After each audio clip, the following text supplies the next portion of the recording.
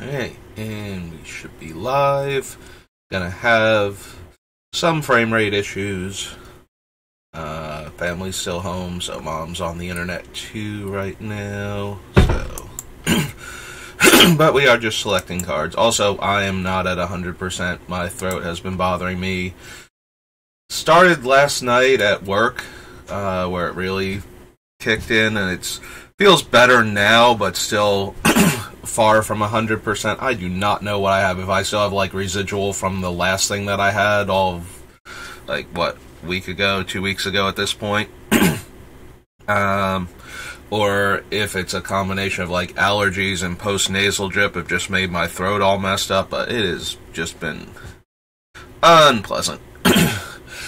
So yeah, I'm going to be clearing my throat a lot more, and it's going to be...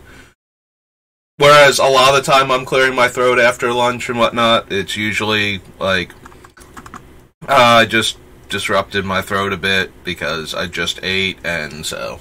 Because it's weird like that, but that's been a thing for like years and years for me. But no, this is just like perpetual, and it's been very frustrating.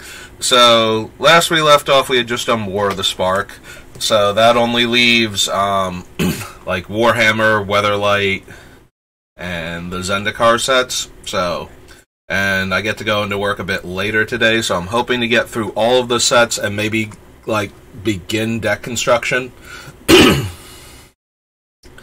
So, we'll have to see. Alright, so these ones I definitely have to read. Like, I went over them, some of them when I was working on Braids, like the black cards primarily, and some of the artifacts, so. Let's see, Acolyte, hybrid attacks, destroy up to one target artifact. If an artifact is destroyed in this way, its controller draws a card.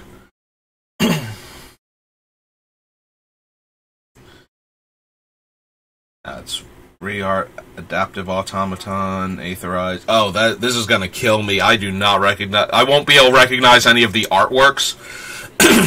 So I'm gonna have to actually stop and read each card to see if it's a new card or not. At least the name of it. And then I have to remember what it does if if it's not a new card. Yeah, otherwise I have to read it to make sure that I'm not confusing it with an old card. Yeah. Yeah, this is going to be a thing. Alright, so that's Ash Barrens. When Aspiring Champion deals combat damage to a player, sacrifice it. If you do, reveal cards from the top of your library until you reveal a creature card.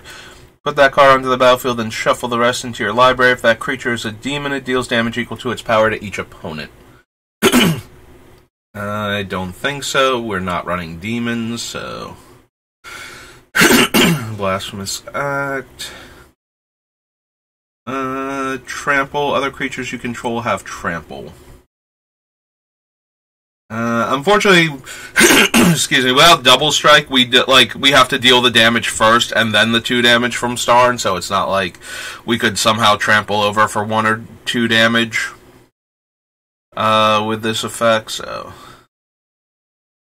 No, there's a mono red demon. Flying, trample, deals combat damage to a player, untap it. After this combat phase, there's an additional combat phase. Can't attack a player, is already attacked this turn. So basically, it's a flying version of the one pirate from not Modern Horizons, Commander Legends. Like Port Razor or something. Alternate Brainstorm, Cage Sun... flying, when Swarm enters the battlefield, exile target player's graveyard for each artifact or land exiled this way. Create a 1/1 colorless insect artifact creature token with flying. That's true, I'm in blue-red. I don't have a graveyard hate card. I should but I don't want... I was gonna say I should probably be adding something along the lines of, I was going to say, like, Relic of Progenitus, but we do have a bunch of flashback enablers, and I don't want to exile my own graveyard. So we need exile everybody else's graveyard effects, at least 1 or 2. And we're going to need to devote deck space to it, because we're not going to get that on a land in blue-red.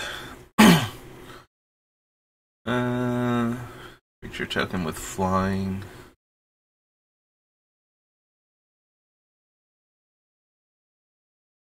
Whenever another non-token artifact, creature, or vehicle enters the battlefield under your control, draw a card. That's a 5-drop. 4/3 Vigilance. When it enters the battlefield from the graveyard, exile up to 1 target non-land permanent, and it unearths for 7. Can't be blocked. Deals combat damage to a player. You may pay 3 and sacrifice it. Search your library for up to 2 basic land cards with the same name as a land you control and put them onto the battlefield tapped.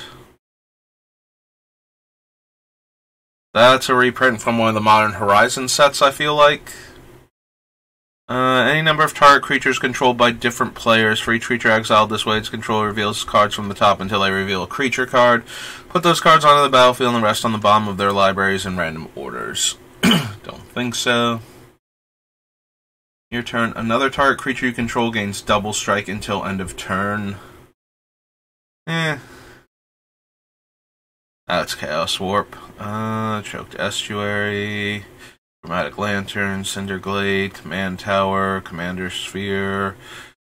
As long as you control your commander. Activate abilities of cards in your graveyard cost 2 less to activate. This effect can't reduce the mana cost of that ability to less than 1 mana. And 3 tap, mill 3 cards. Yeah, it's not going to do what we need it to do. Necropolis... Crypto Thrall. Other artifact creatures you control have hexproof? No. 3 tap. The next non-creature spell you cast this turn has Cascade.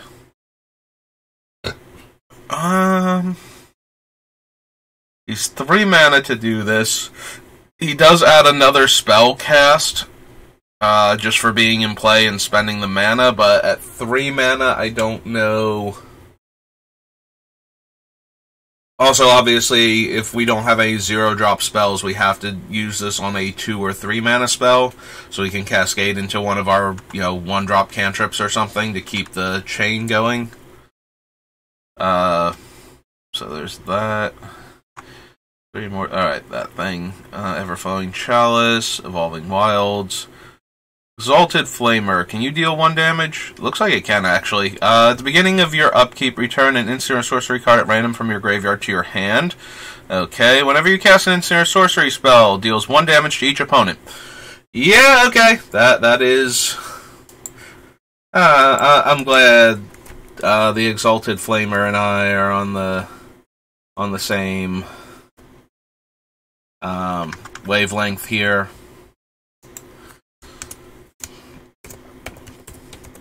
Exalted Flamer of TZ.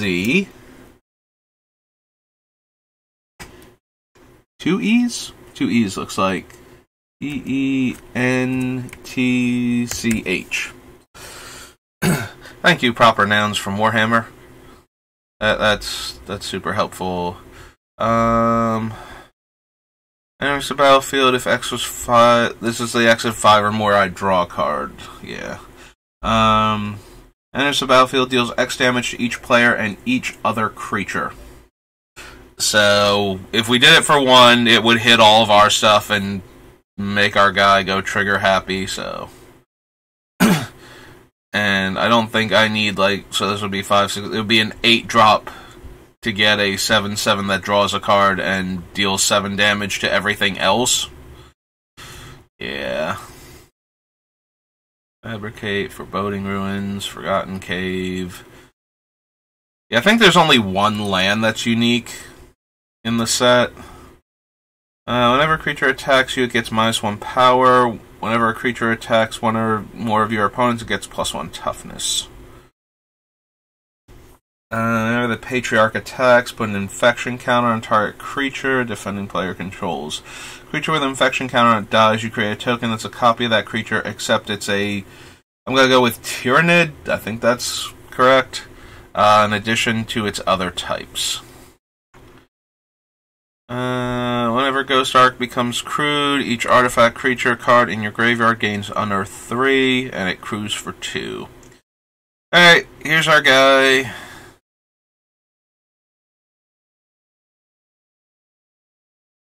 Oh, he's another source, so he doesn't go infinite with the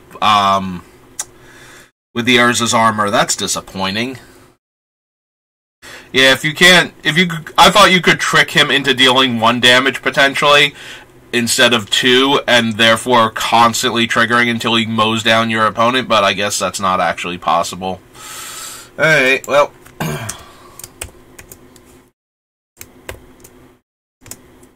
Nope.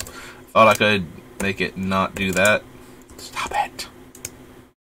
Stop. No, lowercase doesn't. There we go. Alright. So, Ghyrson, Starn. And this thing is Kellermorph. Okay. So there's our commander. So in case you've forgotten what he does, he is Ward 2. He's a 3-mana 3/2, and whenever another source I control deals exactly 1 damage to a permanent or player, he deals 2 damage to that permanent or player. So yes, he will shoot me and all of my stuff, and himself, if I deal exactly 1 damage to any of those things. So you have to be careful that we're only ever damaging our opponents for 1, or that we're willing to take the hit for whatever benefit we're getting from the spell. So enters the battlefield, or not enters the battlefield. Attacks put 2 1/1 counters on another target attacking creature and crews for 2. Hedron Archive, Herald of Slaanish. Is it a long A, or is it a like long A short A, like Slaanish?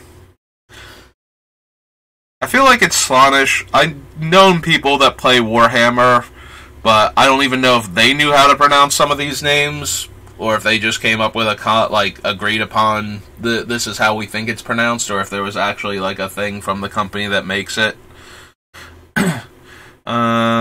Where they were like, no, we have an official, this is how it's pronounced type of thing. Anyway, demon spells you cast cost 2 less to cast. Other demons you control have haste. Well, unfortunately, most of the mono-red... Oh, there's a mono-blue demon, actually. I was going to say most of the mono-red demons, and if there are mono-blue demons at all, which apparently there are going to be in this set. Most demons in Magic are black, so it's unlikely we would ever need any of the things that care about that. This is a 5-drop, 3/3 Flying Cascade. Oh, this thing, yeah, right, and then creature type. Whenever equipped creature attacks, create a 2/2 white, that creature type warrior. With vigilance, that's attacking. Then attacking creatures gain menace until end of turn, and it's 3 to equip. 6 mana, 6/4 first strike haste. Whenever you cast a spell from anywhere other than your hand, deals damage equal to that spell's mana value to target opponent. While we can cast 1-drops from our graveyard, I think that as a 6-drop... Sorry, getting... Well, soda from lunch, and then I've got water next to that for later, but... Yeah. Casting the 6-drop first, and then casting 1-drops from my graveyard, with it not giving my 1-drops any way to cast them to begin with, so I still have to come up with a way.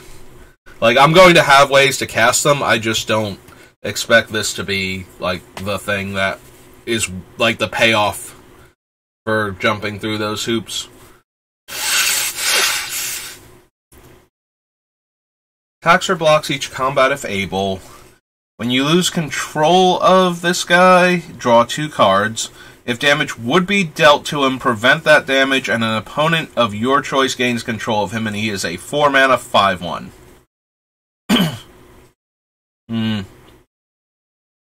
I would want to be able to grab him back myself, so that way only I and the person I keep giving him to ever get to draw the 2 cards. Like, they don't get to give him to a third person that I, instead of giving them back to me, so that way I can draw the cards with them.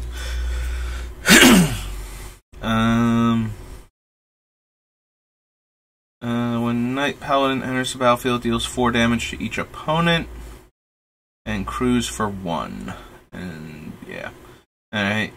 Knight Rampager. 5 mana, 6/5 trample. Beginning of combat on your turn, choose an opponent at random. Attacks that player this combat if able. Dies, it deals 4 damage to target opponent chosen at random. X and 6. Has Cascade. Deals X plus 2 damage to each creature that didn't enter the battlefield this turn. No. Flying Ward 3. When Lord of Change enters the battlefield, draw 3 cards. Is a 7 mana 6/6 demon. Okay. Oh, look, here's somebody in our colors. 5 mana demon Primarch flying. Instant sorcery spells cost 1 less to cast for each creature token I control. And when deals combat damage to a player, I make a 3/3 red spawn creature token. So he has to connect, or I have to have made a token somewhere else. 1 less to cast for... And it has to be a creature token, so no treasures or anything. So we do make some number of tokens. So, I guess maybe I'm interested in this guy. Magnus the Red. Okay. Magnus the Red. Like, we do make some number of creature tokens besides, when we actually make all of the tokens off of Empty the Warrens, which at that point we don't really need the cost reduction anymore. We have hit the critical mass for our win con. But... And we only need, 2 tokens to get most of our cantrips down to, 1 mana. Excuse me. Mask of Memory, no. Memorial to Glory. A Mind Stone. Scrap Heap. Mutalith Vortex Beast. 6 mana, 6/6 trample. Enters the battlefield, flip a coin for each opponent you have. For each flip you win, draw a card. For each flip you lose, deal 3 damage to that player. I mean, it's just generically okay. Either we get a bunch of cards or we deal damage. And it's all at random which ones we get. And it's a 6 mana, 6/6 trampler, but it's also not doing anything related to dealing 1 damage to things. Or, if we... lost the flip and it dealt 1 damage to our opponent and to like a creature they control or something, instead of dealing the 3 to them, it was like, hey, 1 damage to that player and up to 1 creature and planeswalker they control. I'd actually be more interested in that, because I would be interested in drawing the cards and dealing 1 damage to each of 3 things, so. Myriad Landscape, Mystic Forge. Alright, that thing. This one should be new. It's a 7 mana, 7/7 flying indestructible vehicle, crew 4. Whenever it attacks, mill 3 cards. For each creature card milled this way, create a 2/2 black Necron Warrior Artifact creature token. 3 mana, 3/1 flyer, crew 2. Enters the battlefield, I get one of those 2/2s. Same type as the other one. The Noise Marine is a 5 mana 3/2 with Cascade. Enters the battlefield, it deals damage equal to the number of spells you've cast this turn to any target.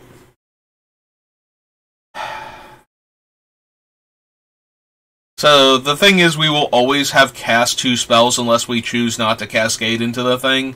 So we don't get the extra damage from that. He's also a 5-drop, so trying to get him to kill a player by, storming off enough that he actually gets the killing blow seems really difficult at 5 mana. Obviously, we get, the decent power in the Cascade off of him, but that's about it. Yeah, I don't think so. Alternate artwork, Past in Flames, Path of Ancestry, Pink Horror. What an adorable name for something that's,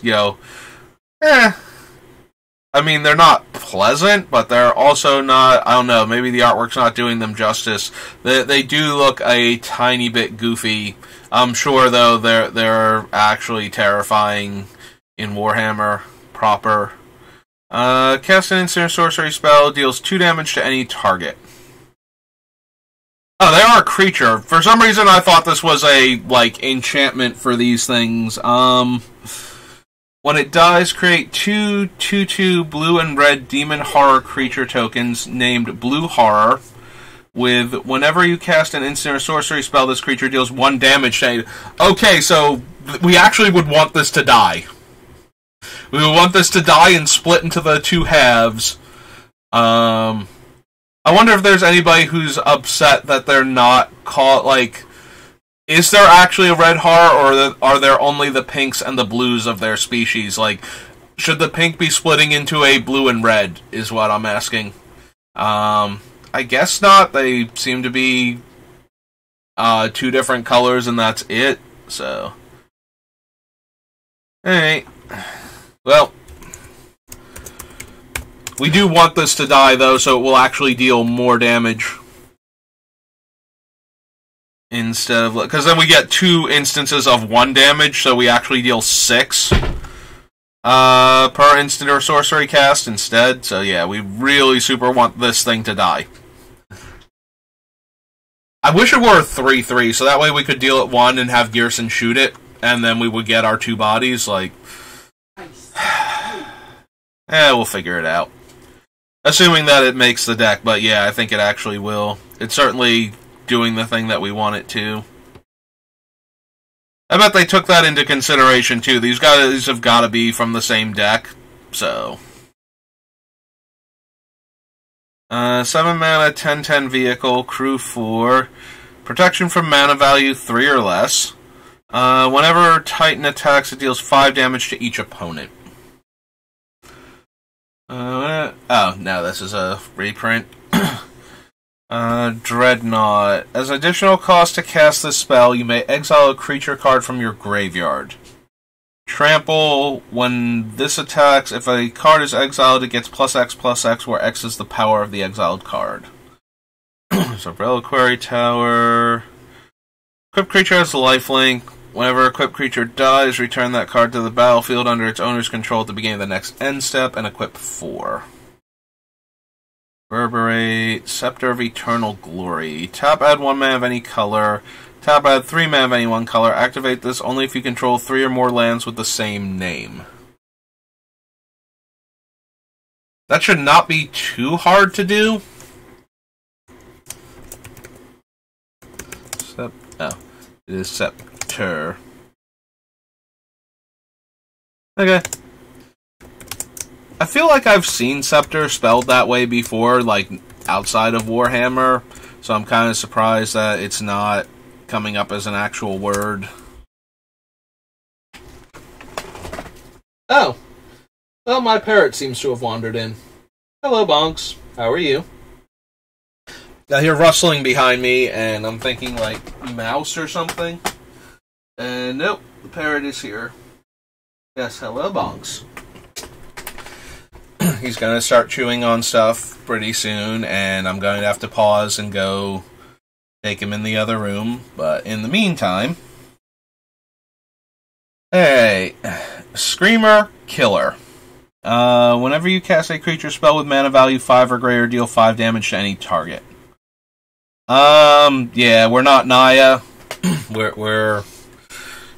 We do have some 5 casting cost and above creatures, mostly Niv Mizzet variants. So, Sculpting Steel, Seeker of that same thing from before. 4 mana, 3/3 haste. Each opponent must attack with at least one creature each combat if able. Okay. 3 mana flash, 1/2. Has the squad mechanic. So squad is like replicate, except that you get token copies of the creature that it's on. So when it enters the battlefield, draw a card. So blue and 2 make a 1/2 draw card, and for every 2 mana past that, make another 1/2 and draw a card. They are 1/2s, which makes them a little more interesting on top of that. That being said, I'm more likely to like flash this in and replicate it during the somebody's end step just to get a couple of cards drawn and put some bodies on the table. They would be token creatures for that other guy though. On top of that. And then there are 1-drops. I don't know if you can hear Bonks. He started making woo noises because he's having fun now. Getting into stuff he shouldn't be. Bonks. Please stop chewing on that. What was that noise? What are you doing? Stop chewing. Here, come here. Come here, you want to come see me? Come here. And get on my hand. Ow, ow, ow. You need to go to the vet. Your nails are very prickly. Hi there.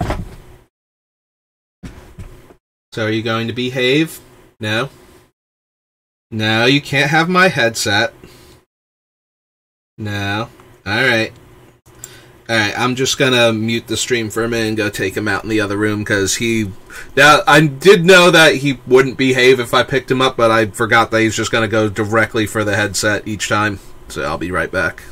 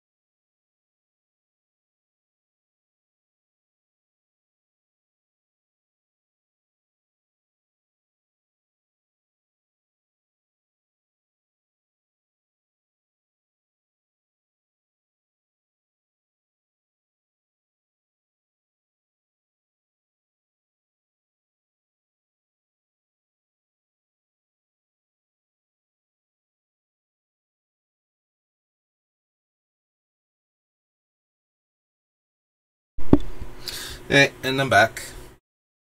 I do feel bad having to, put him back in his cage so soon, but he usually gets to stay out with me a little bit longer, but he's not going to leave, my headset alone. He's going to keep trying to chew on it. And unfortunately, I can't just, set him down and let him go, because he will misbehave to get attention, so. Sister of Silence enters the battlefield. Counter target instant spell, sorcery spell, activated ability, or triggered ability.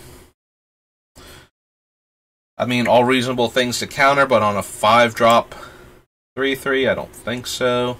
Not for this deck anyway. It's not doing anything I super need.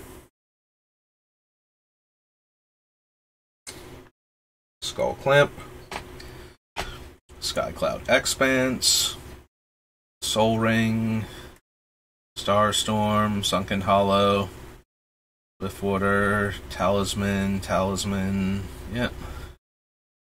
Progress, yep. Bunch of temples. Paramorphic, the Golden Throne. If you would lose the game, instead exile the Golden Throne and your life total becomes 1. Tap, sack a creature, add 3 mana in any combination of colors. Yeah, I don't think we have enough creatures I'd be willing to sacrifice for this thing. And I don't really super care about the other mode on it. Whenever a land enters the battlefield under your control from anywhere other than your hand, or you cast a spell from anywhere other than your hand, create a 3/3 red spawn creature token.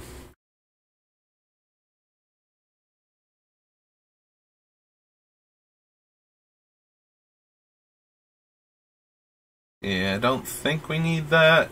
Whenever red source you control deals damage to one or more permanents and or players, put a +1/+1 counter on the red terror.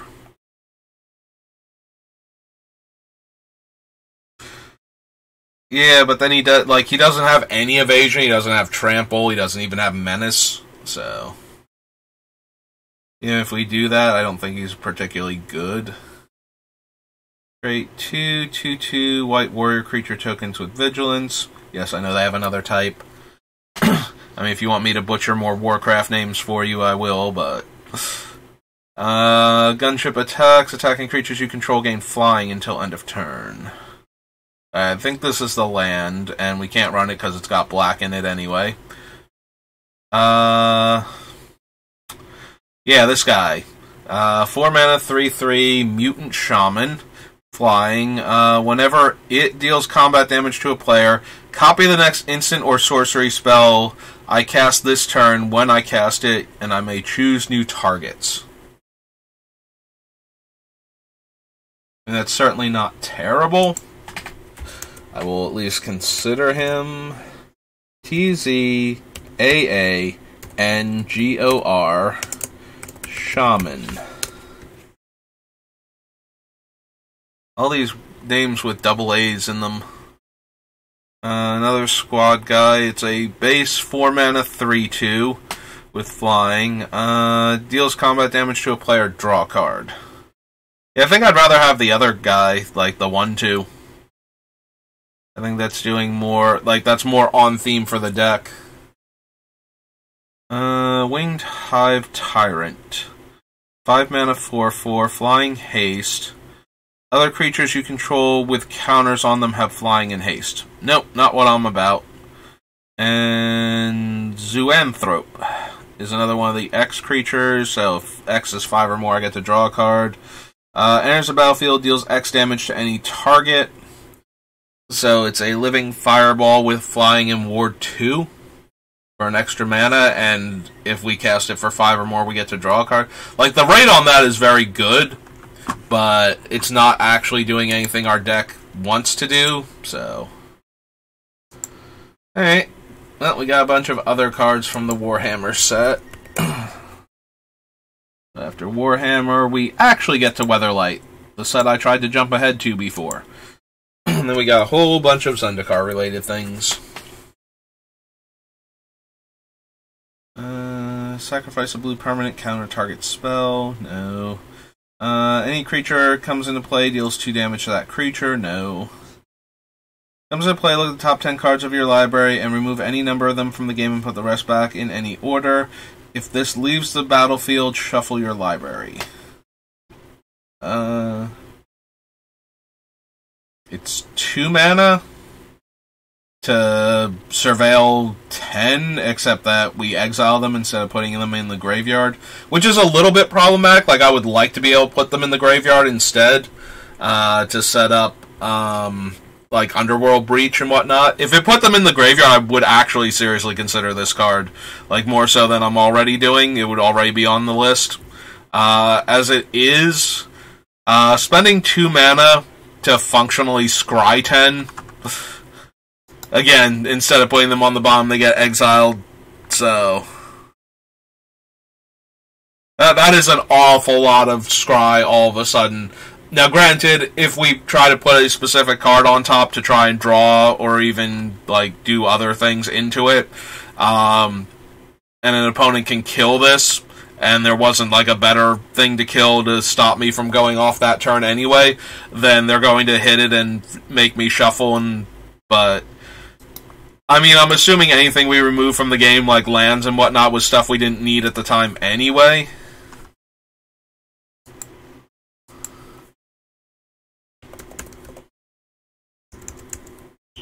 Oops.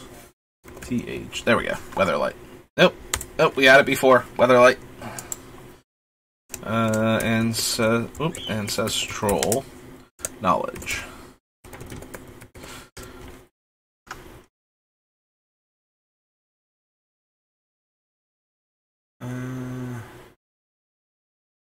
That player may discard a card at random to untap that creature. No. Artifact card from a graveyard into play. No. Skip your next untap step. +2/+2. 2/0. No. No. Put into a graveyard from play. 2 damage to target creature.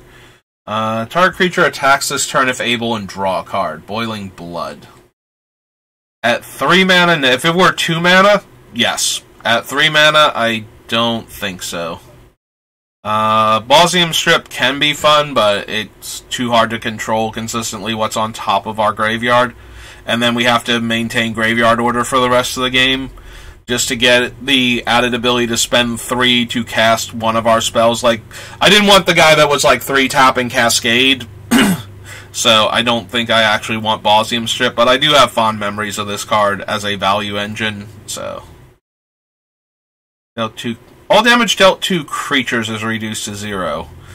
No, I don't think so.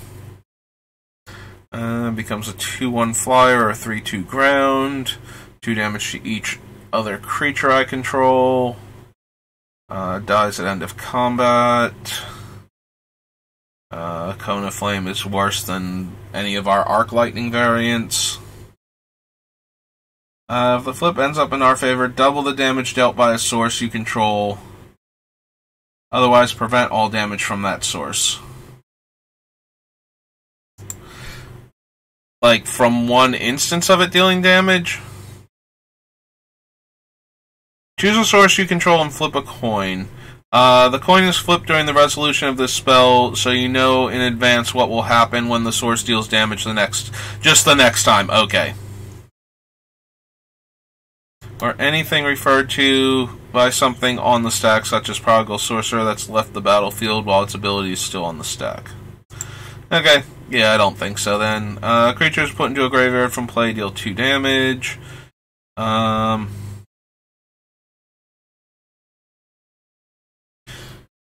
man, did I forget that Disrupt was from Weatherlight originally? Because I'm pretty sure... Yeah, I grabbed the... I think I did this with another card in Invasion too, like, it was the Stun or something. Target creature can't block from Tempest, it turned out. Yeah, I keep forgetting where these cards were from originally. Alright, so... I was going to say Weatherlight. And then we... Oops. No, don't jump up one before you do it. Let me paste. Dwarven Berserker is blocked. It gets +3/+0 and gains trample. Switch the power and toughness of target creature until end of turn. That is familiar. So I was thinking about this. We might want Fervor and or Mass Hysteria in the deck so that we can actually kill the turn we play, like, Empty the Warrens. So I'm going to add it to the list. I don't know if either of them would actually make it into the deck. Alright, so here's Flame Whip that I was talking about last stream. So, tap Enchanted Creature. Enchanted Creature deals 1 damage to target creature or player. Sacrifice Flame Whip. Flame Whip, Fire Whip. Sacrifice Fire Whip to have the Fire Whip deal 1 damage to target creature or player. Okay, so the sacrifice ability is not the creature. Like, it doesn't make the creature deal the 1 damage, it makes the Fire Whip deal the 1 damage. Yeah, like, it's a better Power of Fire, but we wound up passing on Power of Fire anyway. Creatures and or players. Nope. +3/+3 in first strike. No. Each player chooses and discards any number of cards and draws that many cards, and then I draw a card. Don't think so. Goblin Bomb. No. Grenadiers. Destroy target creature and target land. Use this ability only if Grenadiers is attacking and unblocked. Destroy target artifact defending player controls. Deals no combat damage this turn. Only if Vandal is attacking and unblocked, and only once each turn.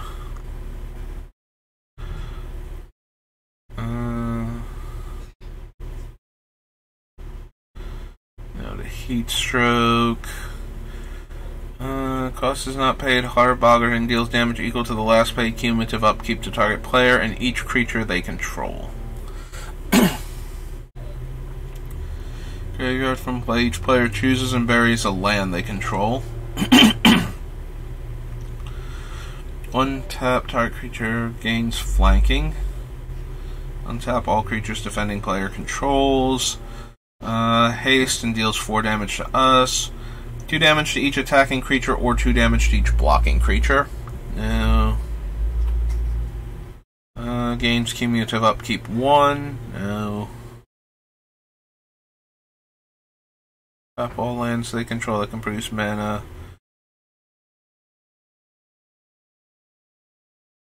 Island Home cannot be blocked except by blue creatures, which it has Island Home, so they should have blue creatures in their deck that has islands. Unless we force an island on them. Has power and toughness equal to the total number of untapped artifacts, creatures, and lands I control. Draw a card, then discard a card. Mind Stone. Noble Benefactor. Card and put that card into their hand. Yeah, no. Too many hoops to jump through to make sure that thing works best for us. No to Ophidian. No to the Settlers.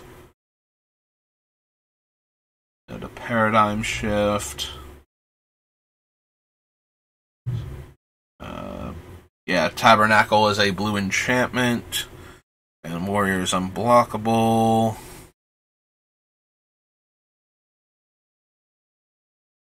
Remove target card in any graveyard from the game and draw a card. Don't think so. Cumulative upkeep, draw a card. At the end of each of your turns, sacrifice a land and discard your hand. Nope. We can do better than Relearn. Rock Hatchling. You look at the top 4 cards of your library, put them back in any order. Deals 1 damage to that creature at end of combat. Not quite.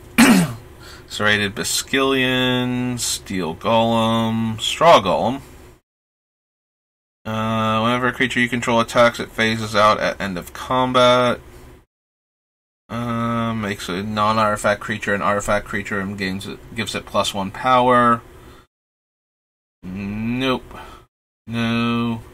Other creature comes into play, return Timid Drake to hand. Flying Phasing. Is blocked by any creature, gain control of that creature at end of combat. Put the top 7 cards of your library into your graveyard. You don't control. Makes a creature phase out.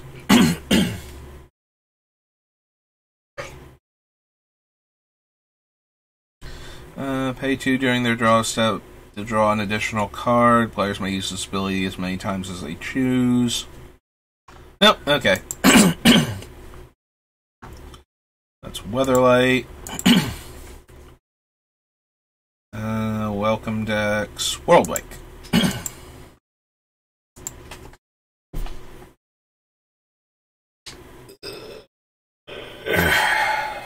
Stretch a little bit. Return target permanent you control and target permanent you don't control to their owner's hand. So, fun story with this card. So I always love when cards are used in very unconventional ways. And one of the coolest tricks I ever saw somebody do in a game of Limited with this, I was like walking around the tables in between rounds at, I think, PTQ. And I saw somebody in a Limited game and I watched them do this. So they were being attacked. There's a Merfolk with Island Walk and Multi-Kicker in this set. And they were being attacked by it, and they were splashing blue. So the Island Walk was... So what they did was they bounced their own island with their Aether Trade Winds as their only island in play. and assign blocker, like bounce one of the other attacking creatures and block their opponent's creature to stop lethal and put themselves in a good position to actually win the game, and I thought that was absolutely wonderful. I love plays like that.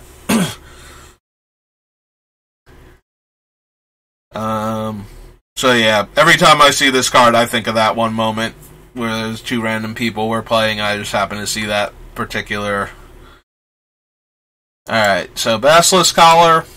Yes, I would like our commander to have lifelink and death touch. That seems amazing. Giving any of our other creatures that can ping anything lifelink and death touch seems amazing. Basilisk Collar. So yeah, I'm 100% down for that one. Bizarre Trader. Bull Rush, no. May switch the power and toughness? No, I like his power and toughness that way. What are you talking about? He's perfect just the way he is. X damage to each creature, where X is the number of creatures.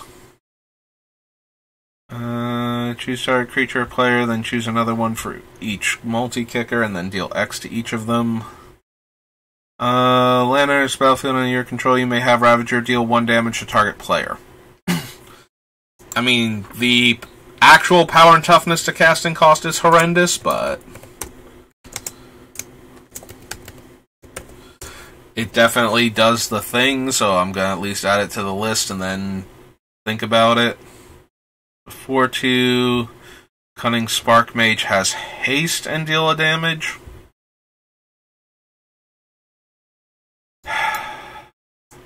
We put the Volshock on here, but I don't even know if we're running that one. Although this one is easier to cast and just doesn't have a base power, so as long as its ability is functional, though, it still does the same thing.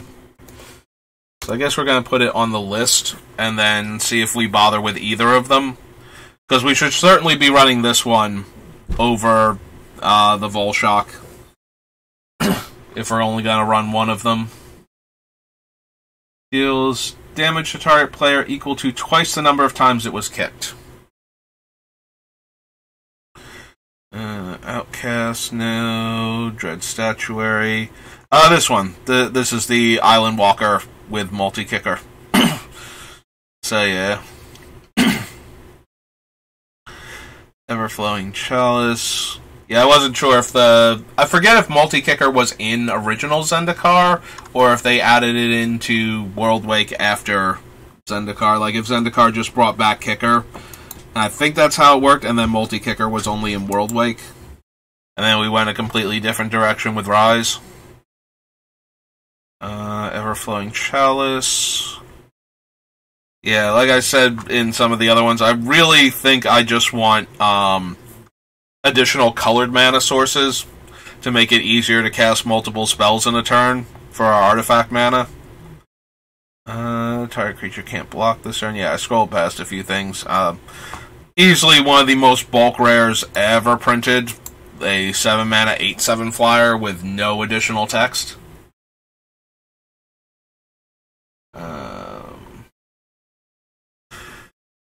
Ally Mill card, +2/+0, deals combat damage to a player, destroy target equipment. No. Protection from lands.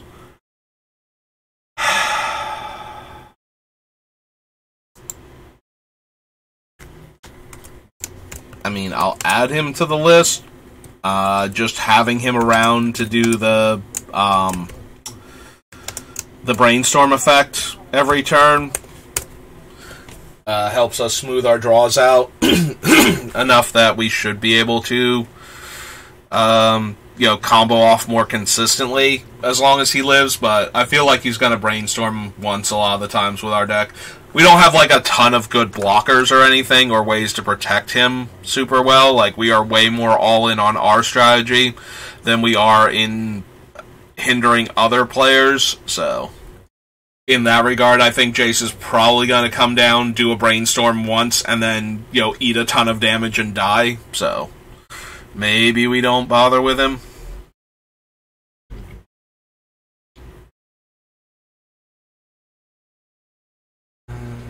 Laser Boomerang, Ricochet Trap. Don't think so. Cast a kick spell. You may have Aftershocks. Deal damage to target creature or player equal the number of times that spell was kicked. Well, unfortunately, we don't run a lot of kicker cards to begin with. So, yeah, I kind of scrolled through a few of these without looking at them now that I'm thinking about it. So, we were on Jace before, so this one only copies allies. We don't care about making opponents pay 3 or giving us 3/3s. +1/+0 and flying is disruptive to our thing. Anti-storm. Yeah, just a big dumb flying dragon. Draw 2 cards for 5 mana, or draw 3 cards. Let's see. Tap up to 2 target creatures. They don't untap. Had a green creature enter the battlefield. It cost blue. Pilgrim's Eye for lands. Creatures you control get +2/+0. No. Ula's Temple. No. Quicksand Reprint. Raging Thing. Razor Boomerang does deal 1 damage, but it does it in the most awkward and frustrating way imaginable. So then there was Ricochet Trap, which now we're kind of caught up.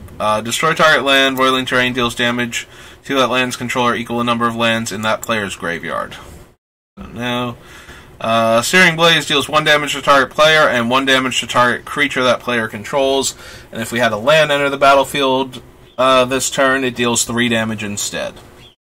So technically, Searing Blaze without the landfall is the same thing, unless we can get other triggers on top of that, in which case it would actually deal more damage. That being said, I mean, it's 1 damage to a creature and 1 damage to its controller, so similar to a couple of other cards we have in the deck. So I suppose I will add it to the list and then decide which ones we're keeping. Landfall, pay 2, draw card. We will never have a Plains. Or we should never have a Plains. It is technically possible once the game is underway for us to somehow gain a Plains, but...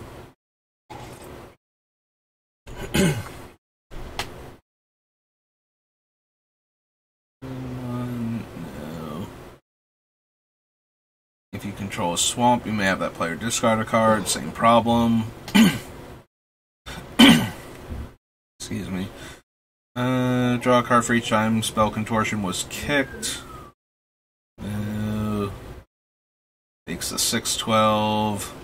Enters the battlefield. Return target tapped creature to owner's hand. Tech Edge. Thada. May tap or untap another target creature. Landfall. You may untap Tidal Element, or yeah, not Tidal Element, Tide Force Elemental.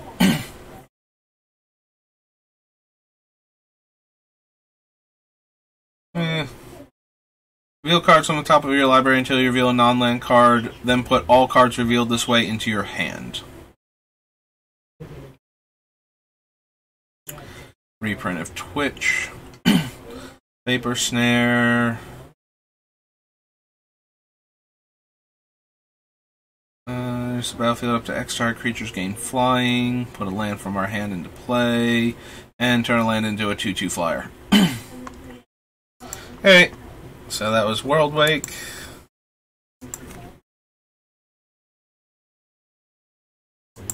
So on to original Zendikar.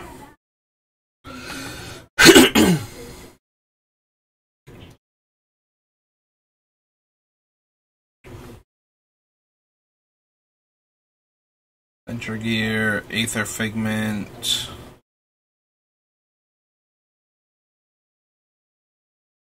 Archive Trap. Search your library this turn. You may pay 0, and it mills 13. It only mills opponents. If you drew 2 more cards this turn, put a quest counter on it. As long as it has 6 or more quest counters on it, if you would draw a card, you may instead search your library for a card and put that card into your hand, then shuffle. I mean, we're always going to draw more cards each turn, just by the nature of the things that I'm putting in the deck. So I can see running this. I don't see it happening very often. I feel like this thing will either get blown up or will start to win before it becomes relevant, because we need to go 6 consecutive turns. And it's going to be really hard to draw 2 cards consistently on each opponent's turn, so we're looking at, like, at least 4, I want to say, and probably 5 to 6 turn cycles before we would ever get this thing online, so maybe it won't make it in. Oops, only one S in Mesa. There's Mesa, Blade of the Blood Chief, no. Blazing Torch, Burst Lightning.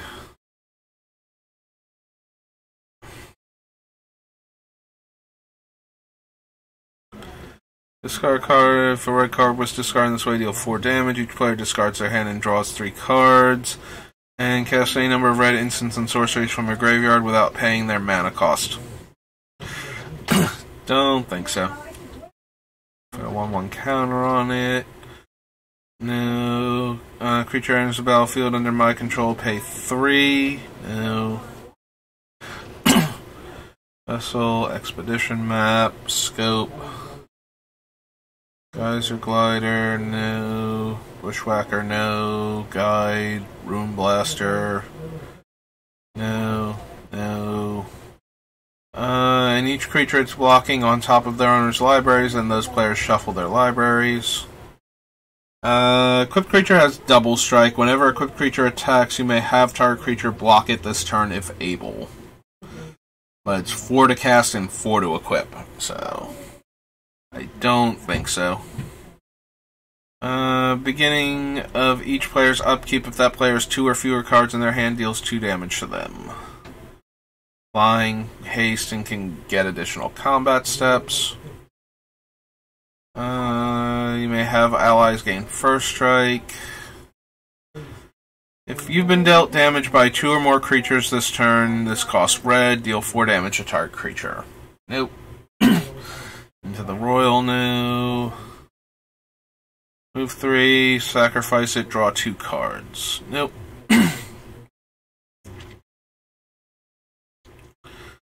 Warlord, another Kalani Gem, Lava Ball Trap, each creature. Nope. Lethargy Trap, -3/-0. Nope. Flying, upkeep, unless you bounce a land. Whenever a spell or ability you control counters a spell, you may put a 1/1 blue Merfolk onto the battlefield tapped. Tap 7 untapped Merfolk you control, counter target spell. As an additional cost, sack a land, 5 damage. We'll go see the Water Veil. Arc of Mutiny, no. Marsh Flats can't get either of our colors. No. Enter the battlefield, top 3 cards of your library, put all islands revealed this way into your hand and the rest on the bottom in any order. Mindbreak Trap, no. Misty Rainforest, yes. Rainforest. +1/+0 until end of turn. When another ally enters the battlefield, you may have Pyromancer deal damage to target creature equal to the number of allies you control. Obsidian Fireheart. Put a blaze counter on target land without a blaze counter on it. As long as that land has a blaze counter on it, it has at the beginning of your upkeep, this land deals 1 damage to you. And it doesn't matter if Obsidian Fireheart leaves play. Obsidian Fireheart. Well,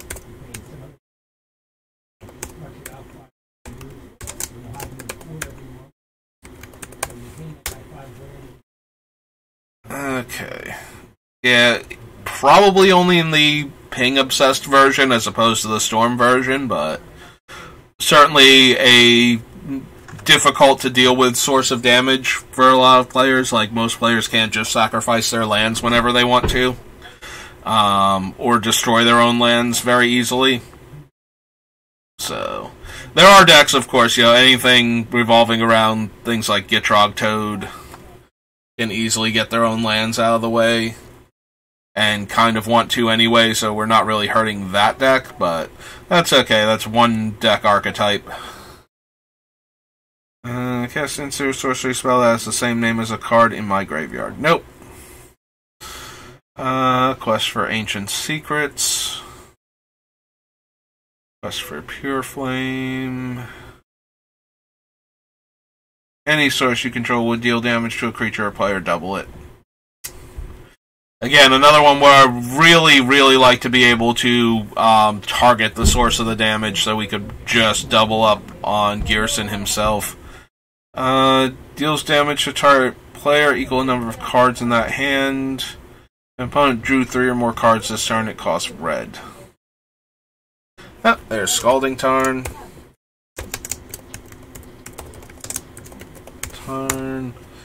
Seagate Loremaster. No. Aerialist, no. 1 damage to each creature without flying, no. Enters the battlefield under your control, Shoal Serpent loses Defender.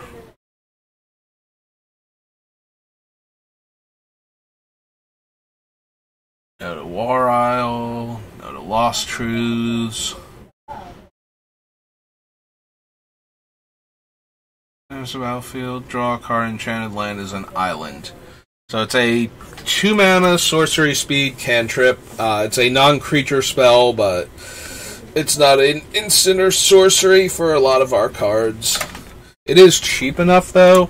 Also, if we wind up running the Blue Defiler, it is a permanent spell, so we will get to draw a card that way. And we can reduce the casting cost by paying 2 life. So there's that.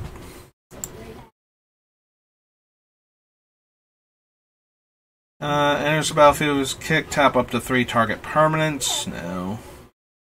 No. Nope. Nope. No. No. Umara Raptor. 5 damage to target player. No. Deals 3 damage to target creature or player. Probably don't need that. There's Verdant Catacombs. Is I think the last one we can't run. 1/1 double strike. We don't have the goblins to put into play with this, but I do like the idea of a 2-mana 1/1 double strike in this deck.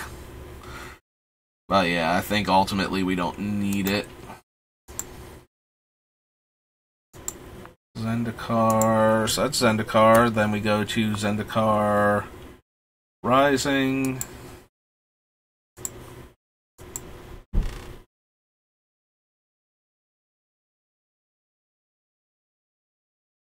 Targeting the Undercrypt, no. Arkham Hellhound. Warrior. Anti-Cognition. Counter-target creature or planeswalker spell unless they pay 2. If an opponent has 8 or more cards in their graveyard, instead counter that spell, then scry 2. Nope. Enters the battlefield, add red for each creature in your party. We have some number of wizards and warriors, but not a ton. So we would need to reduce this guy's casting cost by 2 to net mana from casting him. I don't think so. Again, I'd rather just run a ritual at that point. Bubble Sayer, no. There's a battlefield Scry-X, no. 0-17, no. Don't necessarily have enough wizards. Deals 1 damage to each creature. If it was kicked, deal 2 damage instead.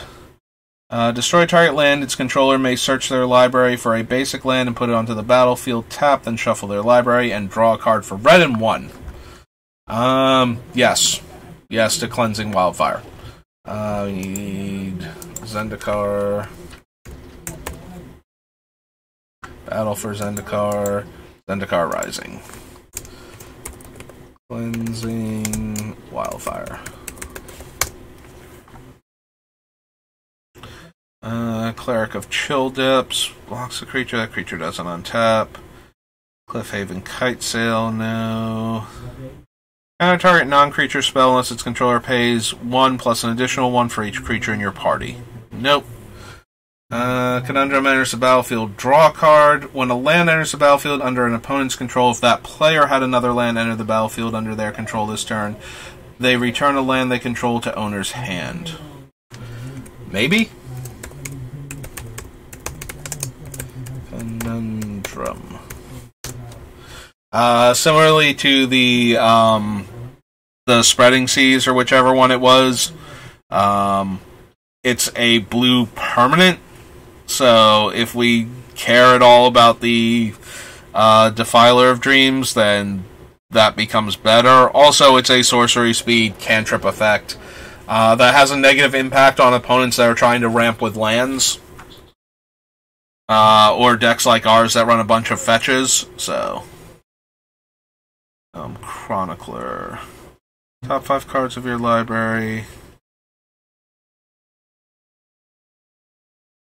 I'm sorry, I skipped over his first part, which is when you cast a kick spell, draw a card, then discard a card. Enters the battlefield with the top 5 cards of your library, reveal a card with kicker, and put it into your hand, put the rest on the bottom of your library in a random order. I genuinely forgot this guy existed, and I drafted kicker a lot in this set.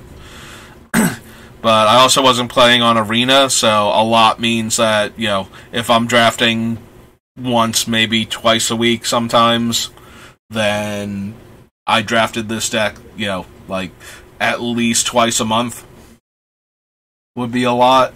So, scry to draw 1 for blue and 1.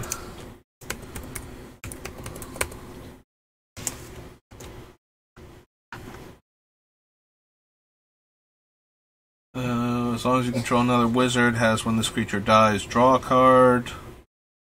Blue and 2, draw 2 cards. If the spell was kicked, draw 3 instead, and the kicker cost is 2 in blue. So, I'm not running Divination, so I don't think I'm going to run a Divination that requires a lot of setup for me to get a third card out of it, because 3 additional mana when we're trying to storm is just titanic. Discard a card. If you do, draw a card.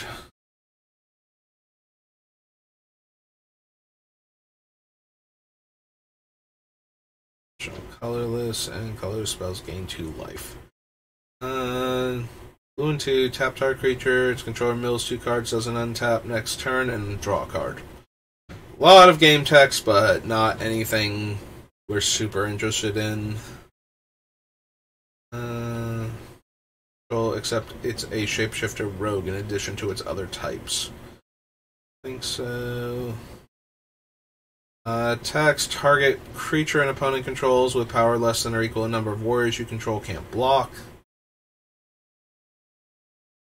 Oh, it's one of the pathways. I was like, why isn't the front half of this card anywhere around it? But that would be why. It's just a pathway. Gets +1/+0 until end of turn for each creature in your party. Deals combat damage to a player. Exile the top card of your library. You may play it this turn.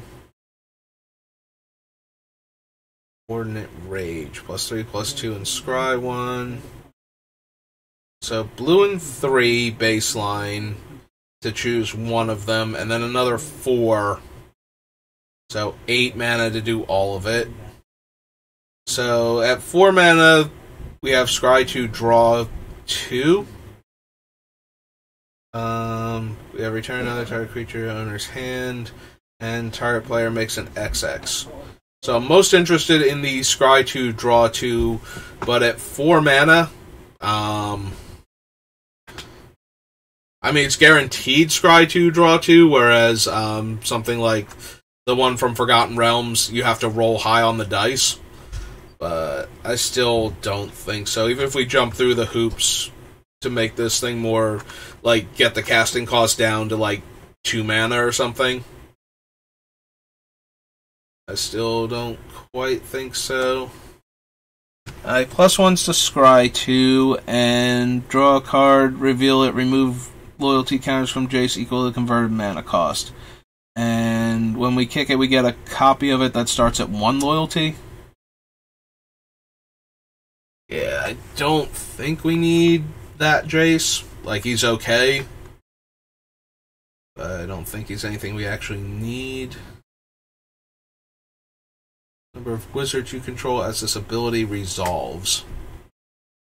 Yeah, I think I would rather have all of my spells cost 1 less rather than one of my spells cost like 2 to 3 less.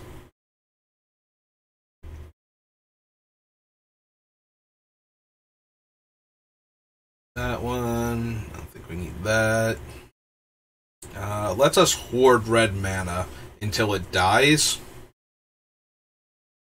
Don't lose unspent red mana in steps or phases end. When it dies, you may pay any amount of red, deal that much damage to any target. I kind of like the hoarding the red mana aspect of it. That being said, I don't know that it would actually make it into the deck. Like, I don't know that we would have room for it to sit on to build up our mana so we can have more mana on the turn that we go off.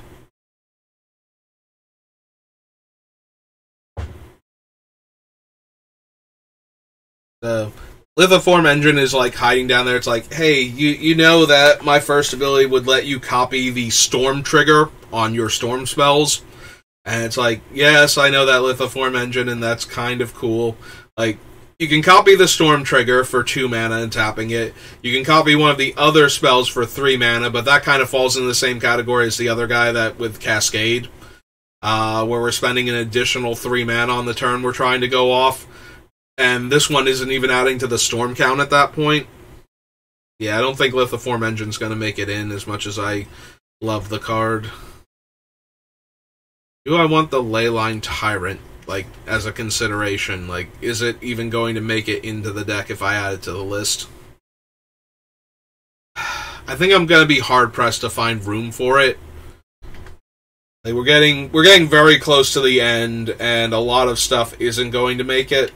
So, I'm starting to think that maybe that one would be one of them. Like, it's a cool mechanic. Like, we can hoard some red mana and try and cast more spells on the turn that we go off just because we have more red mana floating, but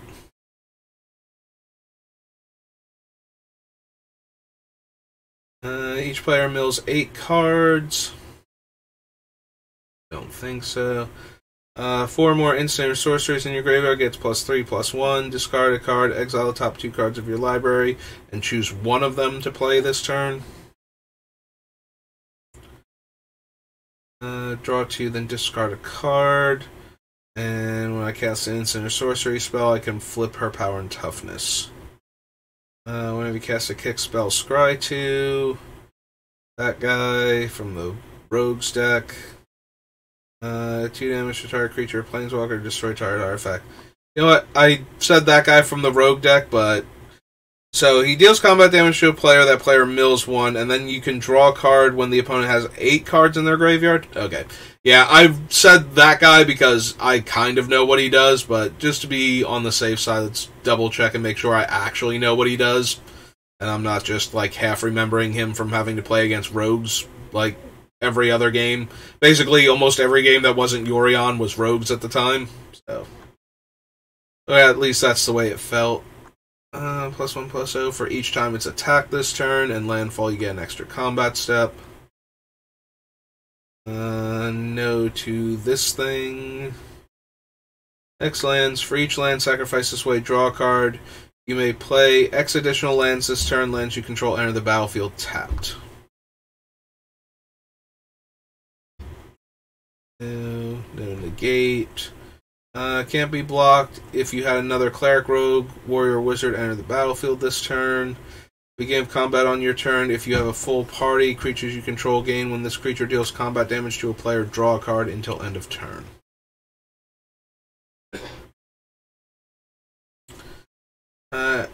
Enters the battlefield. You may return a land you control to owner's hand. When you do, deals 2 damage to each opponent. Nope. Cast an instant sorcery or wizard spell, put a charge counter on it. 2 tap, remove all charge counters from it. It deals that much damage to target creature. Like, not unreasonable in our deck, but also not what we actually need. Deals combat damage to a player, create a 0/1 colorless Goblin Construct artifact creature token with this creature can't block, and at the beginning of your upkeep, this creature deals 1 damage to you. I mean, that's kind of hilarious, but there were too many decks, like, just in Standard, where giving the opponent a 0/1 actually became an issue, even though it couldn't block. Like, I ran into decks that had Return of the Wild Speaker and just gave all of the constructs +3/+3 until end of turn. I've had ones where it's like, oh, well, at least it can pick up this Embercleave and deal 2 damage a turn.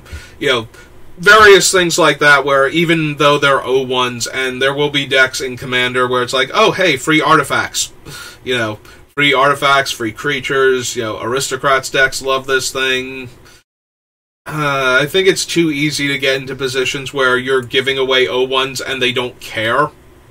You know, any go wide token deck matters has the high chance of being able to just buff the things, you know, drop like a Norn or some other anthems and just destroy you because you gave them a bunch of 0/1s. Or, like, trigger all of their creature comes into play abilities because they got extra 0/1s, their alliance-style things. Yeah. I do like the card. Like, the card is very amusing to me. I like the idea of there's a part of me that makes me wonder if they have, like, pieces of Tuk Tuk, the goblin that got turned into, like, the weird stone Eldrazi monstrosity. And they're just, like, throwing his pieces around now that he's been dismantled. But yeah, that is the thing.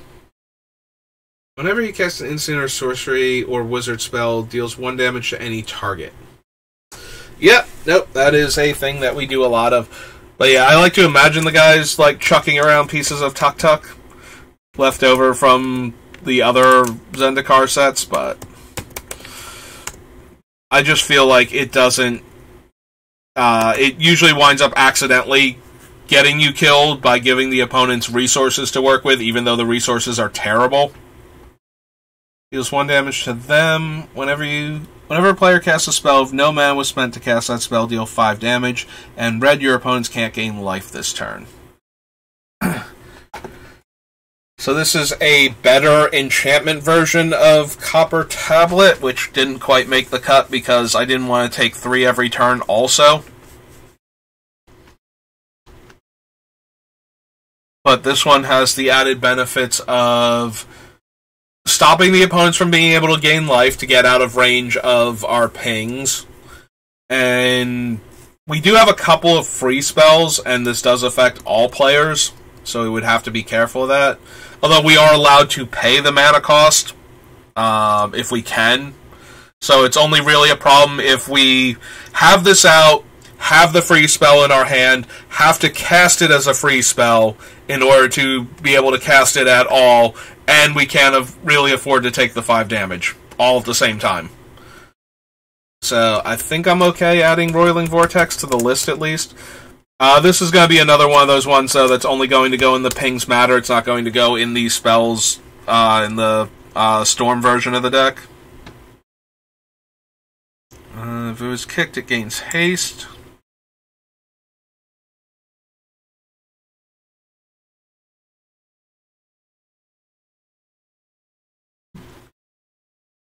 Draw cards equal the number of cards in your hand plus 1. You have no maximum hand size for the rest of the game. Maybe? Seagate Restoration is one of those cards that, when it first came out, I did not like it at all. It's grown on me a bit for Commander, but tapping out to cast a 7-drop on your turn just always feels very questionable, but it is a land. It is taking up a land spot to do this. Enters the battlefield, copy the next instant or sorcery spell with convert mana cost 2 or less you cast this turn when you cast it. If this was kicked, copy that spell twice instead, and you may choose new targets for the copies. It's 5 mana to kick it, though, so copying the spell twice is probably not a big deal. 2 mana, although it's 2 mana just to copy the spell once on a 2/1 body. Like, I feel like I would rather have another instant or sorcery that copies the next instant or sorcery I cast, or copies one that I've already cast on the stack, you know, something like that. Like, I feel like I would rather have the blue-red one with flashback over this thing. Like, 9 times out of 10. Like, the other times is, like, assuming that we don't have cards that would care about it being a creature as opposed to a spell, and being a permanent, as opposed to an instant or sorcery.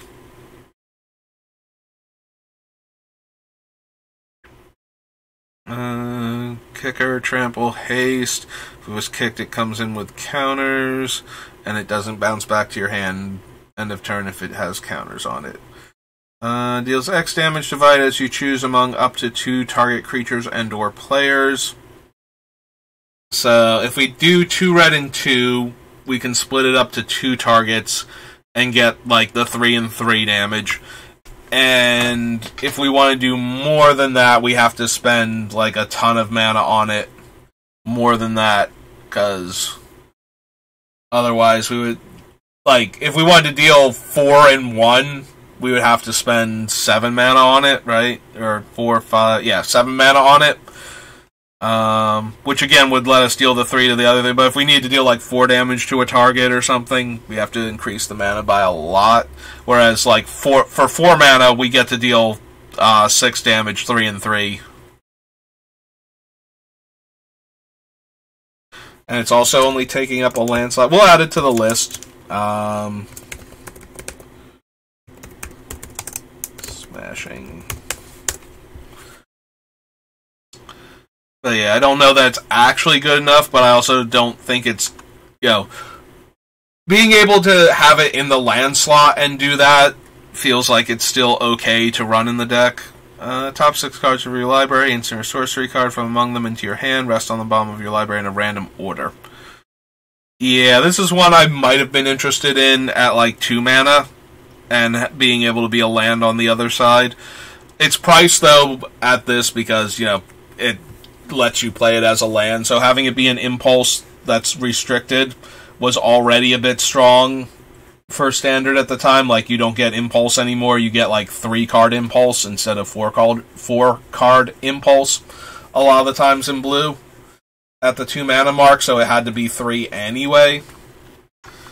But yeah, I kind of, if it was 2 mana, I could see jamming it in our deck, and occasionally it would be 1 because of that. Alright, so I'm interested in Skyclave Relic. Like I said, I want our mana rocks to make colored mana as much as possible. I think Sol Ring's going to be the only real exception, maybe one of the other ones. No, it's too much mana to make a small creature unblockable. And it's a battlefield tapped, and it's a battlefield draw a card, and 2 tap sack it, draw a card.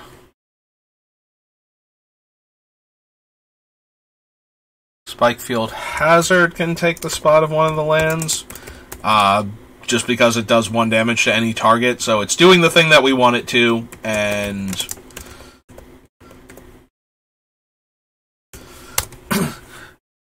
and it can be a land in our deck, so I'll at least consider it. Deals 1 damage to each opponent. See, that's a much better rate than the Kosi's Ravager. Spitfire Lagak.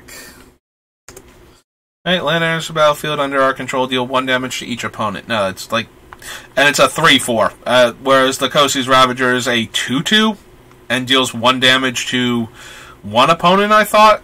Maybe I'm forgetting it. Maybe it was 1 damage to each opponent. Maybe it was 1 damage to any target. But still. Another untapped rogue, can't be blocked. Deals combat damage to a player, draw a card. 4 damage to target creature and X damage to its controller, where X is the number of creatures in our party. No.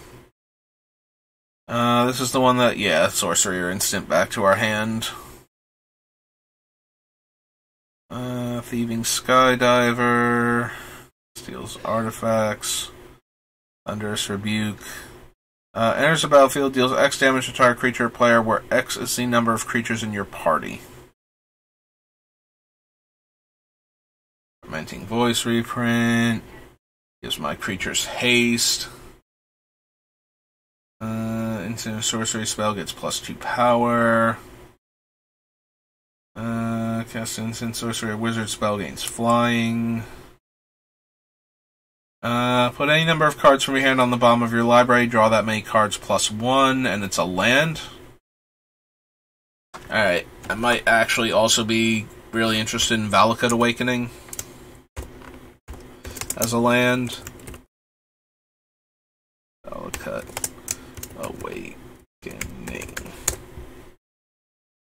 The exploration is landfall. Exile the top card of your library. You may play that card for as long as it remains exiled. At the beginning of your end step, if there are cards exiled with Valakut Exploration, put them into their owner's graveyard. Then Valakut Exploration deals that much damage to each opponent. So we landfall, we get the card. If we don't cast it, it would deal 1 damage to each opponent, and that would become 3. If we landfall multiple times in a turn, and we can't cast multiple spells, then it will only deal damage based on the number that we have, so we would need to get a lot of cards to do more than 3. But then it does put them in our graveyard afterwards, so if we can't cast them, at least we get them in the graveyard for later on if we draw anything that would let us flashback, or if we draw Underworld Breach or something. So cast an instant sorcery or wizard spell, you may draw a card and discard a card. And Zulaport Duelist. Alright, so that was Zendikar Rising. Is that the last one? Or do we have one more? Oh, right, I think there's a commander set for Zendikar Rising, if nothing else. I think that's it, though.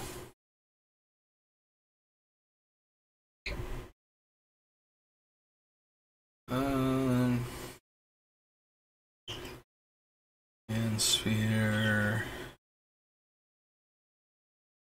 Melody, Evolving Wilds, Landfall, enters the battlefield under control, go to each creature target player controls.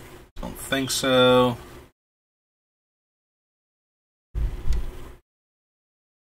Leave Military Intelligence, Night Veil Sprite, Throng, Open to Wonder, no.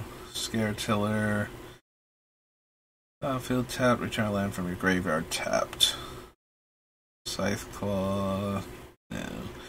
I'm pretty sure we saw a lot of these, like I don't think those were unique cards to this commander set, but I do have to take a moment to process them because they are cards that are from commander sets, so I have to at least take a moment. I thought the knife was in this one, or maybe the knife is blue-black, maybe, or is just black.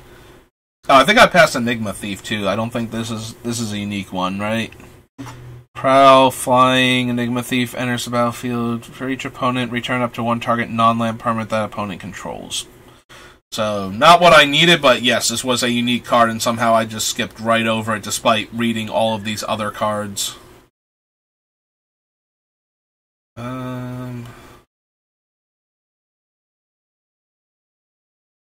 Alright, so I believe that is everything. That's Zendikar Rising. Just double check. Yep, Zendikar Rising Commander and Zendikar Rising Expedition. So that is every single set done. Alright, so there are a couple things I want to add to this list. Because I don't think I actually did. So if we go down to Commander cards, Commander Legends, Commander, and Brawl. So we did not actually add in Command Tower, which is an untapped dual land for the most part, so we'll add that in. Also, we did not have, what's their names? Arcane Signet should be on this list.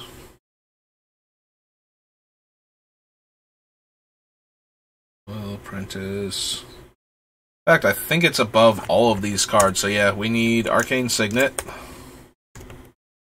Oops. Signet.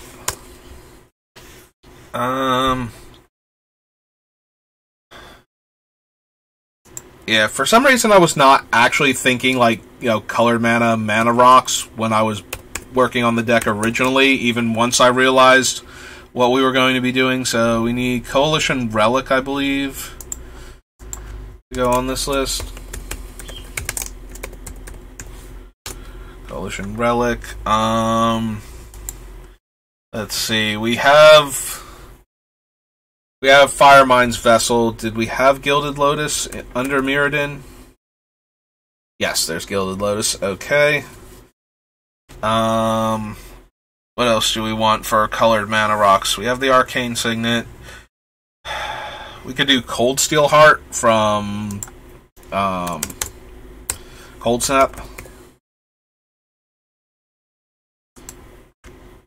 Poor Cold Snap. Oh, here you go, Cold Snap. Cold Steel Heart.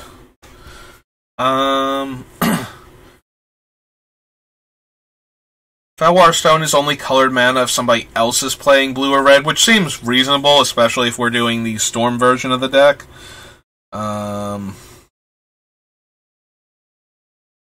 So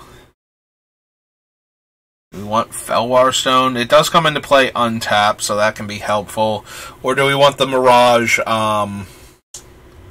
ones? We already have... We should have the... Oh god, I'm blanking on what they're called. The Signet, right? No, it's Guilds of Ravnica. We need Guild Pact. Is it Boilerwork? Is it Signet? Okay, so we do have Is it Signet.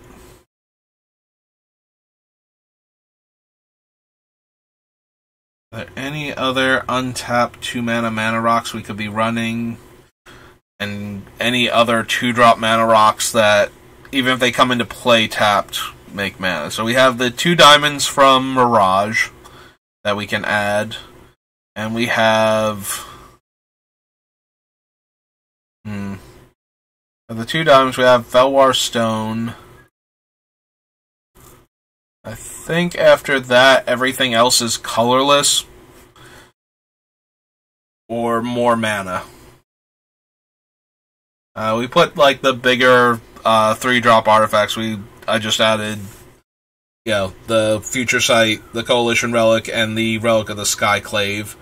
So we have both of those. I don't think I'm interested at all in the Coveted Jewel.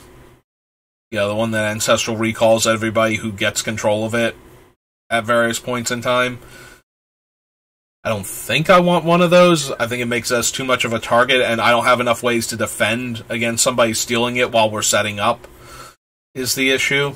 And we don't have enough ways to untap it right away for lots of mana, so...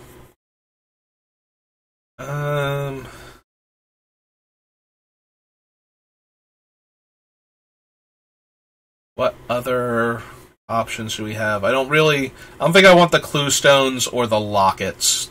Both of them are 3 mana, right? Like, we go back over here if we go... I know the Clue Stone is. I'm pretty sure the Lockets are 3 mana. Also. Yeah, they're 3 mana, tap to add blue or red. And I don't want the Talisman, because the Talisman deals damage to us, right? Talisman... I think it's Creativity is the red-blue one. Yeah, it specifically deals 1 damage to us, not causes us to lose a life, so that would be an issue. We can't run that one. What other... I mean, we can, but I don't want to take 3 damage every time we activate that thing. What else can we run that's, like, cheap? Because I do want cheap artifacts, both because they would add to storm count, potentially. For the actual storm cards. I always say the actual storm cards because of 1,000-Year Storm, which only counts our instants and sorceries. So that is an important distinction to make, since we are almost definitely running that. There also is some question, like, do I actually want Lion's Eye Diamond and possibly Brain Freeze to go along with Underworld Breach, and also possibly to go along with Past in Flames.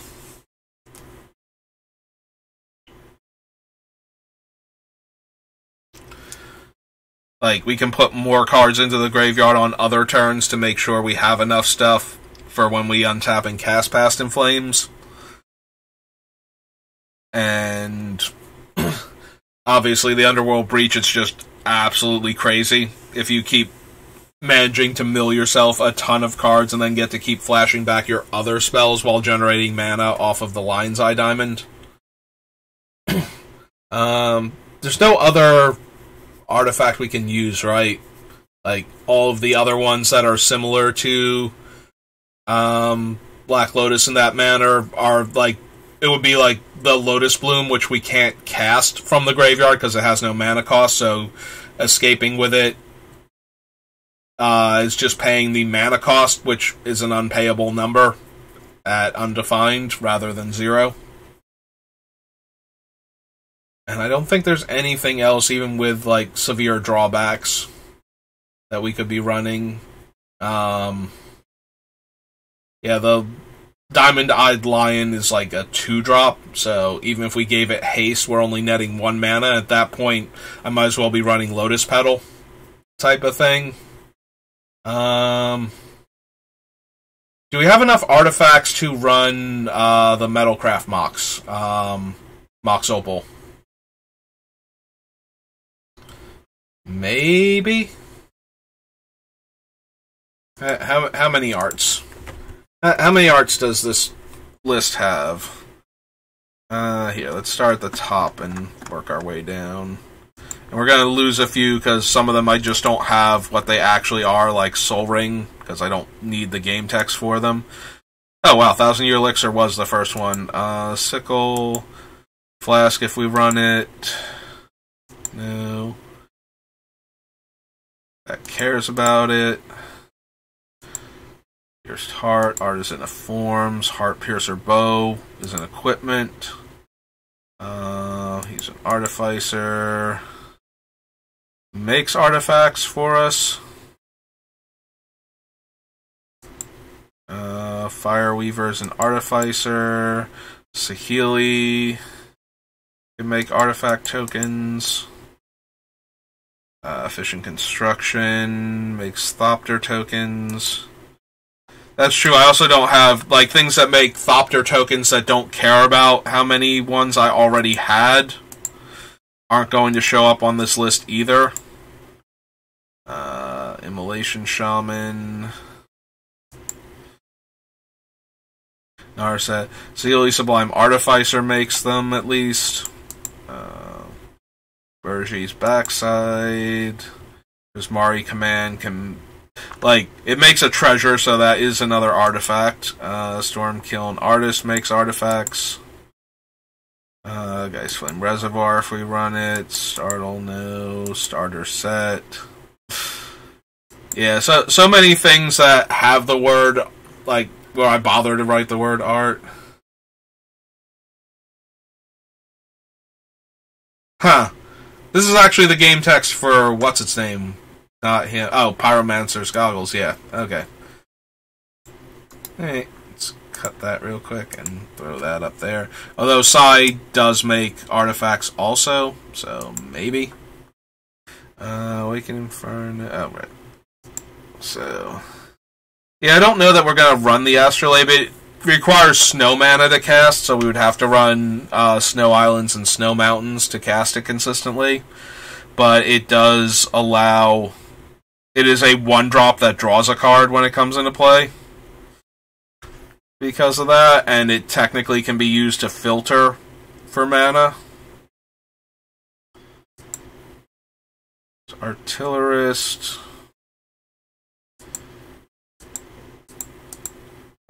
Street Urchin. Like, I have a lot of cards that theoretically interact with it. This one makes Thopters also. Dockside Extortionist makes Treasure. Technically, those are artifacts. And then Jumpstart. Oh, hey, how did we skip over Rocket Launcher? I thought we had... Okay. Matrix. The 2 medallions, in theory. That affects artifacts. Caltrops is an artifact. Barbed wire. Close quarters. Lava dart. Fabricate. Bauble. Cannon. Magerite stone. Cold steel heart. And now we're back on 1000 Year Elixir. I scrolled up to the top and I thought I clicked on the thing to try and get it to go to the next one on the list. Hang on. There was another card. I just saw something that made me think of it and then I got distracted. Go back. Remind me what I was thinking.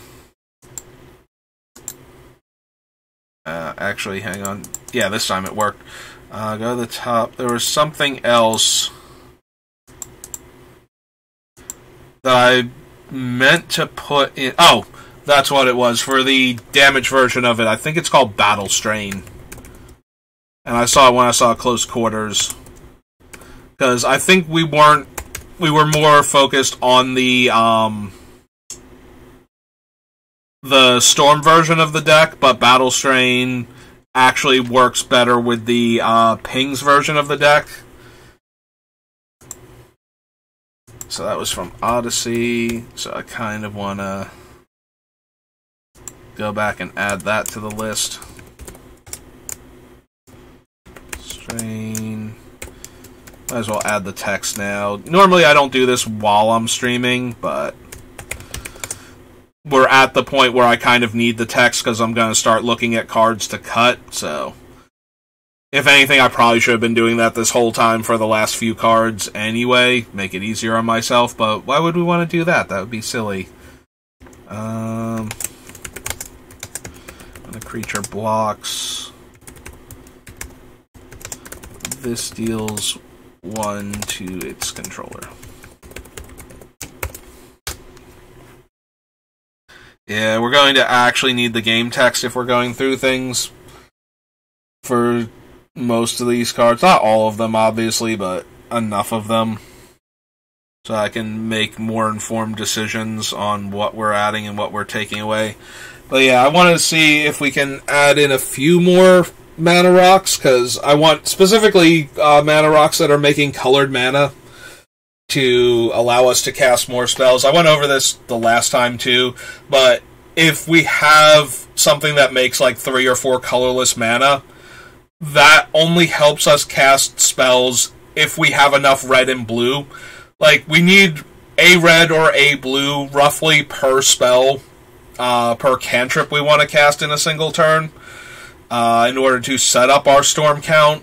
So having access to a ton of colorless mana doesn't help if we don't have access to a ton of red and blue mana also.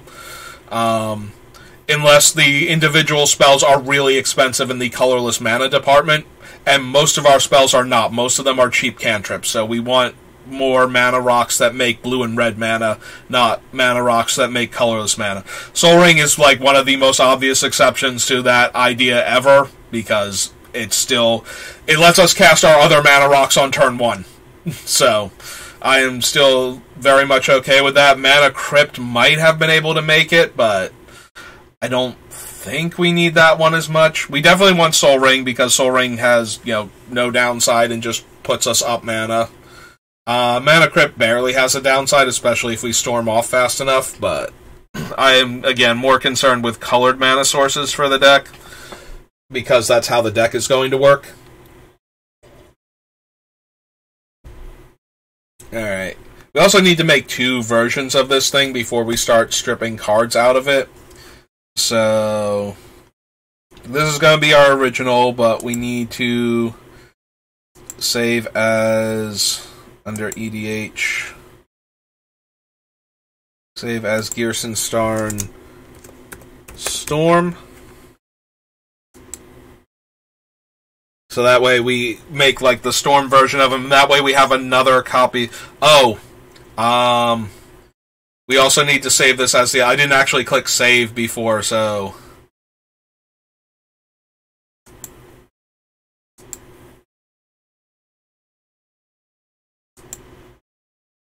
yeah, we also need to save it as this one.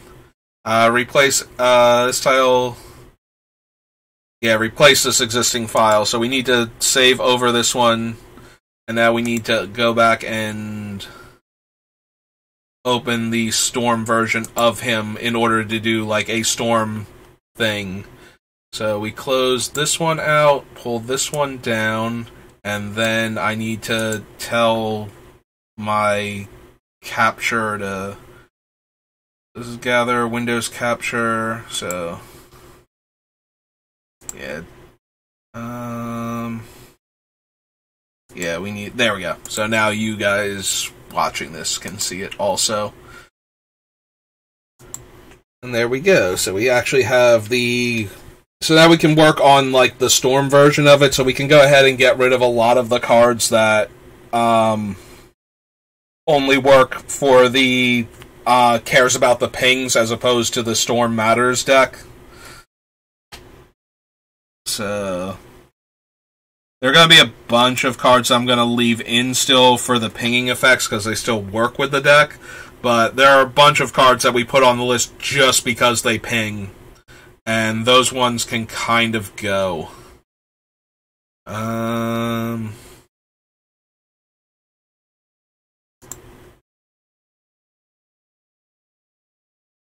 feel like Lightning Cloud... Although Lightning Cloud was the pay one when we cast the spell, so maybe not. Fervor is on there for the tokens from the Storm, from Goblin Empty the Warrens. Goblin Bombardment also works well with Empty the Warrens, Intuition, Meditate, Mog Fanatic. Yeah, there are going to be a bunch of them that do pings that I'm going to leave on at first. Heat of Battle, when a creature blocks you. Yeah, we don't need, like, Heat of Battle in this version. Shattering Pulse, Arc Lightning, Shivan Gorge, Shivan Hellkite, Shower, Time Spiral, Turnabout, Windfall all stay. All of these are staying. When an opponent casts a creature, deal 1 damage to them. Don't think we need that for this version. Caltrops we might need, like, defensively to stop players from murdering us by killing everything 3 toughness and less that attacks us before it deals damage to us. Goblin Festival can stay in for right now.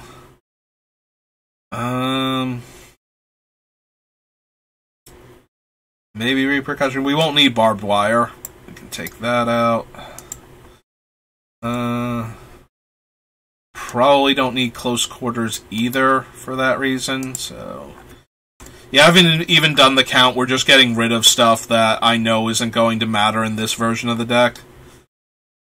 Yeah, I feel like the Sappers in Air was just on there for funsies. Like, she's a 1-power creature, and if she becomes blocked, we draw 3 cards, but... Like, they're just gonna take the 3 from her, and then kill her outside of combat or something. We're never gonna get our 3 cards. This is not the deck for her.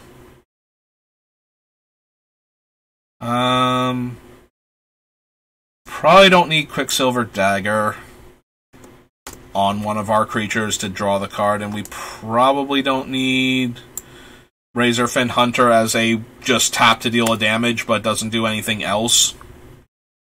There's Battle Strain, which I don't believe we need.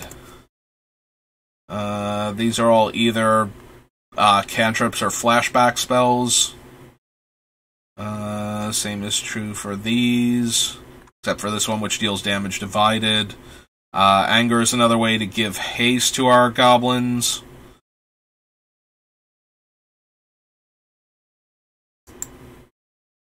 Yeah, I feel like Jessica is more of the Pings Matters deck, because she can't untap herself.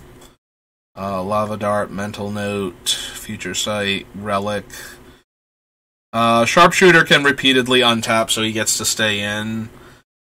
Solar Blast for right now. It doesn't count as a spell being cast, but it does let us draw a card for cycling it, so... long-term plans to set up our Storm Winds. These can all stay for right now.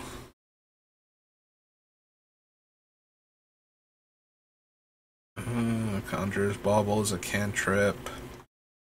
Yeah, I don't think we need any of the 1-ping creatures. Loading of Infinite Rage for right now. Kumano's repeatable. Meliku, no. I don't think Meliku's going to make either version of the deck.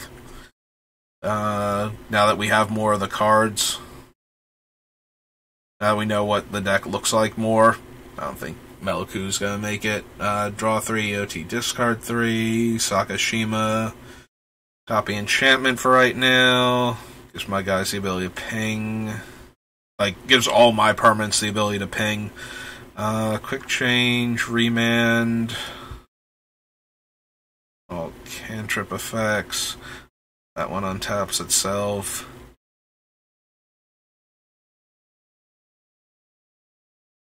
Yeah, that one's a perpetual source of 1 damage, so doesn't even miss it.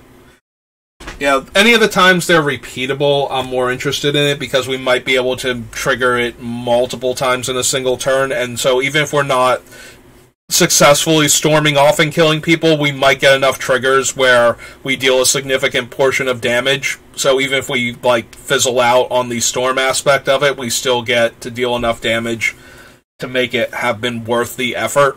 You know, we fizzled out, but we got everybody, like, you know, a quarter of the way through their life total by spending 5 or 6 cards, so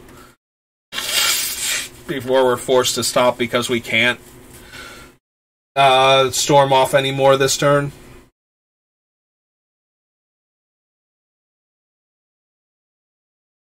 Mage Right Stone, Cold Steel Heart. Hellkite is definitely more of the Pings Matter deck. I don't know why I was about to cut him, we just delete him. There we go. Obviously, Empty and Grape Shot stay in, Mega stays in, Ophidian Eye. Stuffy Doll is definitely more of the pings than the storm. Sorry, Steffi. I do love you, but... Needle Drop, Ponder, Research the Deep, 1,000-Year Elixir.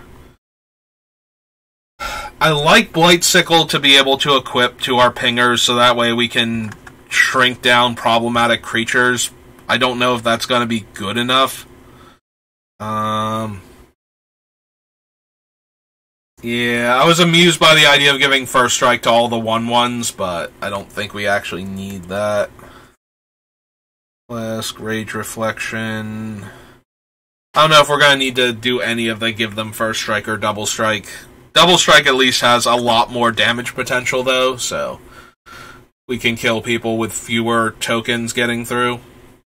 Although they both, or all of the... We have at least 2 that I remember putting in the deck. We might have a 3rd one. Yeah, Obsidian Fireheart was more for the ping, so we can go ahead and cross him off the list.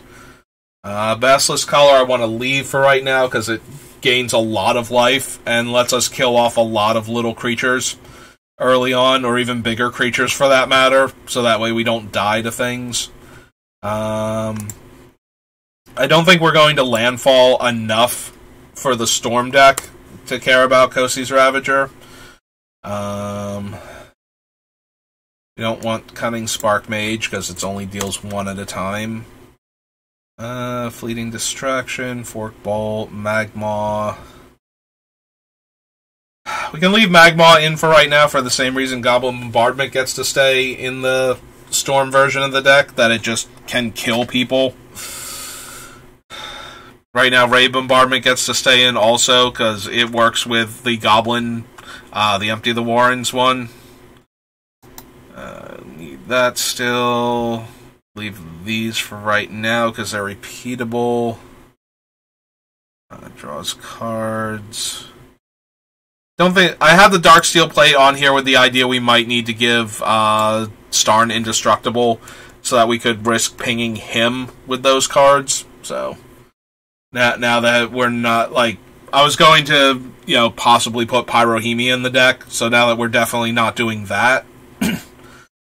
I'm prepared to cut that from the list. Mortipod is worse than a lot of the other ones, so maybe that one can go. Gataxian Probe stays in, Metamorph stays in. Curse of the Pierced Heart is more the Pings Matter deck. I'm doing that again. We just need to highlight... What are we doing? Why are we doing?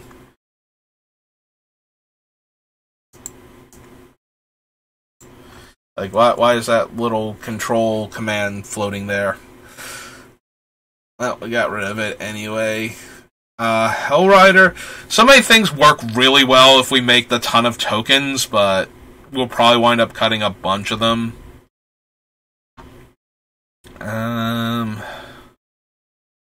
Probably don't need Scalding Devil as a 2-mana 1/1 that we can spend 3 to deal 1 to each of our opponents. That feels more like the Pings deck, and I don't even know if that one's going to work.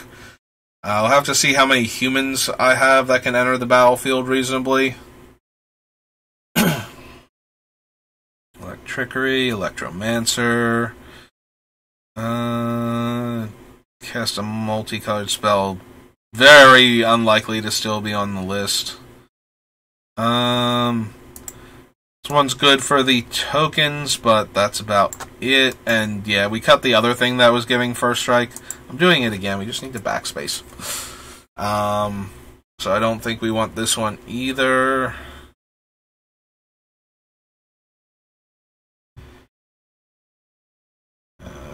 Dragon Mantle for right now. Spark Jolt. Fire Dancer. Flame Speaker. Clever Impersonator.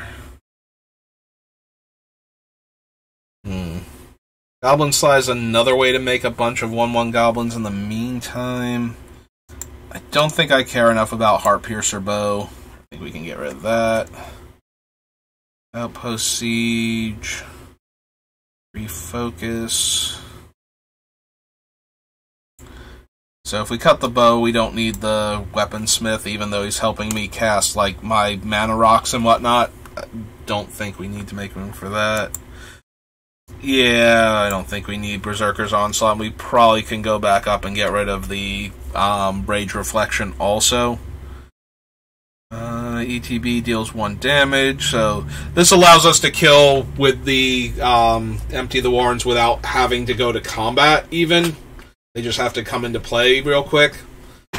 So, like, even if they had, like, a Norn or a Curse of Knight's Hold or whatever on us, or Kaervek in play, like, all of our guys still technically come into play and would deal damage to our opponents, so... Although, if they have, like, Norn, then I don't know how our commander is alive, but maybe he is. Maybe we have protected him somehow. I don't think so, though. I think I'm going to wind up cutting everything that could get him around that. But for other negative stat things that are stopping our 1/1s from ever dealing damage, yeah, I think we can cut all of the landfall creatures, despite how my deck is set up with fetch lands. That feels more like a thing that's going to work in the Pings Matter version. So yeah, landfall again. Go ahead and get rid of that. Untaps when I cast a colorless spell. I feel like these two are going to go. I feel like a lot of the colorless spells are going to wind up getting cut, so... Expedite, Slip Through Space, the Devils, Flameblade Angel...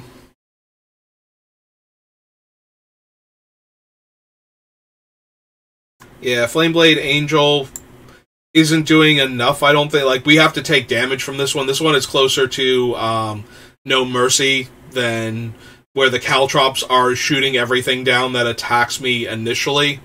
Flameblade Angel requires me to actually get hit first. So, I think we're safe to cut her. This feels like a Pings Matter more so than a Storm.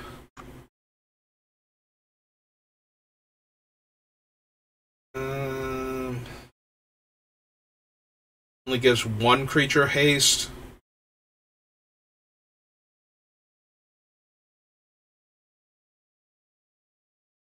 I'll leave it on for right now, but I feel like that's going to get cut. Weaver triggers every time. Pyrohelix, Metallurgic Summons. I don't think we need the Panharmonicon. We've got enough going on when we're doing our thing that we don't need that also.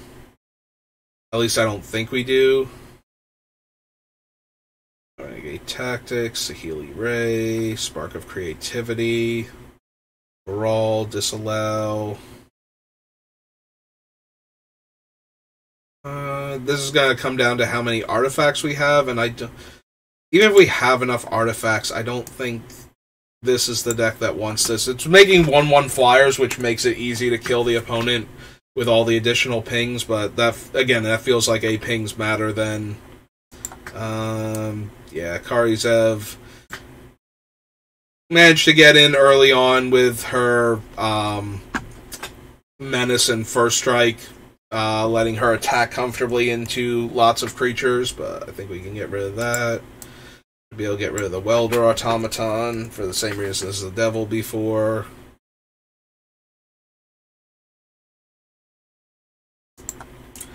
Yeah, Slitherblade isn't helping with the Storm. Did I get rid of the Invisible Stalker up above? Because that's also not helping with us storming off. Soulscar Mage, I can leave in because it cripples creatures I can't kill that are trying to attack me. So... Crash Through can stay, Firebrand. Like, right now they can stay, they might still get cut because we're going to need a ton of room for all of these cantrips and the actual storming cards, so... There's a lot of these things are going to have to go. Yeah, Rampaging Ferocodon, not comboing well with our Empty the Warrens. I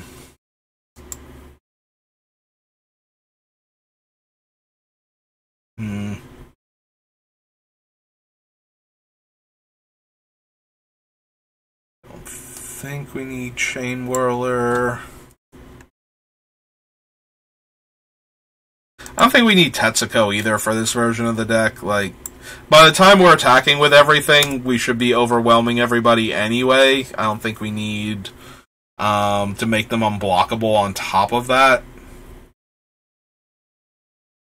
Damage, Murmuring Mystic makes a 1/1. Niv at the Perrin. Radical Idea, Runaway Steamkin can make mana, 1,000-Year Storm. Cavalcade. I'm wondering if I want to cut things like the Cavalcade and leave that for the Pings Matter deck. Yeah,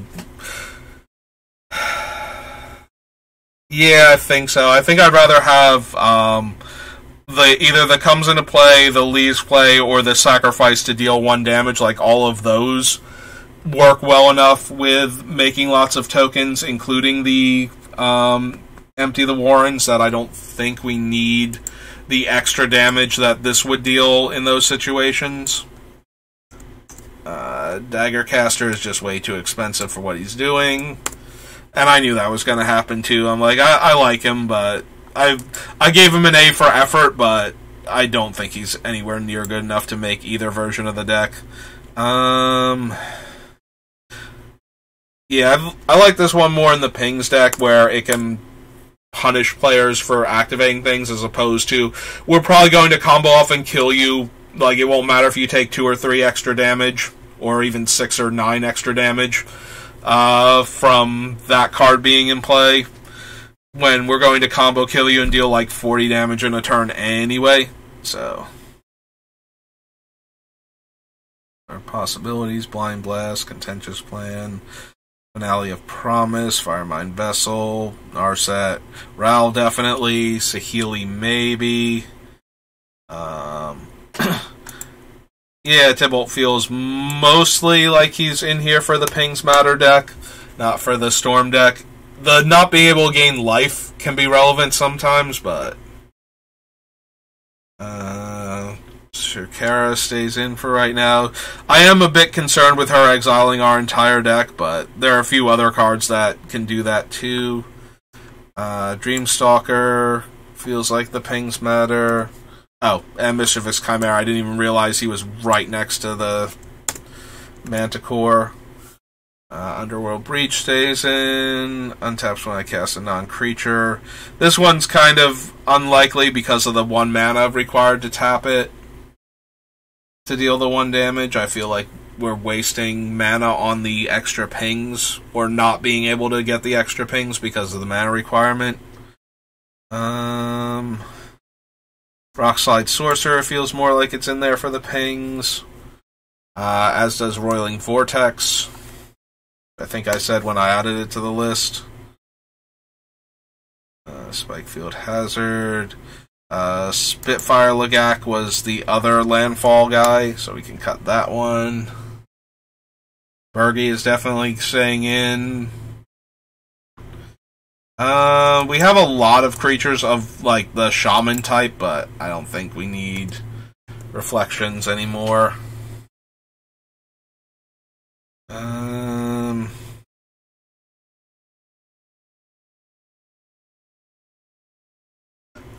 Torlaf adds a lot of damage, but if we're storming off, I don't think we need him. I think he's better in the Pings version of the deck also, so we'll go ahead and cut him. Archmage Emeritus stays in for right now. Flame Painter can stay in for right now.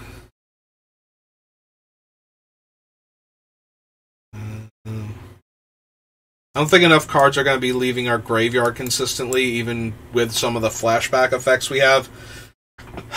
He does work really well with Underworld Breach, and decently well with Past in Flames, though, so maybe that stays in. We'll leave him in for right now. Rowan's a cost reduction, in addition to all of her other upside. Stormkiln Artist is a engine in this deck.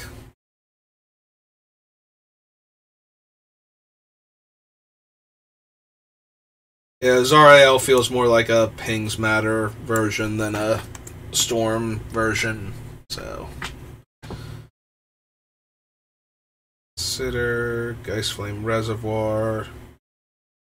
Yeah, it's going to be hard to do enough stuff with the Reservoir to make it worth it, I feel like. Oh, right. We have Lear for flashback also. Startle, Badric, Ancestral Anger, and the Festivities. Inspired Idea. Flame Breather is non-creature. Lambolt Raconteur is non-creature. Manaform Hellkite is okay, is not great in this version of the deck. Olivia feels like, or Olivia's attendants feel more like the Pings Matter version. Got that. As does Volatile Arsonist. Voldaren Epicure is close. It gives me the blood to filter. It gives me an artifact for some of our other card types matter cards that we might be running. We'll leave him in for right now, but I don't think so. I think Jin is just going to be too expensive for this deck. Just for getting another one spell per turn. That's not even cast. It's like a copy created on the stack, so it's not helping the storm count either.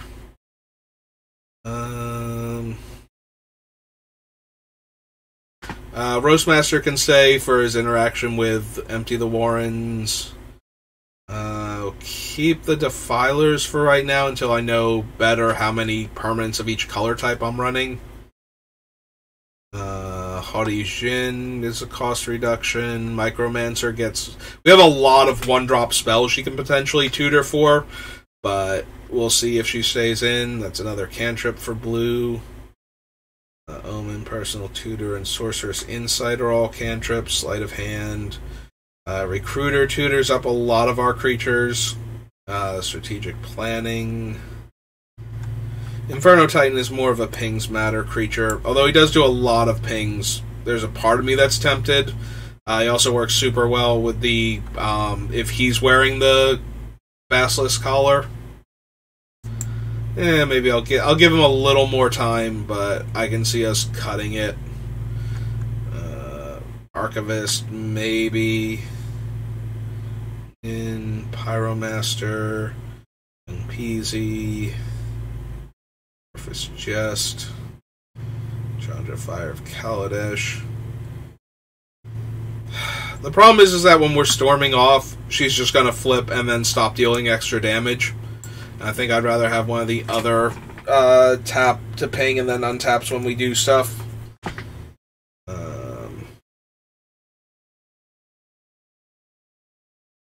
Yeah, the goggles are probably too expensive.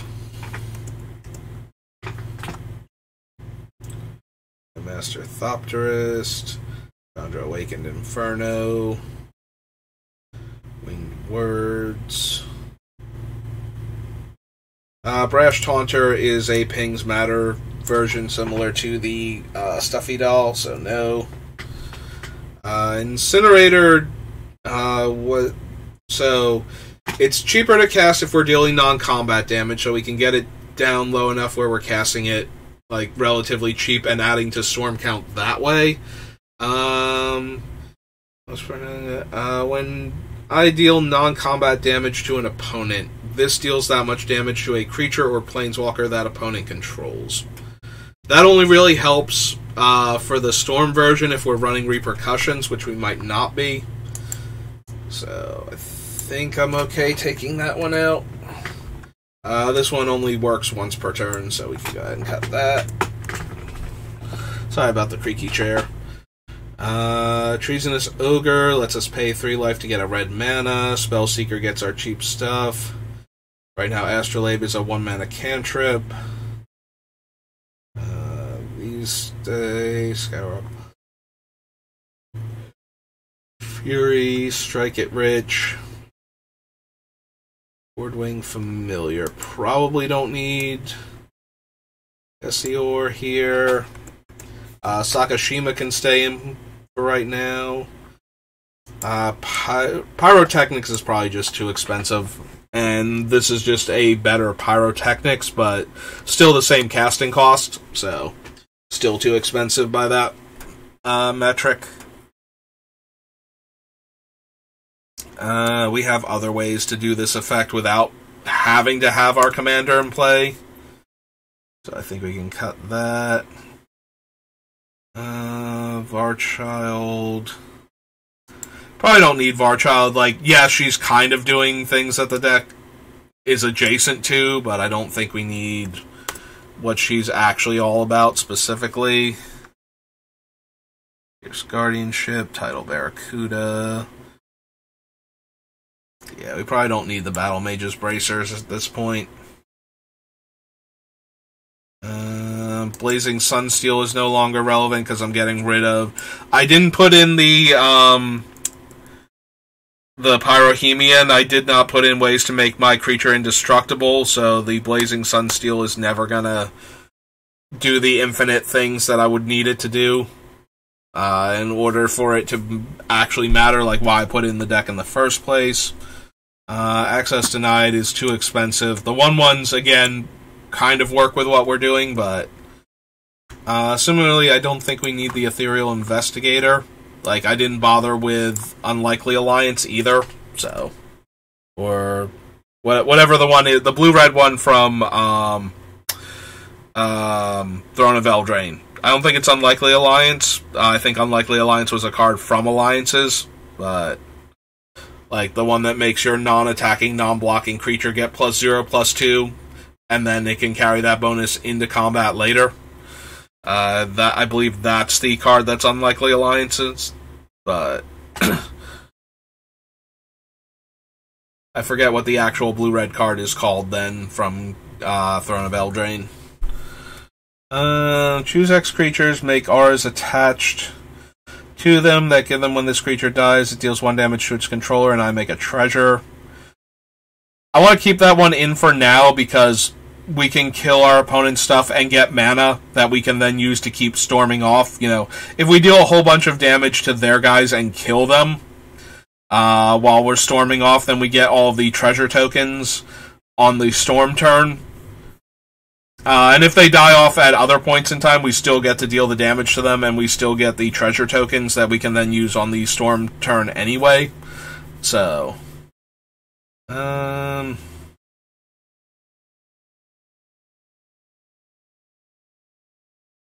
So the Face Taker was originally in here because it's a 1/4 that's unblockable. So it was always going to get to attack for 3 functionally anyway. And that might still matter in the Pings Matter. It also can become a copy of one of our pingers at the beginning of combat to add another creature that we can keep untapping when we cast spells in order to get more pings in. But I think we just stick with the actual pingers that untap themselves at that point. Yeah, I love extravagant replication, but it doesn't feel like it's necessary. Soprano gets to stay in because it's a cost reducer. I like the Exalted Flamer. I forget. I'm blanking already on what some of these cards do. And the obnoxious thing is because I already broke it up into two things, I'm going to need to put the text on both documents. So that's kind of annoying. Spiteful Prankster. When another creature dies, this deals 1 damage to a player or planeswalker. Might be relevant enough to keep in. Mira. Like, she has some good options. Like, the, turning all of my guys into Ghyrson and then dealing a damage to something seems really, really potent. So, like, the Hall of Mirrors can do a lot of damage. But I think once we get to that point, we're kind of already winning the game, or we're really not winning the game, like one or the other.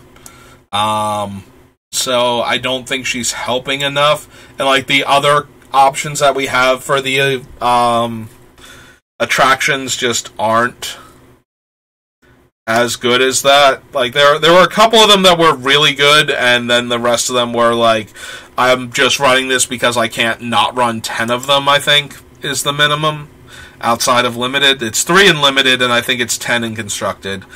This guy did not do what I thought he did when I put him in the deck, so we can go ahead and cut him.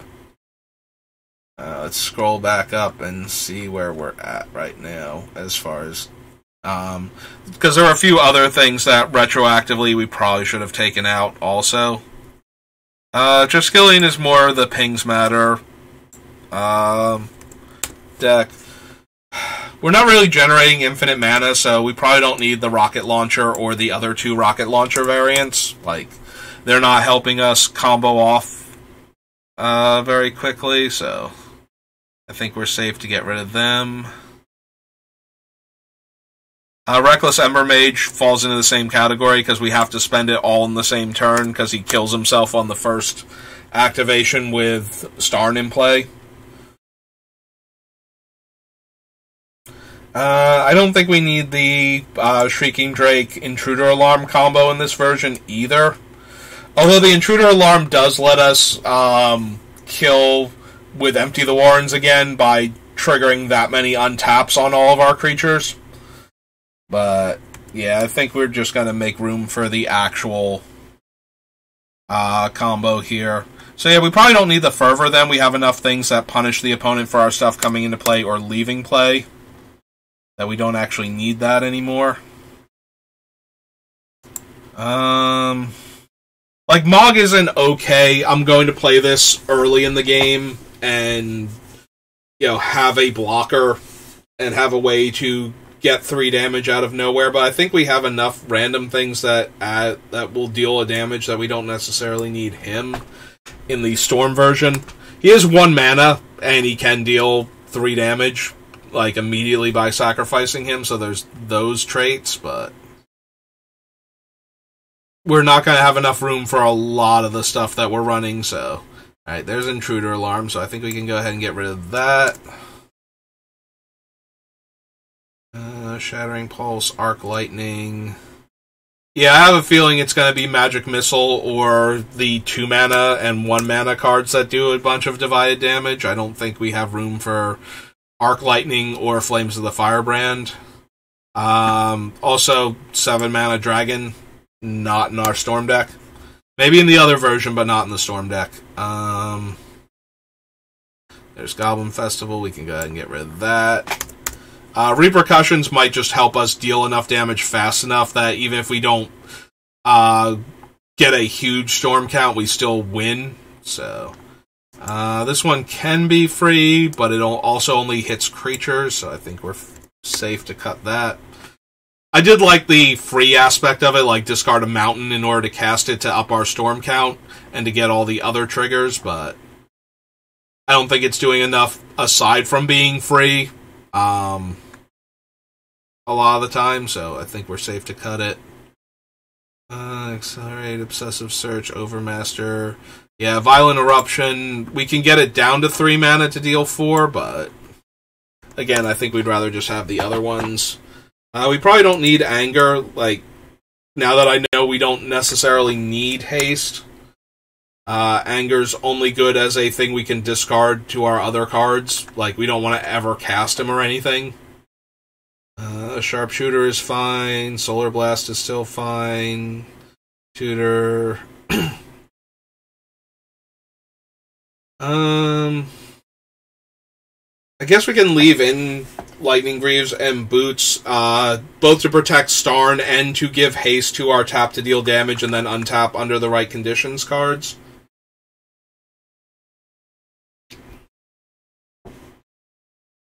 Yeah, I don't think we need Skull Clamp. We do have a bunch of 1 toughness creatures, but by the time we're casting most of them and giving them the Skull Clamp, like, I wanted ways to sacrifice our creatures anyway to deal lots of damage to the opponent, so Skull Clamp felt like a thing that we could put in the deck anyway for those creatures if, like, we kill them off with Skull Clamp and get to draw more cards. But it feels like by the time we have a ton of creatures in play to be doing that, it's because we've won, or should have won.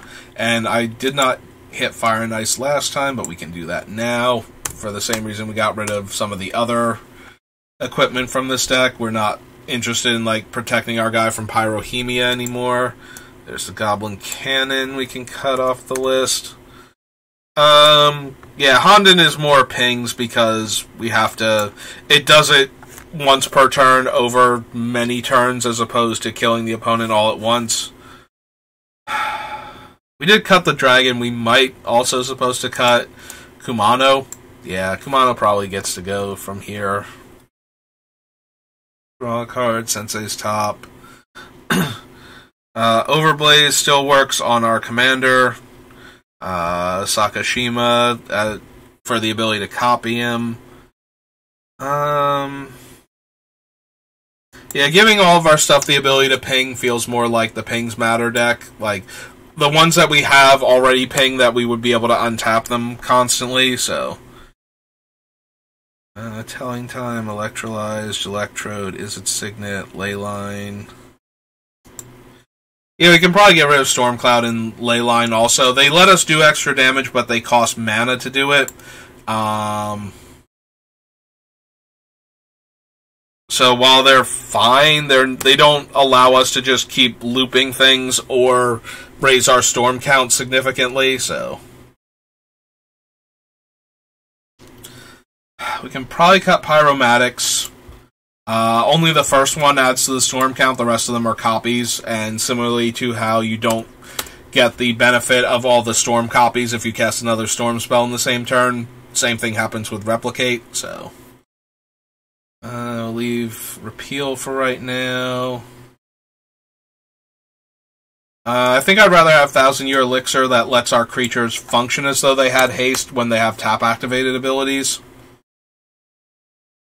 For those abilities, so that way we can, use the abilities that I actually care about. Like, untapping our guy doesn't super matter with the Magerite Stone, if we're only running the guys that untap anyway, for the most part. Excuse me. Talking way too much with how I've been feeling lately. Teferi stops our opponents from stopping us from going off. So I think we're okay to keep him for now. We might have to cut him, though, just to make room for things. Draw and Clash. There's 1,000-Year, which I want to leave in. Like, the Blight Sickle is really good for getting rid of indestructible creatures and stopping persist creatures from coming back. But I don't think we're going to have room for that in the Storm version of the deck, so... Yeah, the Storm version just wants to keep drawing cards. There's Rage Reflection, which we decided we don't need. I'm sorry to wonder, I think a lot of our stuff doesn't care about artifacts specifically, or colorless spells. Like, there's the 2 from Battle for Zendikar, the Eldrazi and the Molten Nursery. So, but I think those are the only ones that care about colorless spells. There's like one or two of them that care when artifacts come into play also, though. So, creature dies, ideal 1. Yeah, I think we have enough other cards like this, and the Hissing Iguanar is as vulnerable as the creatures that are likely to die, so it's not like... Whereas the other ones, it's like, oh, they're all coming into play, and then they're all dying, so either one of these things can kill our opponent, even if they have a negative Anthem on us. The Hissing Iguanar will be dead because of the negative Anthem effect on top of that, so... Like, if it got killed alongside of all of our creatures, it would function properly, but if it just, doesn't live because of that, then it can't help. So, basically, it's only helping us win when we're already good to go, whereas the other ones can get around certain cards being problematic for us. You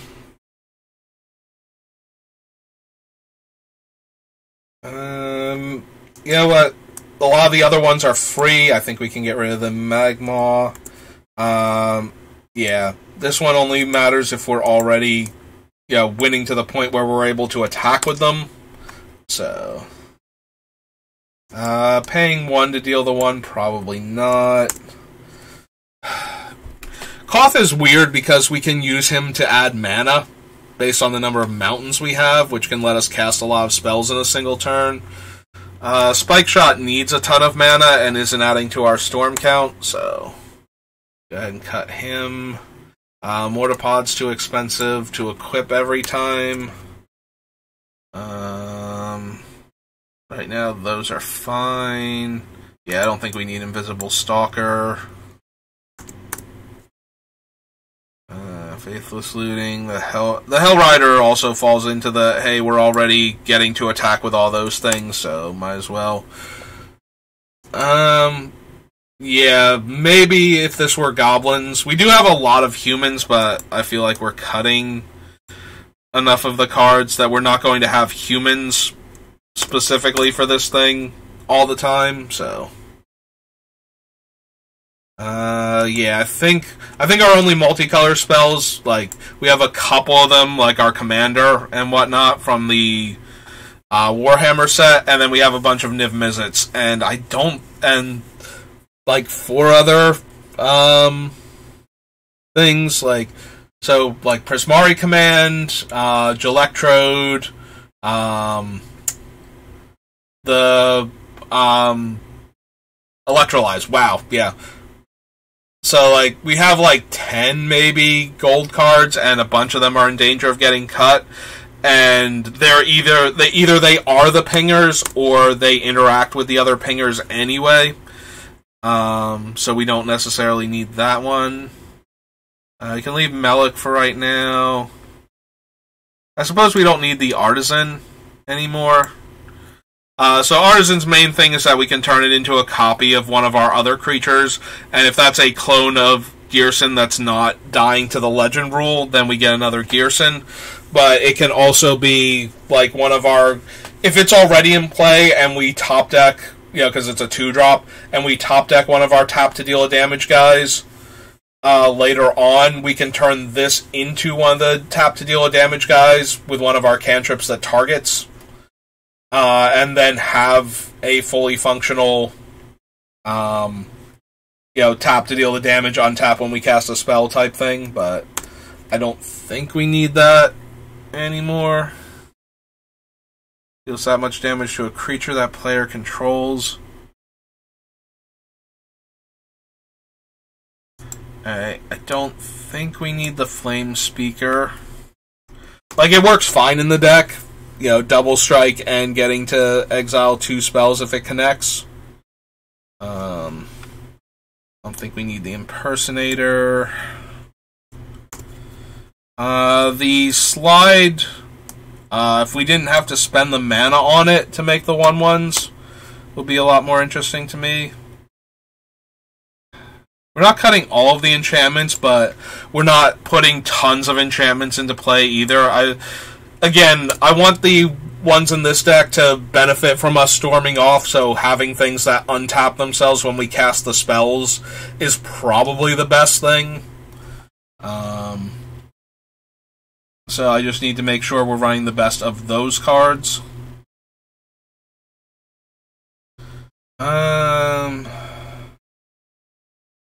I cast a colorless spell. So they both need me to cast a colorless spell for them to work. And I don't know that I'm going to want to run enough colorless spells in the deck. Which then frees me up to take out some of the artifacts that are letting me draw cards that aren't necessarily the best cards in the deck otherwise, and just focus on the spells that are cantripping.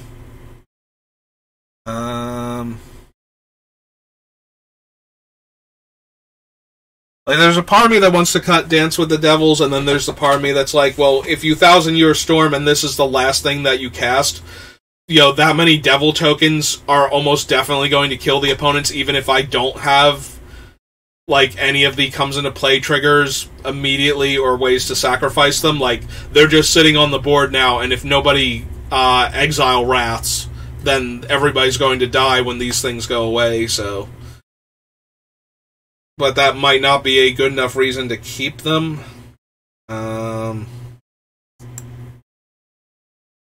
don't want to cut all of the creatures, but yeah, Hand of Wire, Ghyrson, and Battlements aren't actually helping the Storm aspect of the deck, so I suppose they should go.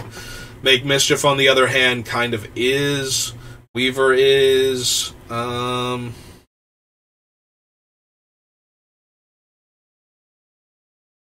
Yeah, I feel like we're going to wind up cutting the Pyrohelix and the other, like the original Pyrohelix. I'm blanking on which one that is, but I don't think either of them. When an artifact enters the battlefield... See, I don't think we're going to run enough of the artifact makers because we need storm cards, and the artifact makers, aside from... Like, there are some that are artifacts that draw cards, but... I feel like that guy gets more benefit out of a card like the other Saheeli being in play, where every time I cast a non-creature spell, I get an artifact creature. So in that regard, maybe, but... Alright, so maybe we undo him just in case for right now, but he's probably still going to get cut. Like, Scry 1, deal 1 to each opponent. Yeah, I think we can do better than Saheeli. So, like this Saheeli, like the other Saheeli making a 1/1 every time we cast a spell, is giving us triggers off of the my creature comes into play, deal a damage to you, and giving me bodies to sacrifice, and if we keep, like, the Fireweaver, it's an artifact to deal a damage, so in that regard it's doing everything. Implements of Combustion is 1. We can pay red and sack it to deal 1, and when it dies, we draw a card. That is awfully close to being good enough, just because it is a cheap artifact that winds up cantripping and dealing a damage while it's at it. So it's good when we're going off, and it's good when we're trying to set up, because we can just cast it and have it sitting in play and draw the card later.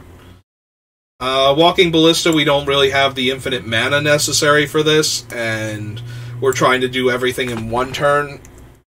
So, if we're not putting tons of counters on that, we probably don't need the Vizier of Tumbling Sands. All of our stuff is hopefully untapping because we're casting spells, or just pings when we cast the spell and doesn't need to tap to deal the thing. Fury's probably fine for now. We'll cut Mirage Mirror for the same reason we cut the other things that can become copies of our creatures. I mean, we could make it a copy of, like, one of our enchantments or artifacts instead and get another source of the damage, but when I draw, I make a 1/1 blue-red insect with flying and haste and 4 mana to loot, and this is a 6-drop. We have a lot of cantrips, and most of them are actually draw a card, as opposed to look at some number of cards and put them in our hand. But some of them are that, so they wouldn't count as draws. The insects have flying and haste, so they can contribute to the damage if we make a lot of them in one turn, though. Alright, makeshift munitions is another one where we have to spend the mana to sacrifice it, so I think we're safe to get rid of that. Pirate's Pillage, Taloni's Summoner. Helm of the Host is probably too expensive to cast and equip for us to worry about that one.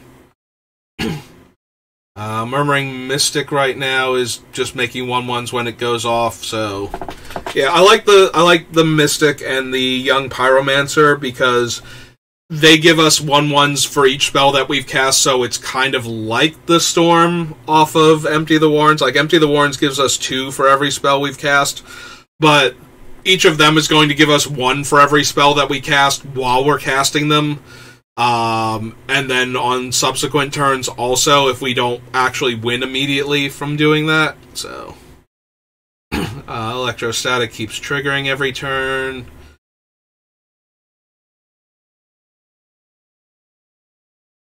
I draw this, deals 1 whenever anybody casts it. Yeah, so right now the Niv is still, Niv. I was about to say, wait, not Niv, but it is Niv. Niv is still working. Steamkin can still help us. Mind Blast, Contentious Plan, Finale of Promise. Finale of Promise required like 4 or 5 mana, I think, to do its thing with any consistency, but it's kind of in the same boat as the Red Invoke. So we might want to cut both of them at this point.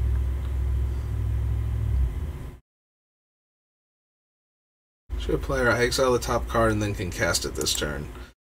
I think we'll just take the ones that let us draw. The nice thing about Circara is that if we haven't drawn what we need and it's still in our deck, but we're running out of cards somehow, like if we need one of the last couple of cards in our deck, she can safely get to it with Thousand Year Storm out by casting a spell that deals damage, and then we would exile like all of the top cards of our deck, but we're not drawing any of them, so even if she over-exiles, we don't die. So that's kind of a thing. Not really, though.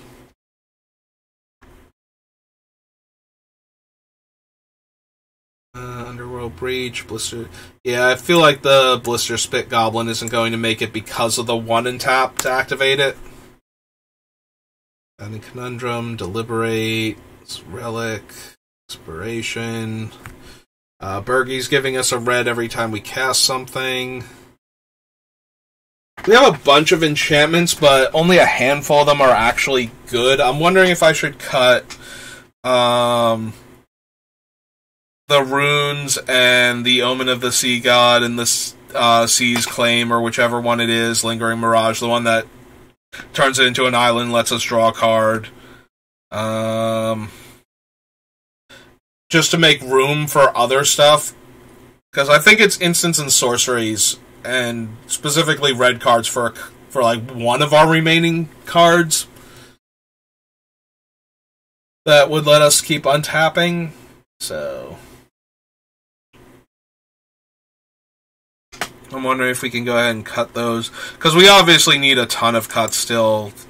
Our deck list is huge. I haven't even done the count, but I feel like we're probably safe to cut like these and the Oriad and whatnot. This Curate, Efreet Flame Painter, Expressive Iteration, Fuming Effigy. And then we're going to have to cut a bunch of the other actual instant and sorcery cantrips, like figure out which ones are the worst ones and start cutting them. Yeah, we've got enough payoffs also for, like, Rowcares if we're casting instants and sorceries. All of the Magecraft cards care. Like, we have so many things that care appropriately about instants and sorceries specifically that I think we're probably safe to cut most of the artifacts and enchantments that cantrip then. and just focus on the instants and sorceries. Yeah, we have cards like Liar to give us them back also, so... Yeah, the more I think about it, the more I think I just want the instant and sorcery ones. Like, it was okay to consider the other things, and to see how many we wanted to run. Alright, so the Epicure is probably good enough to go now, too. We'll leave Invoke Calamity for right now, but I don't know that it's going to make it. Roastmaster is still fine. For cutting a bunch of the blue enchantments and the red enchantments, like, we still have a fair number of red creatures we can do with the Defiler. Oh, oops, I accidentally copied him as, like, being blue-blue instead of red-red. Like, I just copied the game text of the blue Defiler and tried to... Stop that. Why did we move up 2 spaces? But I think we're good to cut both of them, probably. I wouldn't mind having them be in play to help me with the storm count by paying life, but it's going to take a lot for them to be, you know... Like, I have to have enough life to be able to pay all of this life to cast all of these spells, and they only work for permanence. So I'm only getting the discount for either other creatures that are going to give me discounts, or for the actual, like, pingers and whatnot to set this all up. So yeah, maybe we don't need the Defilers. The Defilers might be too mana expensive. So we can't cast them on the turn that we're going off either, if we draw them, or if they're, like, in our way with, like, Future Sight or something. And we don't have top or anything to get them out of the way, so we actually have to hard cast them to get them off the top of our deck, so... Maybe we just cut them now and don't have to worry about that. Yeah, we can probably cut Infernal Titan. Like, he's not coming down early enough to stop initial onslaughts that are hurting us, and he's not doing enough when we're trying to combo off. There's Flames of the Firebrand. Guess we can leave the Staff of Nin for now, because it's a repeatable card draw if we're not going off, but... 1 damage to a player or planeswalker, and 1 damage to a creature controlled by that player. Exile the top card I might play at this turn. And -7, exile the top 10 and choose 1 instant or sorcery and cast it for free 3 times.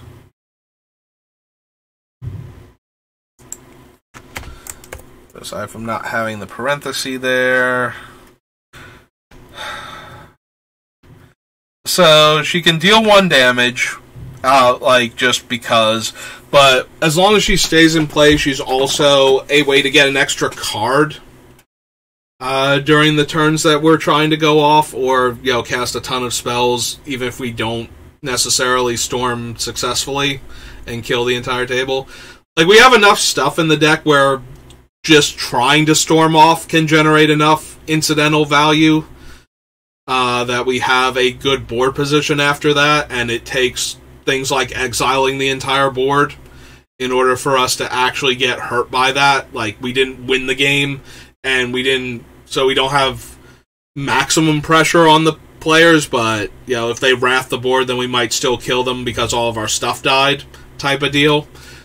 So they have to actually exile or bounce or something, like we have to get hit by Cyclonic Rift or Terminus or something in order for everybody to not die anyway to our thing, so I'm okay with a card that is generating card advantage every turn that it lives for us, or is just pinging down potential threats.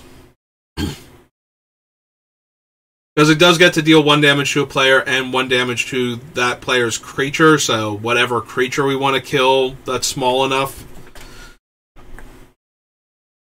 that being said, she's 4 mana, and I do like the other Chandra better in the deck overall, where we -2 her and she copies the next spell we cast. We might wind up cutting her, but I'm going to let her sit there for right now. 2 untapped arts to deal a damage. We have the Storm Kiln, we have,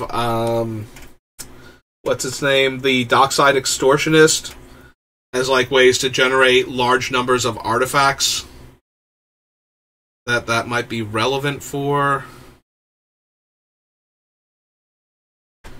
Oh, that's another card that I need to check for the deck, because I forget. So, real quick, let me full screen it.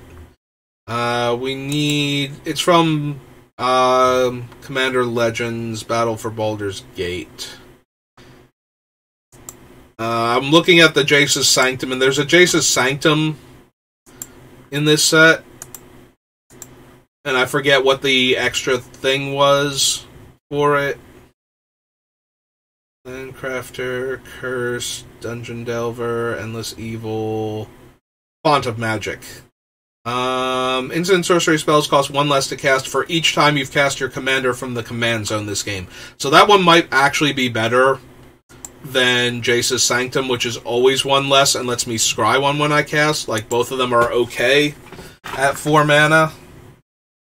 So, let's go Boulders. And yeah, we can put that first. So, Font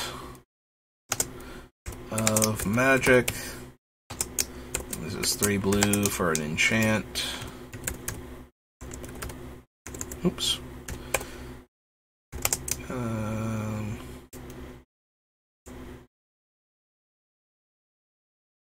Okay, it is mine. So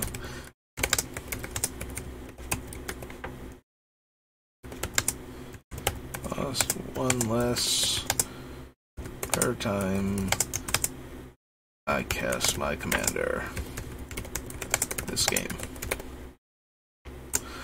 So we can potentially get a bigger discount each time. So if our commander dies, which he will, he's a 3 mana 3/2, we're going to be able to cast him pretty early. He's protected from like early targeted things that aren't, unless they're like 1 mana removal spells, so, and the opponents want to dedicate their entire turn to killing him right now. But he is going to die fairly often, so we do have to worry about that. So this thing decreasing the cost of all of my other spells based on the number of times I've cast him. And also of note, it's the number of times I've cast him. He doesn't have to be in play for me to get the discount. So if I've cast him twice and he's died again, my spells still cost 2 less mana to cast. So I think in that regard, that's worth it. Alright, this makes a 1/1 every turn with haste, but that feels more like the Pings Matter deck at that point. Deflecting Swat and Fierce Guardianship, I want to protect my commander and anything else I happen to have while my commander's out. And I can still cast them. Like, they're not locked out of being cast in the meantime. I just actually have to spend mana on them.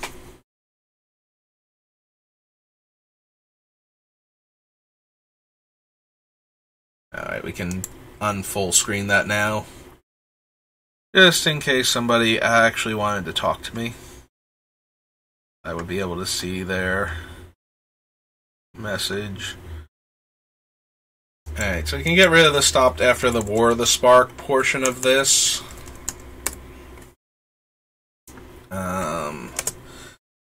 Maybe we should... Oh, this should have the little land thing, but maybe we should do a count and see where we're at. So 1, 2, desert is a land. 3, 4, 5, 6, 7, 8, 9, 10, 11, 12, 13, 14. This is going to be 13 because the lightning cloud is going for the same reason as the ley line. So 13, 14, 15. Oops. 16, 17, 18, 19, 20, 21, 22, 23, 24, 25, 26, 27, 28, 29, 30, 31, 32, 33, 34, 35, 36, 37, 38, 39, 40, 41, 42, 43, 44, 45, 46, 47, 48, 49, 50, 51, 52, 53, 54, 55, 56, 57, 58, 59, 60, 61, 62, 63, 64, 65, 66, 67, 68, 69, 70, 71, 72, 73, 74, 75,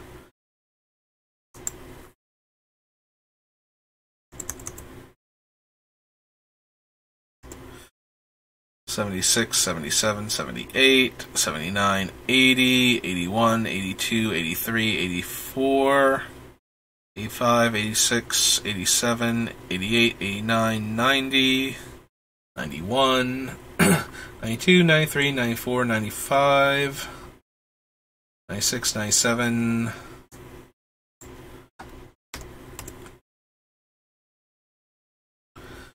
98, 99, 100, 101,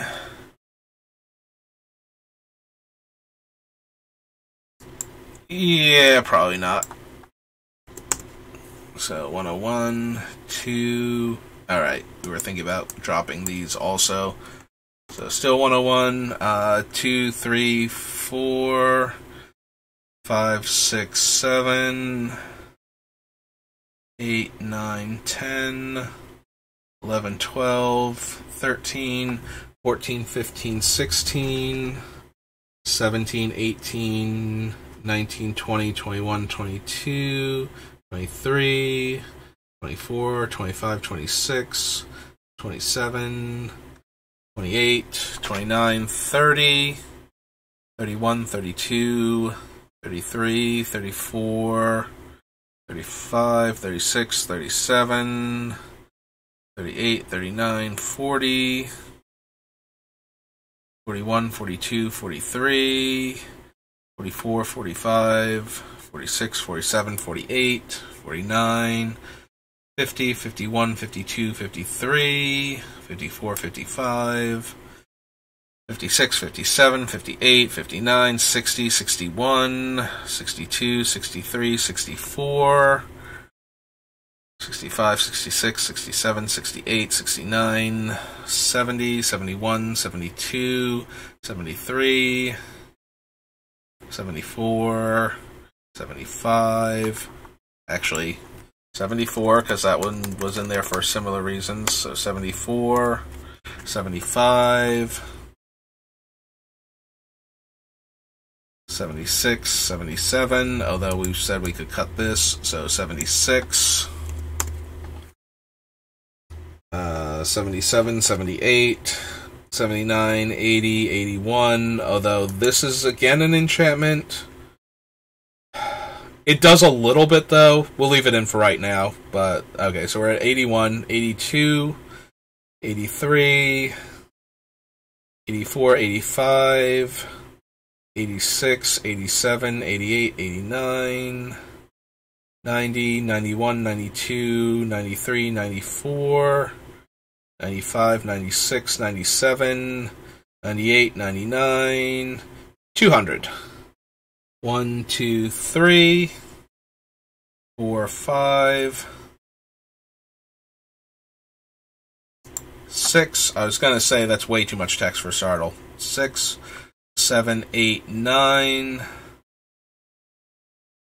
10, 11, 12, 13, 14, 15, 16, 17, 18, 19, 20, 21, 22, 23, 24, 25, 26, 27, 28, 29, 30, 31, 32, 33, 34, 35, 36, 37, 38, 39,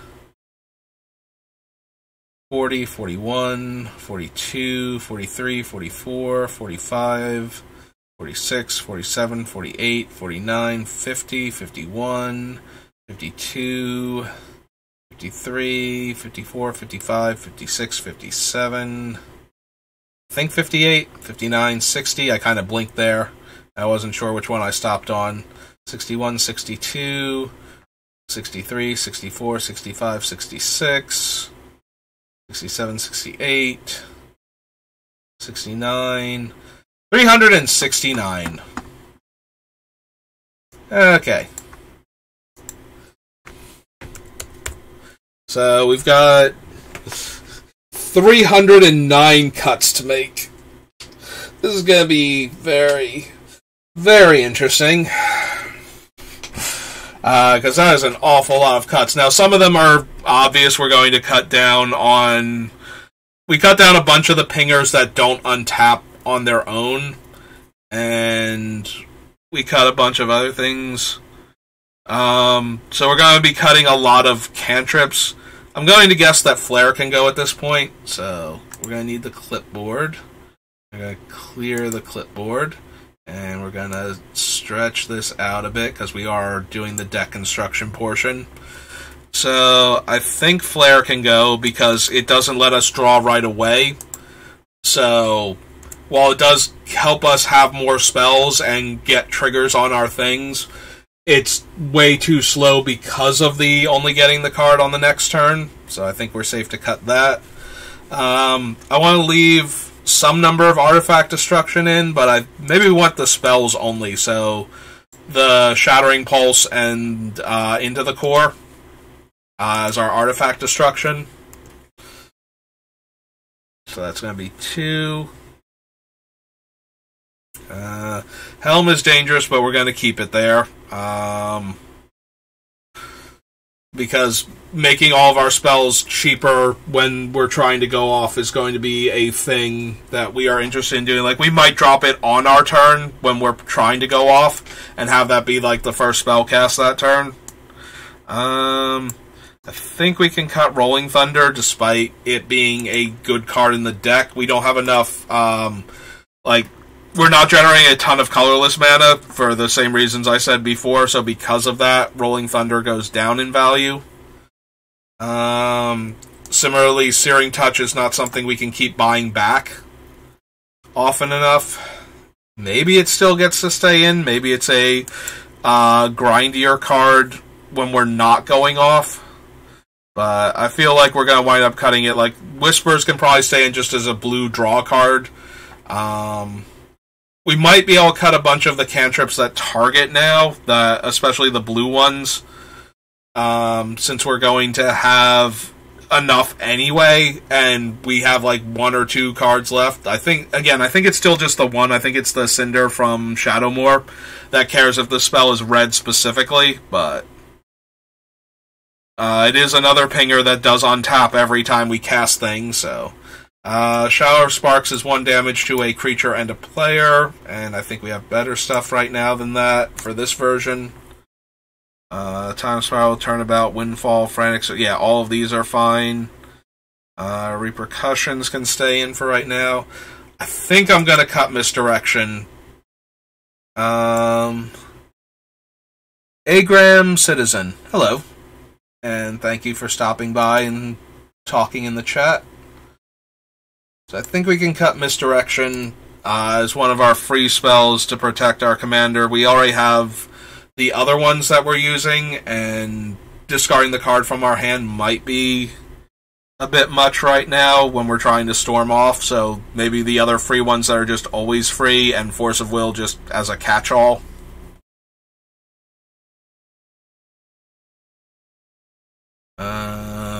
So we'll come back and we'll figure out, like, how many of these cantrips that target specifically that we want to cut. We'll do like a separate list and narrow that down.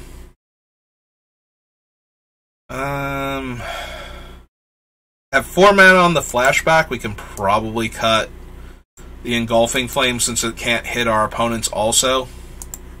And we're going to need to make room anyway. Accelerate, Obsessive Search, Overmaster, Lava Dart. Lava Dart we'll leave in because the flashback is free, so basically the opposite of Engulfing Flames. It's 2 spells for tapping a mountain and then sacking the mountain in the same turn, so... Coalition Relic, Sharpshooter... I guess we're cutting Solar Blast because it doesn't count as a spell being cast when we cantrip with it.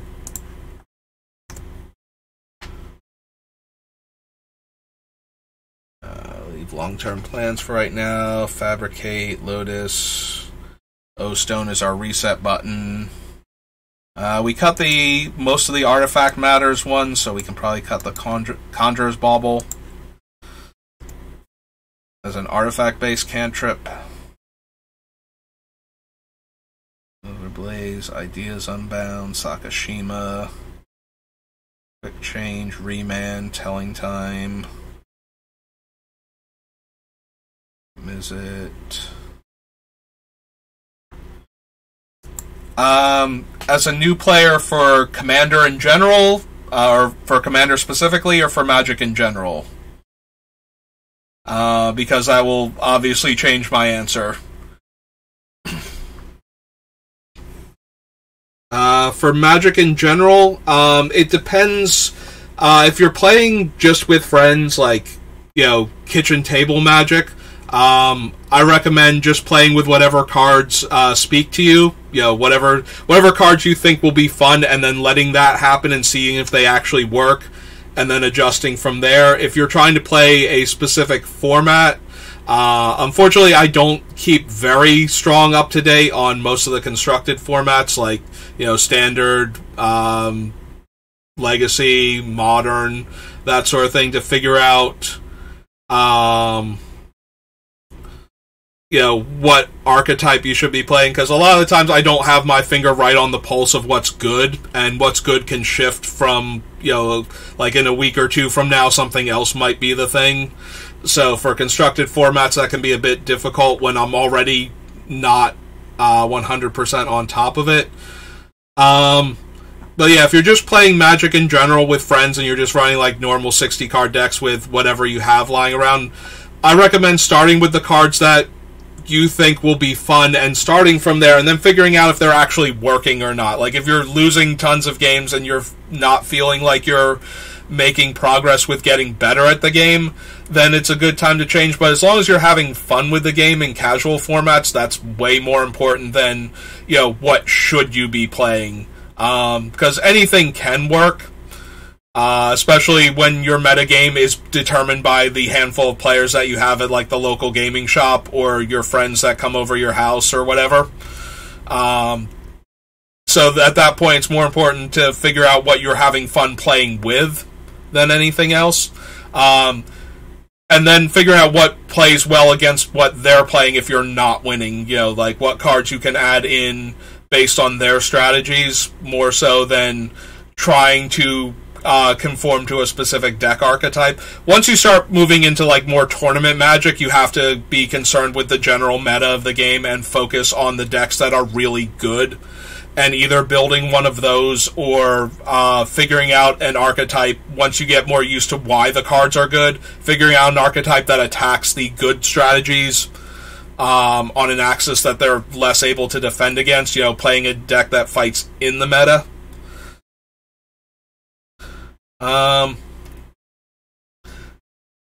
Any given color, it really depends on the format, whether or not a given color is better. So, context is everything with Magic. Whether or not a color is stronger is determined by what other cards are available to the players that are currently playing. So if you limit your deck to just Standard, like right now Black is very strong in Standard, as far as I can tell. Like, they just banned Meat Hook Massacre to diminish how strong Black is in the Standard format. But Black still feels very powerful right now in Standard, because it has a lot of good cards to work with, but that's more because of what's available in Standard specifically, than that Black is a strong color in general. Like, no one color is, like, really good in every format. It's very dependent on what you're doing. and the best color that you have in like casual Magic is going to be determined by what you have in your collection, not necessarily what's generically good. Like, if you don't have, like, if you're playing Black in Standard, but you don't have Liliana, and you don't have Sheoldred, and you don't have Invoke Despair, then you're missing out on a lot of the black cards that actually make black one of the strongest colors in the set. So even if you were playing specifically Standard, if you didn't have those cards, but you had the cards that are good in like green-white, then just because green-white isn't as strong as black doesn't mean you shouldn't be playing green-white, because you actually have the cards to go with it at that point. But then if you're trying to figure out like what you should acquire to play in that particular format, then you want to look at what the strongest color is first, or the strongest deck archetype is, and then worry about that from there. Color usually doesn't matter as much as synergy, though, in a lot of formats. Like, Black has a ton of synergy right now. It has a lot of good card draw and creature removal, so it's very good at controlling the board and removing threats and drawing more cards so that it can keep controlling the board and removing threats, which is why a lot of the black decks are really good right now in Standard. But that, again, that's Standard. Like, you move out of Standard, you go into other formats, other colors get a lot stronger with the different card pools they have to work with. So, in that regard, like, no one color is better than any other color. It's just a matter of context and what's available to the players in that particular format at the time.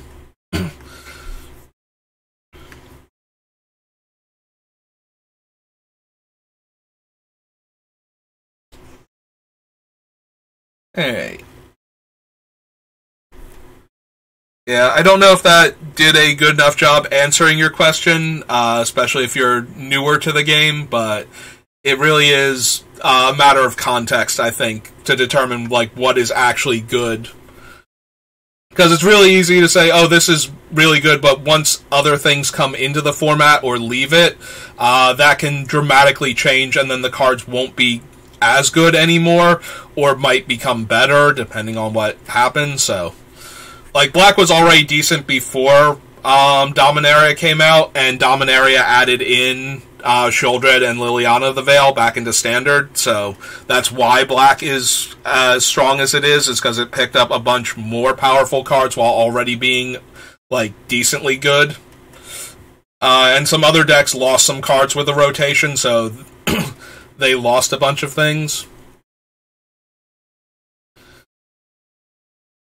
Okay, so if you're looking for Commander decks, Commander, very similarly to Kitchen Table Magic, is more about playing the cards that you like and the cards that you enjoy. And then, if you're not having fun with the deck because it's losing, then start working on adjusting the deck. Taking things out that aren't working against the people that you're playing against frequently, and trying to find cards that will help you with the players that you're playing against. The more regular playgroup you have, the more you want to adjust the deck so that it plays well with them. I've talked about this in a bunch of my other streams, but it's very important that your deck be more geared towards playing against the people that you're playing against regularly, whenever possible, if you have a regular play group, because those are the people that you're going to be playing against the most, and you want to make sure that you're having fun playing with them. And then you can worry about, like, the more meta of Commander, where if you're going to be playing against people from, like, different areas, or you're going to go to, like, a Magic Fest event and play in the Commander side events there, then you have to worry, like, what everybody thinks is, like, the meta for Commander. But if you're just going to play Commander with, like, the same group at, like, a local gaming shop, or going over to a friend's house, you know, Saturday night and playing Magic, you really want your deck to be something that you're having fun playing against that group. Oh yeah, no, it gets very expensive to build Magic cards, so like I said, like, actually play the deck, try it out against your friends, and give it some time. See what they're playing also helps a lot to figure out, like, what is good and what isn't in your play group. But yeah, just give it some time. Just play with the deck as is right now, and focus on that and see what you like about the deck and what you don't like about the deck, and then start looking into cards that can help you. There are a lot of resources out there for cheap commanders. I tend to build very expensive commander decks because I have access to all of the cards in Magic, so I pick cards based on the amount of fun I think the card will generate in the deck rather than the price of the card. But there are plenty of other people out there that make like videos and whatnot for doing cheaper things. For example, there's a YouTube channel called Commander's Quarters. Actually, I've been playing Magic since the game started. The game came out in 1993. It's celebrating its 30th anniversary. And I started playing in 1994. So, the cards were not nearly as expensive when I started. So, while I'm not rich, I am certainly not broke either, and I've just managed to maintain my collection over the years. Like, when I quit Magic for a little while, I never sold anything, which a lot of my friends did, and then they would get back into Magic, and they'd be like, oh, I'm sad that I quit Magic and came back. So, and now I don't have any of the old cards that are good and even more expensive than they were when I left. So, I never sold anything when I quit Magic. So, yeah, I've been playing for forever, and so I have all the cards from back in the day. Yes, I have an unlimited Black Lotus. I actually bought it during the Urza's Destiny pre-release for $90. It was in heavily played condition, but it's a Black Lotus. So back then, Lotus was like $200 to $300, and I picked this one up. Like I said, it's heavy played condition, but it's cost me like $90 back then. So yeah, I have a Lotus, I have the Moxes, Time Walk, Time Twister, Ancestral. I have playsets of a lot of the older stuff, but not all of it. I appreciate the fall. I don't have 4 Bazaar Bagdads, I only have 2 of them. Because Bazaar was not doing anything in any format at the time. I just collected it because I like collecting lands back then. Similarly, I only have 1 Tabernacle. I did get Workshops after they unrestricted them in Vintage, because I like the Shops decks that started sprouting up because of that, but wow, that was expensive. No, it's perfectly fine. I love talking about Magic. I'm doing this stream because I love talking about Magic and building Commander deck. This is something that I would do on my own anyway if I wanted to, if I saw a commander I wanted to build, this is how I build my decks normally, offline. And I was like, I kind of wanted to get into streaming, and I wanted to find a niche that I felt was being underserved. And a lot of people build commander decks. They build them off-screen and then show them to you after they're done. So I was like, well, what can I do that's different for commander? Because I can do drafts, but everybody drafts when they like Limited. Limited is my favorite format, and Commander is my second favorite format. So I'm like, well, what if I showed the entire deck construction process and how I actually get to the finished 100 cards?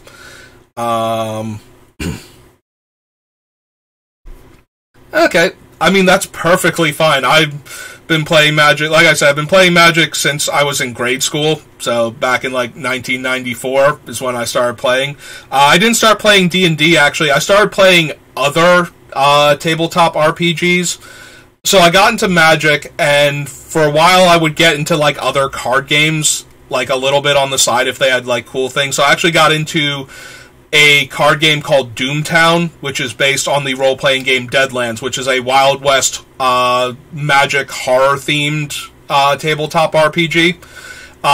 So I bought the source book from the RPG that went with the game, because I wanted to learn more about the lore behind the characters, because I thought it had an interesting story and premise to it, and I wound up buying the book, and then I wound up buying the core rule book so I could understand what all the stats meant, to figure out, which of these characters is actually that impressive, and which one of them have, good stat lines and whatnot in the role-playing version of the game, and see if they did a good job, translating the cards to RPG and vice versa.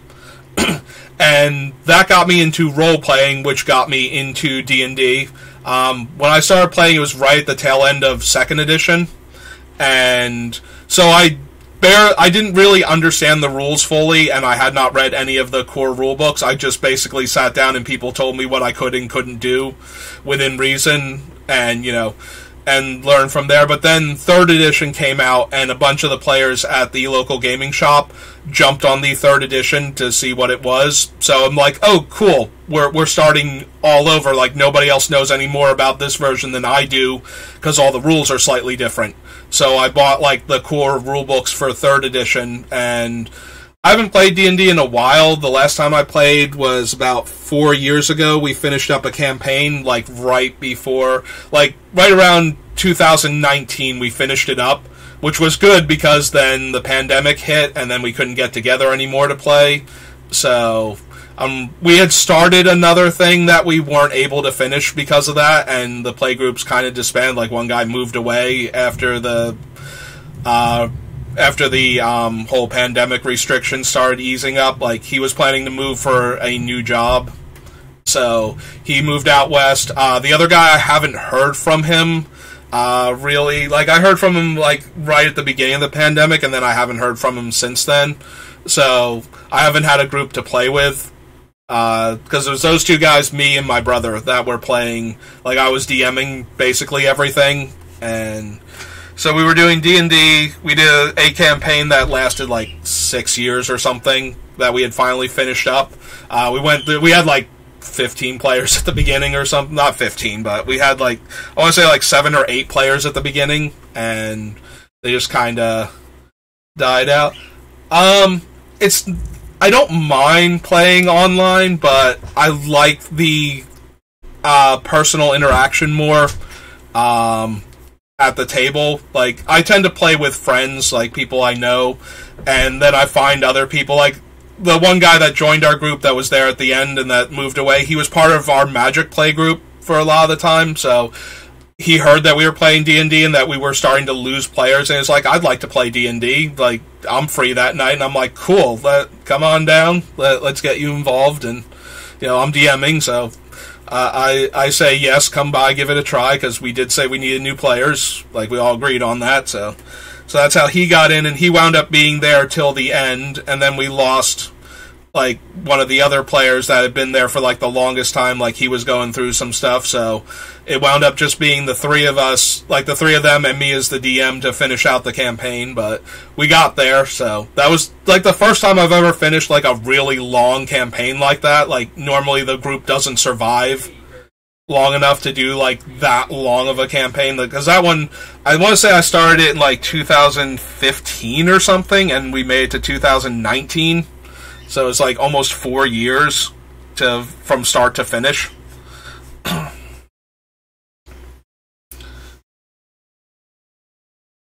Yeah, I can imagine that. I used to know groups where, like, they would not let you in because they already had their group, and adding new, like, they knew the people that were there and they wanted, like, those people because they felt comfortable with them. That's the one thing about D&D, like, there are so many different play styles and so many different ways to actually play the game, despite having the core rulebook to work with, that some groups get very insular. They don't want somebody that's not already a part of their group, and that can be really difficult. See, Magic, I don't know how it is with you. Magic, I find, is a lot easier to get into because there are usually events and they are open to everybody.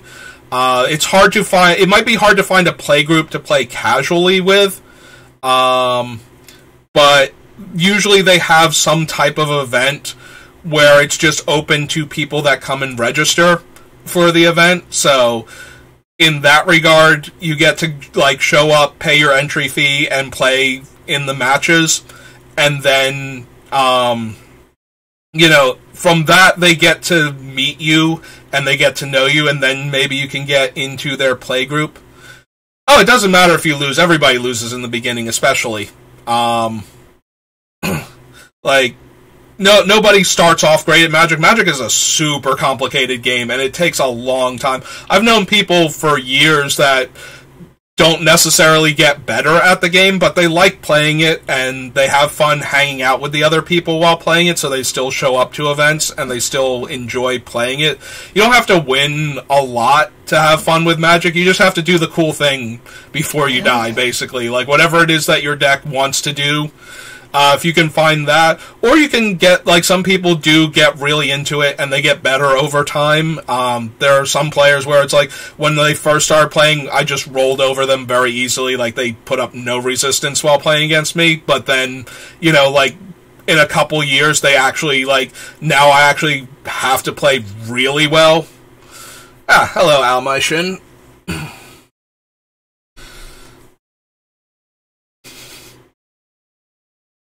Yeah, no, exactly. Like, some people get better, some people stay about the same, they just enjoy playing the game, so it just comes down to a matter of, if you're having fun playing the game, that's, at the end of the day, that's really all that matters. If you enjoy hanging out with the people you're playing with, and you enjoy playing the game with them, that's more important than whether or not you're winning or losing outside of, like, the high-end tournament brackets, and if you're not into Magic that way, you don't have to play that way. Like, that's not an important thing to a lot of people. Like, I've been playing long enough, and I do try to be better at Magic, so I tend to try and want to play at the higher competitive levels, but I've been playing this game for nearly 30 years now.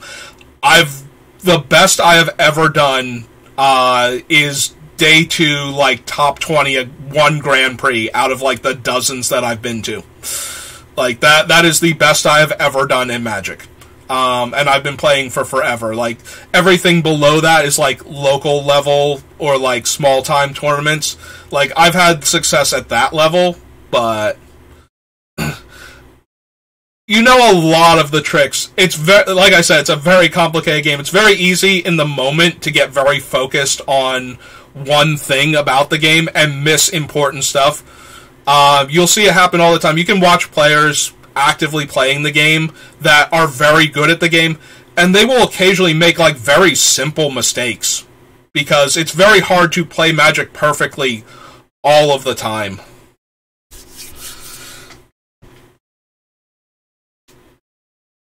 Like, you can't actually play perfect Magic all of the time. It's a very complicated game, and trying to keep track of every single thing in it all of the time takes a lot of mental strain. So, like, you can get better. You can always get better at the game, and you can play very well. Yeah, no, there are times when I read cards. If you've watched me working on this deck, I have read cards and still come up with wrong things. Like, I'm reading their actual text in my brain. It's like, I think I know what this card is going to do. I'm going to fill in the blanks for myself now. And then I stop and go, those weren't words that were on that card. I just read words that weren't on the card and decided that's what the card did. Like, it is a very complex game, and sometimes knowing a lot about the game allows you to make mistakes that you wouldn't make. Like, if you don't know what any of the cards do, then you do read them and you don't have any expectation of what the rest of the text is going to be, and your brain doesn't try and autocomplete.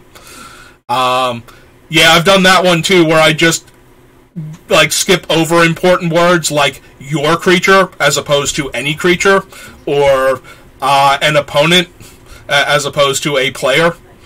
Yeah, it's very easy to accidentally leave something important out of the card if you're not paying close attention. Like, there's something like 20,000 different cards, and I have been playing since forever, so I have encountered literally every card in this game at some point in time.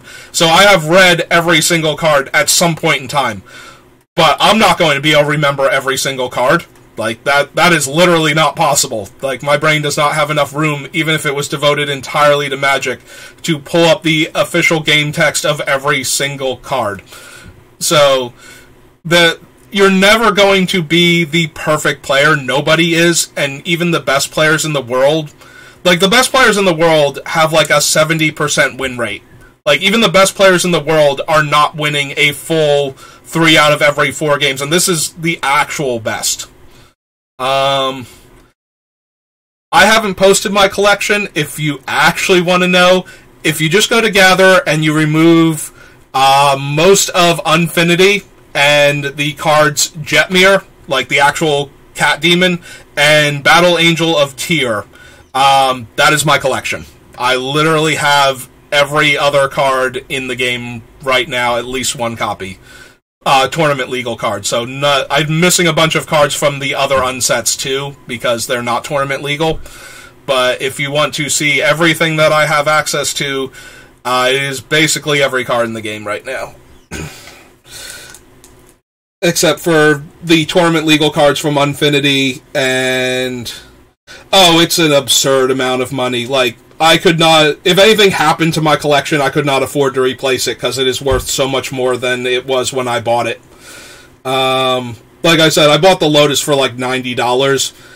If that thing isn't like $10,000 in the condition it's in right now, I think it's close to that. So, I could never ever get back. Like, if I needed to, if I suddenly needed to not die of cancer and spend all of my money to not die from cancer, then that's what my collection would go towards, but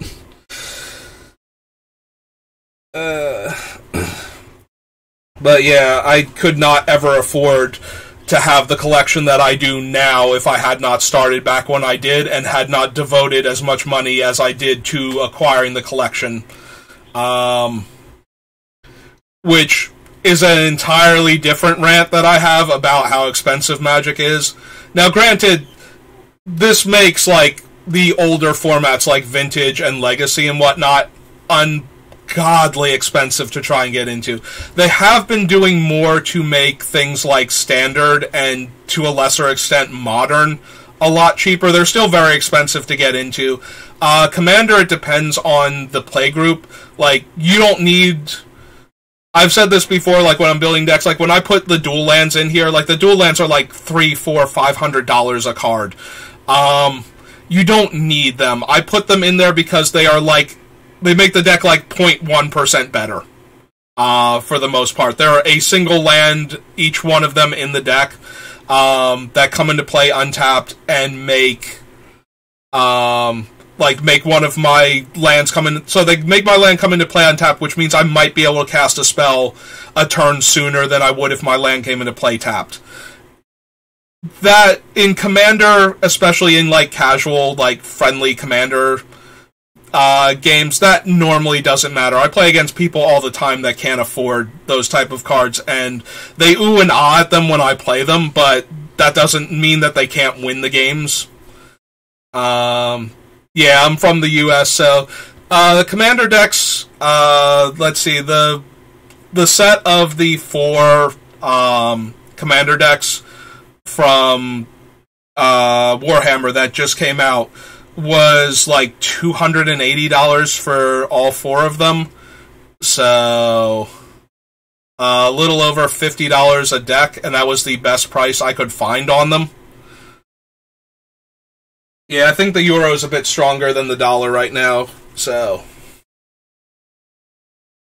yeah, they were like 50 some odd dollars a piece, I think, plus when we got into like the shipping and everything, because I couldn't find a place around here that had all 4 of them and didn't want to, like, they would actually sell me all 4 of them, because some places had limited supplies, and they were like, we have all of them, and they're at a reasonable price, but, you know, we want you to...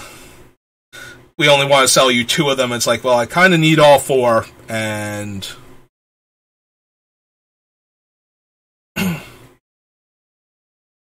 yeah, no, this set was, like, ridiculously expensive. I was kind of frustrated with that. Normally, the Commander decks have been, like, $50 US, like, $45 US, depending. Like, I can usually track them down for, like, $40 if I try hard enough. This one I could not find anywhere for, like I said, less than, like, 200 and something for the set of them.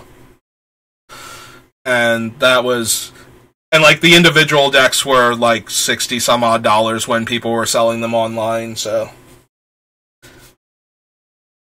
So unless they've gone down a bit, like, unless demand has, like, because the initial demand was pretty high, because a lot of them were, like, I don't know that they did the regular Dex Limited Edition, I know they did the Foil Dex Limited Edition, where they only had so many of them, and those things were, yeah, I don't need Foil Commander Decks at that price. I remember buying, like, the foils of non-Commander decks when they used to do that. They had, like, the Foil Dex series for, like, 3 sets, and those things were, like, $80, $90 back then, I think. And, yeah, the collector's editions are way too much money. I never needed foils that badly. Okay, I do, but that's only for, like, I collect Asian language foil Planeswalker cards, and that can get up there sometimes, depending, especially for, like, limited sets. Yeah, trying to track down Ren and 6, for example, from Modern Horizons was a monster undertaking. Yeah, when I spend a lot of money on Magic, that's where I tend to focus my money, is that sort of thing, or just buying boxes. Because I'd rather just buy the boxes, get the cards, than buy the individual cards that I didn't open from the set, once we're not drafting it anymore. And D&D Booster got a misprinted card. Which one? Yeah,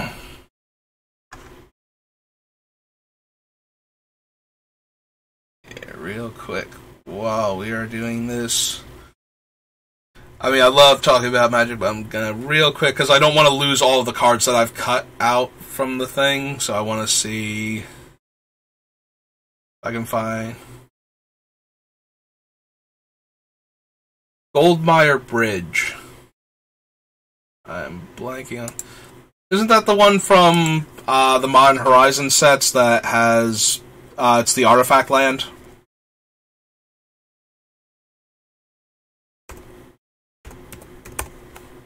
Goldmire. Okay. That's what I thought.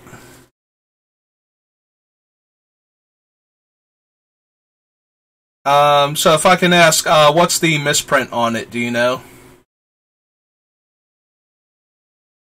Because I'm kind of curious. I have, like, some cards, like, sometimes there are misprints that happen. My thing is not going to let you, link anything to the chat. It will, no, I don't have a Discord set up. Yeah, I've never had a Discord, because I don't do a lot of online gaming. So if I ever get bigger with this sort of thing, I might actually have to set up a Discord just so that I have it, but yeah. That does make it difficult to communicate with me properly, unfortunately, outside of talking in chat.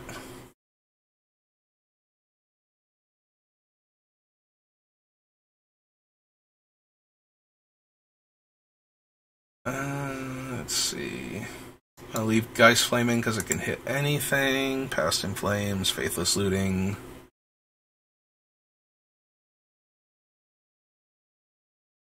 Okay, I think I've seen some things like that where they get stamped with, like, some of the ink from another card, or get stamped twice but unaligned. I don't really have many like that. I have some from the Visions where they got, like, darker ink, like they got really heavy stamped with ink, but it doesn't change the image. There's, like, no after image or overlay or anything, but I have seen cards with, like, the double print overlays before.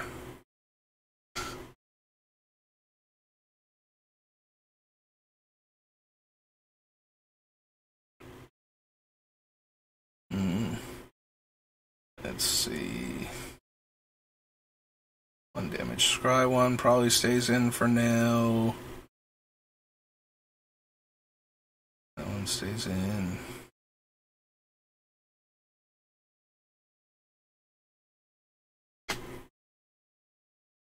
It's dual shot. I mostly want to find one more card because I forget how many I've cut already. And I want to get the number before I get too caught up in everything and forget. Implement of combustion, no. Crash through, firebrand. Hazret can stay for right now. Pillage, Telonis, Summoner, Fury. There's gotta be like one more easy cut.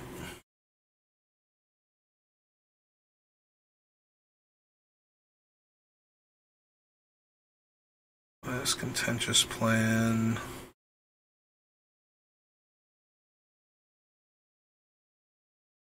Maybe contentious plan.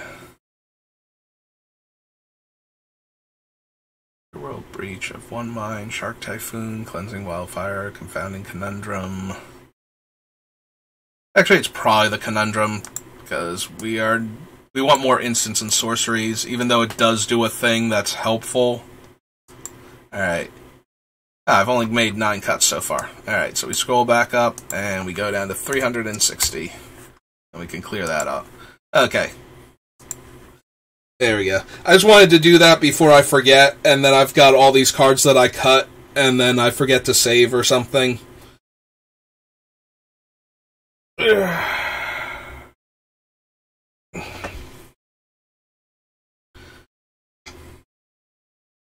Okay. I feel a bit better now. Because I was going to completely forget all of the cards that I had cut up until this point. And I'd forgotten to keep track of them as I was cutting them, so that way I could not have to cut, or not have to count all of them, like one at a time as I delete them off of my cut list.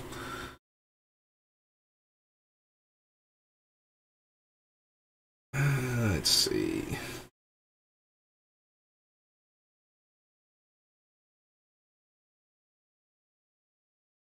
We probably don't need the Vial Duplication 2. We already have both Sakashimas to copy our commander, so we can cut that one out. Font of Magic. My arts enter the battlefield. I deal damage equal to the number of arts that entered to each opponent. So a bunch of them make 2 treasures, not 1. And we're cutting a bunch of the other cards that make an individual artifact each time, so this guy's actually going to do less damage than some of our other cards, so we can probably cut him too. Strike it rich, Fury, Scour.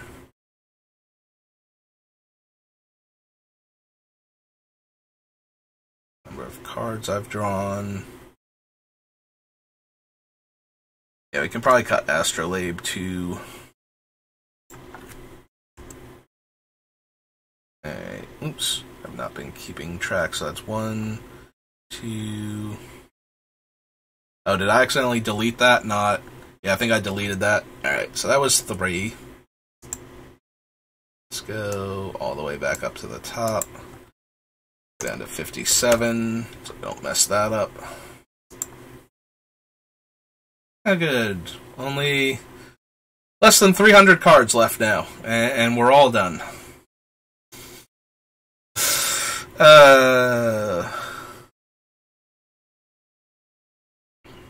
Thesis, Mystical Tutor, Impulse, Ancestral Knowledge. Yeah, we're probably going to wind up cutting Ancestral Knowledge. Let's go ahead and do that now.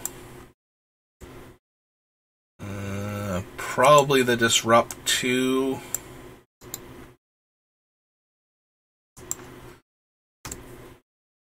Goblin Bombardment, Intuition, Meditate, Scroll Rack. Yeah, we're going to wind up cutting the Searing Touch, since it doesn't cantrip itself. So that's 3.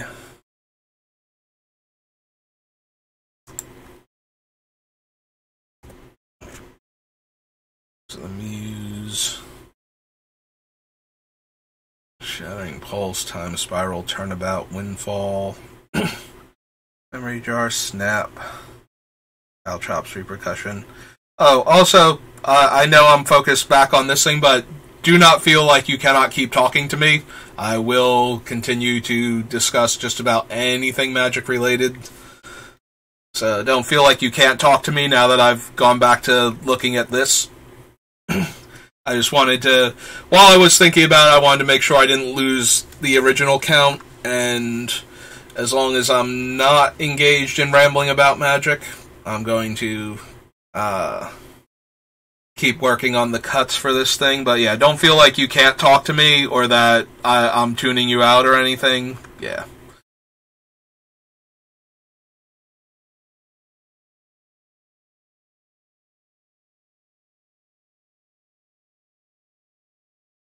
Wait. How did Future Sight and Coalition Relic get up here under Onslaught? Oh! Because I typed in Future Sight. Future Sight the card, not Future Sight the set. Oh, God. 1, 2, 3... We only have 3 cards on the list right now. Okay, so real quick. Coalition Relic. It's too funny. Future Sight... But, alright, Future Sight is one word for the name of the set. Okay, so Coalition Relic there, and then delete that off the list, because we're keeping that in the deck.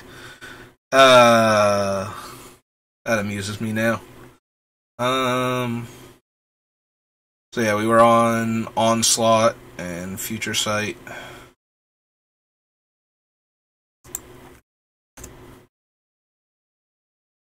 Sharpshooter, Polluted Delta, Long-Term Plans, Mind's Desire, Fabricate, Gilded Lotus, Lightning Greaves, Bowstone. Probably don't need Solemn in this deck. He's not actually doing any of the things that the deck needs. I mean, tutoring a land and drawing a card are always nice, but we don't have quite enough control over the card draw a lot of the time. We only have like 2 sack outlets left, I think. And we're more of a combo deck, so... Well, this version is more of a combo deck. Mizzet, Quicken, Repeal... Warren's Grape Shot, Magus, Obsidian Eye... Nice. Relic, Needle Drop, Ponder, Research, Imps and Wisps. Cast a red spell. Flame Jab has Retrace. Probably still worth keeping on the list then. Lets us turn extra lands into that.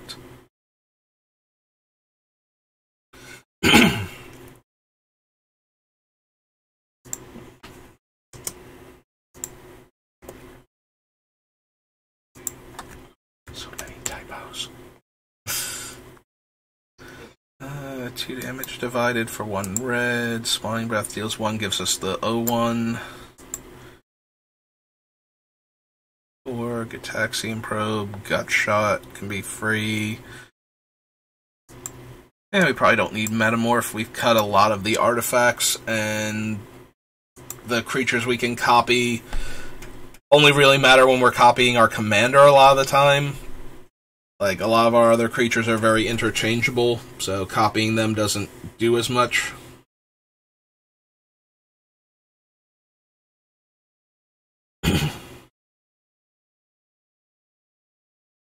Dragon Mantle, Spark Jolt, Fire Dancer. That's true. Fire or Dragon Mantle is an aura, so that one's not going to be as good with the ones we have left.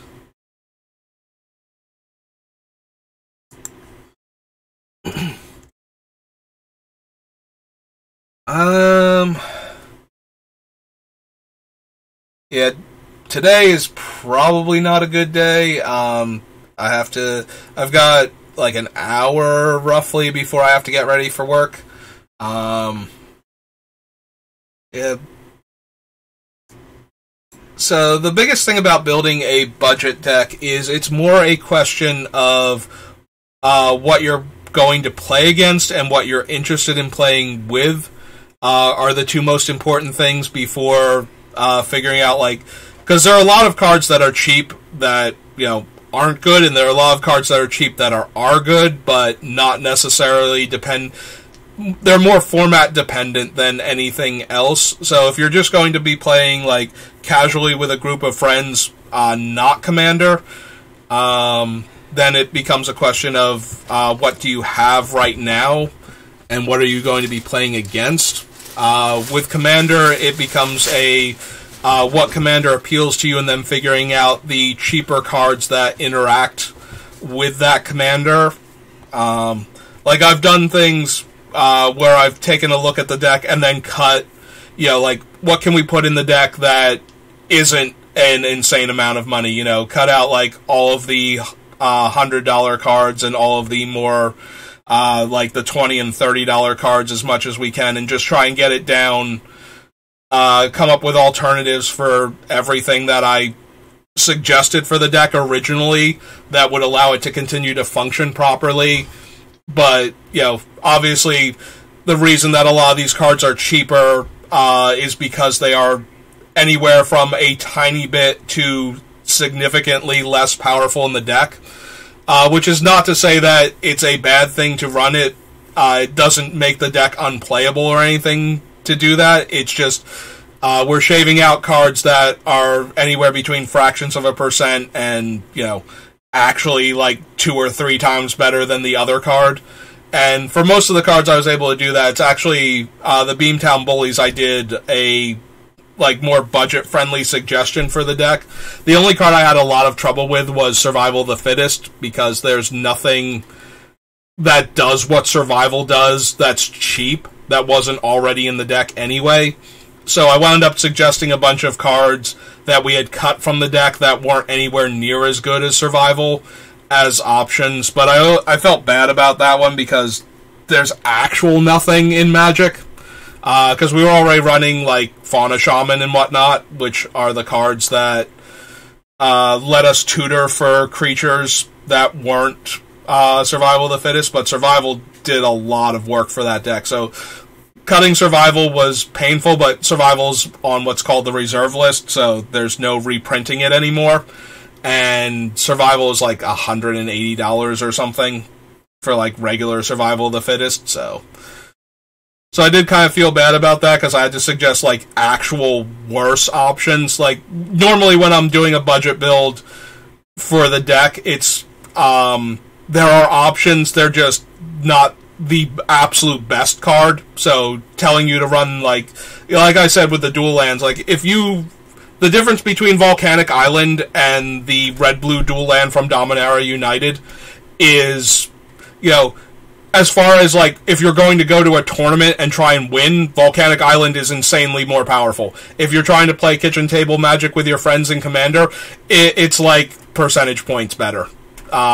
You don't need Volcanic Island in your deck. And Volcanic Island is, like I said, Volcanic Island is like $400 or $500, maybe more. And the land from Dominaria, I'm blanking on the name right now, it's the Volatile Fjord that isn't a snow land. Like, it just came out. But, like, it's like 10 cents. It's a common. Depending on where you play at, you might even be able to find people, especially if they do draft. Like, I don't have enough room in my house to keep the cards when I draft that aren't anything.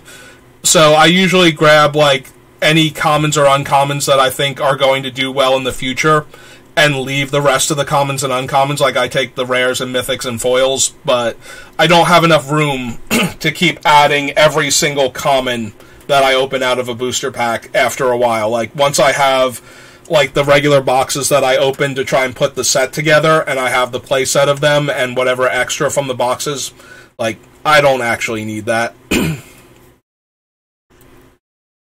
I'm sorry. Yeah, that is one of the problems of my setup, is that now it has timed you out, and now I have to figure out how to undo that. And I know there's a button that does that, I just have to find it now.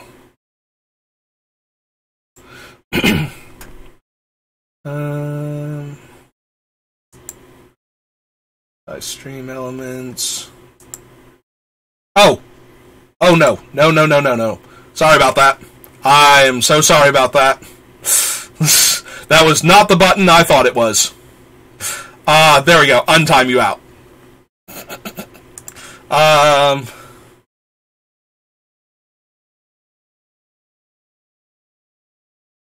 Yeah, I apologize for that. There we go. There we go. I'm sorry. I do apologize. I did not mean to... I meant to let you keep going, and instead I erased you from existence, and I apologize for that. Let's see...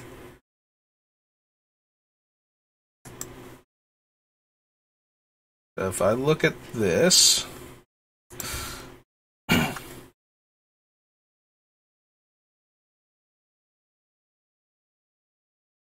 yeah, I don't have an account on this one, so I can't actually see anything on their page.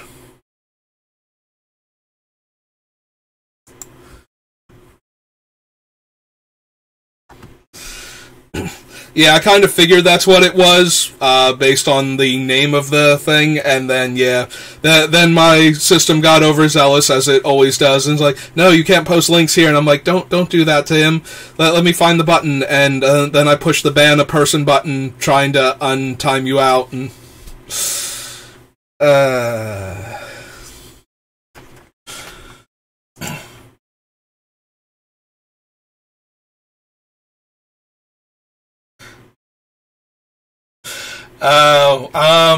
So I'm really weird with that. Like, I don't have a cell phone either.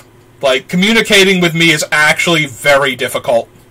If you don't know, if you don't use any of the pre-set up things, like, you can come stop by, like, here and talk to me, but yeah, actually communicating with me can be very difficult. And some of that is intentional on my part. You know, if I don't... So the cell phone thing was it became a running gag after a while, so I don't need one for any of the things that I actually do at any point in time. And so spending the extra money on the phone just to have it, like, if I actually had a phone, I think it would take me about a month before I couldn't live without it. You know, having it on me, I would need it most of the time. So... rather than get myself into a position where I desperately need this device that is costing me money every month to have on me, I chose to not get it in the first place. That does create some horribly inconvenient situations from time to time, and if I ever got into a position where I needed to have one, but I've managed to dodge those for the longest time, and... you know, so as long as I can keep doing that, the only thing I ever worry about is being, like, stranded far from home. That's, like, the only thing where it's like, I really wish I had a phone that I could call home just for that. But that's about it. Like, actually staying in touch with people, having people be able to get in touch with me, normally that's not important. Like, if you're the kind of person that I want to talk to and I need to talk to you about anything, either I have your number and we'll call you from my house phone, or we can email each other or something. You know, but if you're trying to talk to me when I'm not home, and then I'm probably not going to be in position to...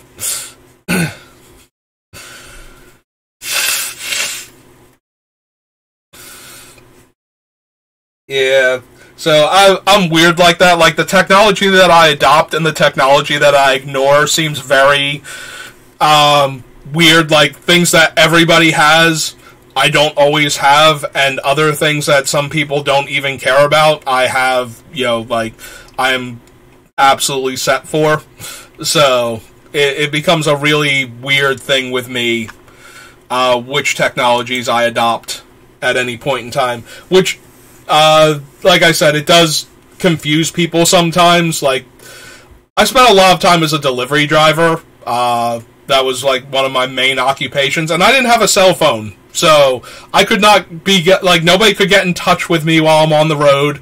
I couldn't get in touch with other people while I was out driving. It was a very weird thing. But I've been doing it for so long. When I started, cell phones were not really a thing when I started. Like, there were still payphones back in the day. So if I needed to call a customer or something, I would just go to the nearest payphone and call them, and it was always kind of weird, like, after that stopped being a thing, that I never got a phone, but nobody super argued with me because I've been doing it for so long, and I'd been working at the store longer than, the new boss had. So, they all kind of just were like, okay, whatever. Some of them tried a little bit, but they didn't ever force the issue. Now I don't work for them anymore, and now I'm just in a store doing, like food prep and whatnot, like restaurant. I suppose it's not a store; it's a restaurant at that point, but you know what I mean. So, I never actually need the phone for anything anymore. Like that job was what I needed a phone for, and I never got one. So if that didn't make me get a phone, nothing short of me deciding I actually need a phone for whatever reason is ever going to do it. So. And we came close, but my brother got a phone instead when we went on vacation the one year, so I never actually got one. So that was the closest I ever came to actually getting a phone for myself. And he decided he was going to do it because he kind of wanted a phone. He used to have a phone, and then for the longest time he didn't have one either. And so, yeah, like I said, the only thing I really worry about is getting stranded away from home, while I'm out somewhere and I can't get in touch with anybody, because there aren't any phones anymore. There are no pay phones or anything, and people don't want random strangers coming up to them to, even in an emergency, unless I'm going to tell them to call 911. That might be like the only thing I could reasonably expect, like, random people to do for me. Most people are just going to be like, no, you can't use my phone to call your house, you crazy person, get away from me. Why don't you have a phone? And then I have to explain all of this. Yeah, that's the only thing where I kind of wish I had a phone, is before something like that happens, but other than that, like, I've never felt the need to have a phone for that sort of thing. But it's one of those weird things about me. So the fact that I don't have a Discord and don't have other things, but I have a streaming setup, is perfectly in keeping with how I am. Like, I have the things that I want and that I care about, and then the other things that seem like they would be default that go with those sort of things somehow never wind up entering into the equation. And like I said, if I ever actually made this a profession, I would probably get a Discord just because I would need it at that point. Because it would make communication, with other people so much easier, and it's kind of a thing. Like, I don't have one, so I never get into the Discords of anybody that I watch streaming, but I know that they have them, and I know that they use them a lot, so I could see why I would eventually want one, but the idea of setting it up and having it and whatnot, because, like I said, I think my brother has one, because he used to use it for, he played EVE a lot, the MMO, so he needed it for communications with other players at the time, and I'm fairly, whatever he has, he gets charged for it, because I will see the bill come in, or the notification that he paid it, because this was back when we didn't have, separate email accounts or anything, so I still get the notifications on my computer when he pays for that sort of thing, so. Is it? Huh. I wonder what he has set up that he has to pay for it then. It might be, there might be a thing on it that you can pay for, but I don't know how, like I said, I don't have one, so I don't know what goes into it. I know he gets things,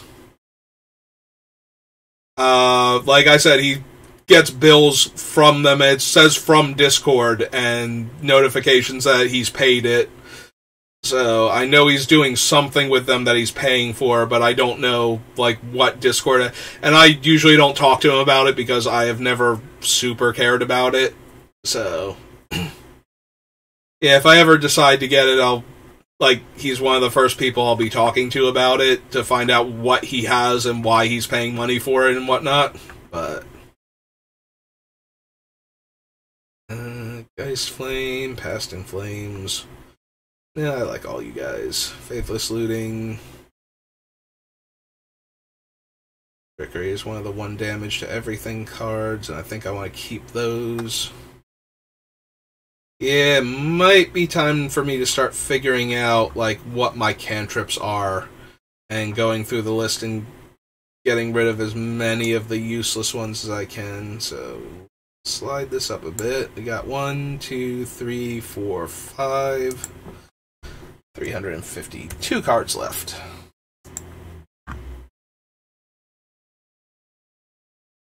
Quick save.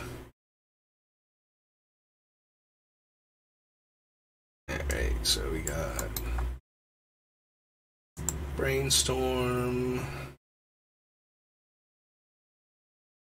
Impulse, Tuition, Meditate. There's Shadow Rift, Stun, 6. Suppose I could have copied. Wow, everything from Tempest below Scroll Rack is in here to be a cantrip. 8. Leap is 9. That's more for Niv Mizzet combos. Windfall is 10. Frantic Search is 11. Gush is 12. 13. Kind of 14. Like, I picked Repulse specifically for this. It's 14. Sway is 15. Zap is 16. Nice. Careful, Study, Peek, Predict. All 3 of these. So let's go ahead and do that. 17 out of 24. All 3 of these. 18. 19.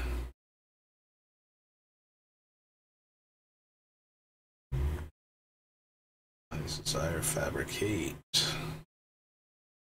Serum Visions. 20. 21. Okay. So we stopped at Kamigawa. Let's start building the list.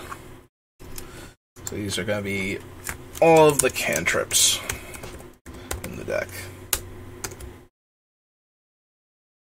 So all the way down. So we go Impulse, Intuition, Meditate, Shadow Rift,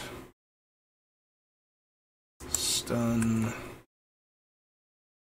Twitch, Whispers, Leap, Windfall, Frantic Search. Oops.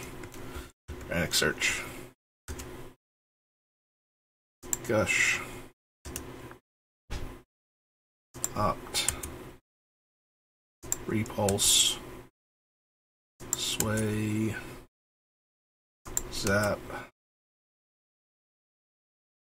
All of these. All of those. Mental Note. Serum Visions. And Reach Through Mist. Alright, so we clear all those. Go back up to Reach Through Mist. Okay. Overblaze, no. Ideas, yes. I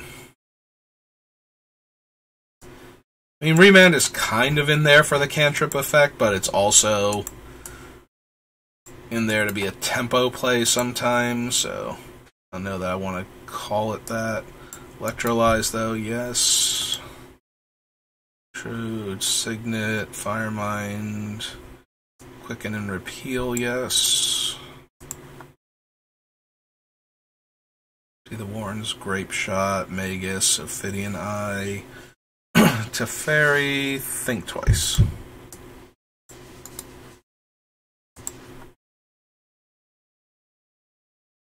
Needle Drop, Ponder, Research the Deep. All three of those, yes. 7. Crimson and Cerulean Wisps. 8. Cinder Pyromancer, Flame Jab, Glenalendra, Inside Out is one of them. 9. These. Leading Distraction.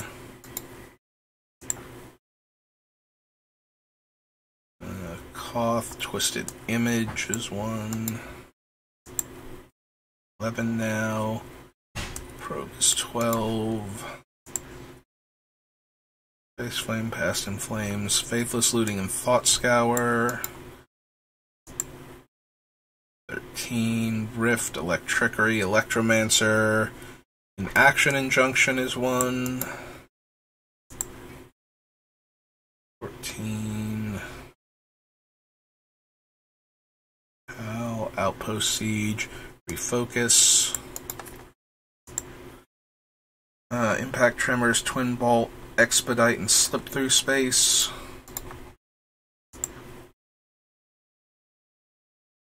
Judgment, Dance, Dual Shot, Make Mischief, no. Weaver, no. Reckless Fireweaver, Renegade Tactics is one.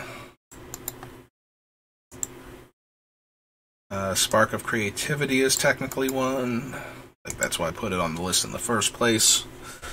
Combustion is technically one, also. Crash Through, yes. Undying Fury, technically, yes. That's really expensive. Chart a Course. Oops.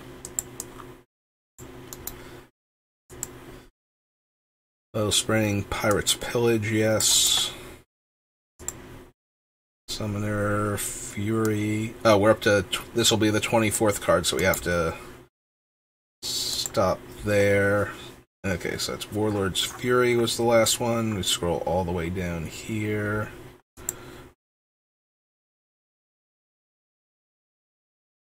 Okay, Ideas Unbound, Quick Change, Telling Time, Electrolyze, all of those. Think Twice, Ponder, Research the Deep, Needle Drop, the 2 Wisps, Inside Out, Fleeting Distraction, Twisted Image, Probe, Thought Scour,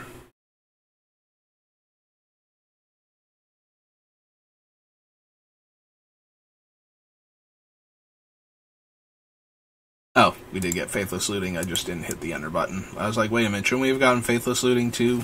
And we did. Alright, so... Faithless Looting, Thought Scour, Inaction Injunction, Refocus.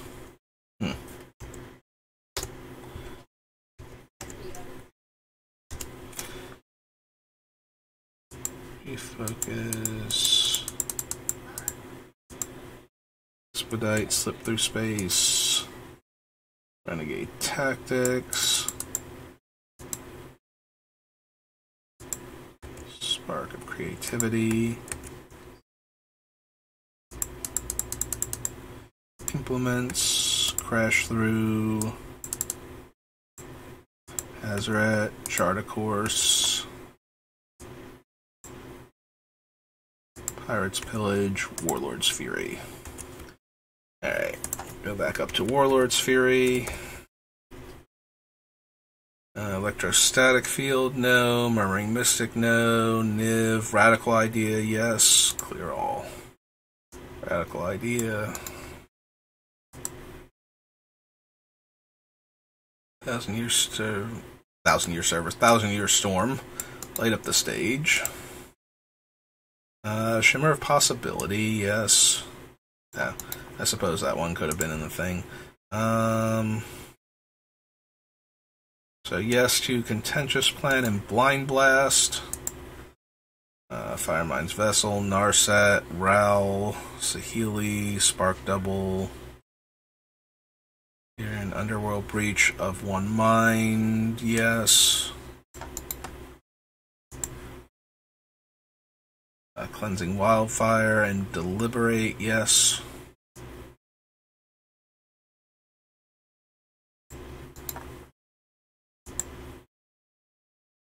Shatter Skull Smashing. Urgi, Seize the Spoils, yes. Academic Dispute, yes.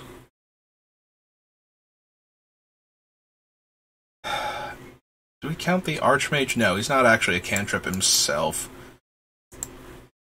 Makes everything function like a cantrip. Expressive Iteration. It's 10. Command, Pop Quiz, and Mentor's Guidance, all yes. Nope. A Shocking Grasp and Unexpected Windfall, yes. 12. Consider.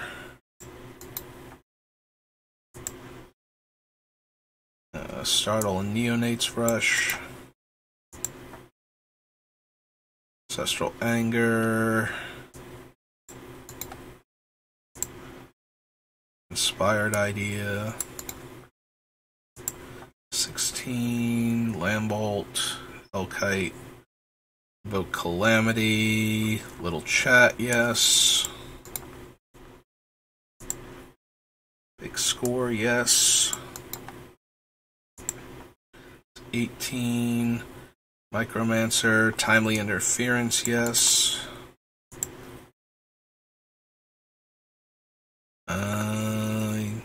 19. 20. 21. 22. Strategic Planning is 23. So we'll stop there now. Yeah, there's so many on this list. We're gonna have to cut a huge chunk of them.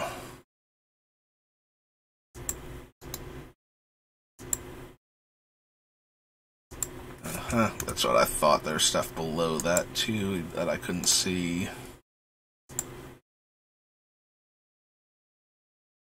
Light up the stage. Shimmer. Blind Blast of One Mind. Cleansing Wildfire. Deliberate. Seize. Academic Dispute. Curate. Expressive Iteration. Smari Command, Pop Quiz, Mentor's Guidance, Shocking Grasp and Windfall, Consider, Startle and Rush, Anger, Inspired Idea, Little Chat, Big Score, Timely Interference. Oops. Omen. Sorcerer's Sight. Sleight of Hand. And Strategic Planning. Alright. So, Strategic. Oops.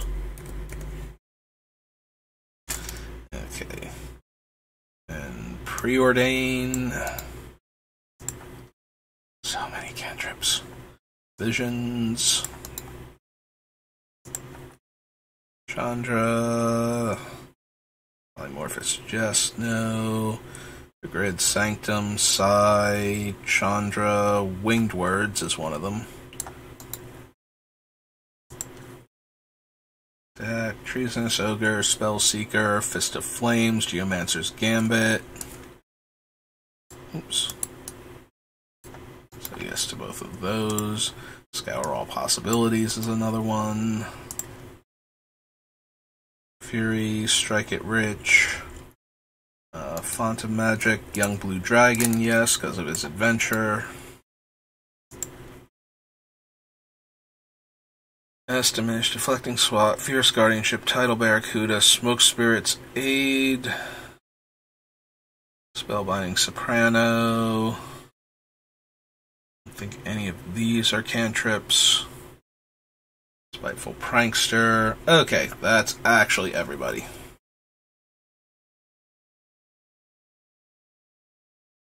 Alright, so Strategic Planning, Preordain, Visions, Winged Words, all the Modern Horizon stuff, Scour All Possibilities, and Young Blue Dragon. Alright, so that is literally all of the cantrips in our deck. And that is an awful lot of magic cards, so we should be able to cut a large number of them now that we have them all organized.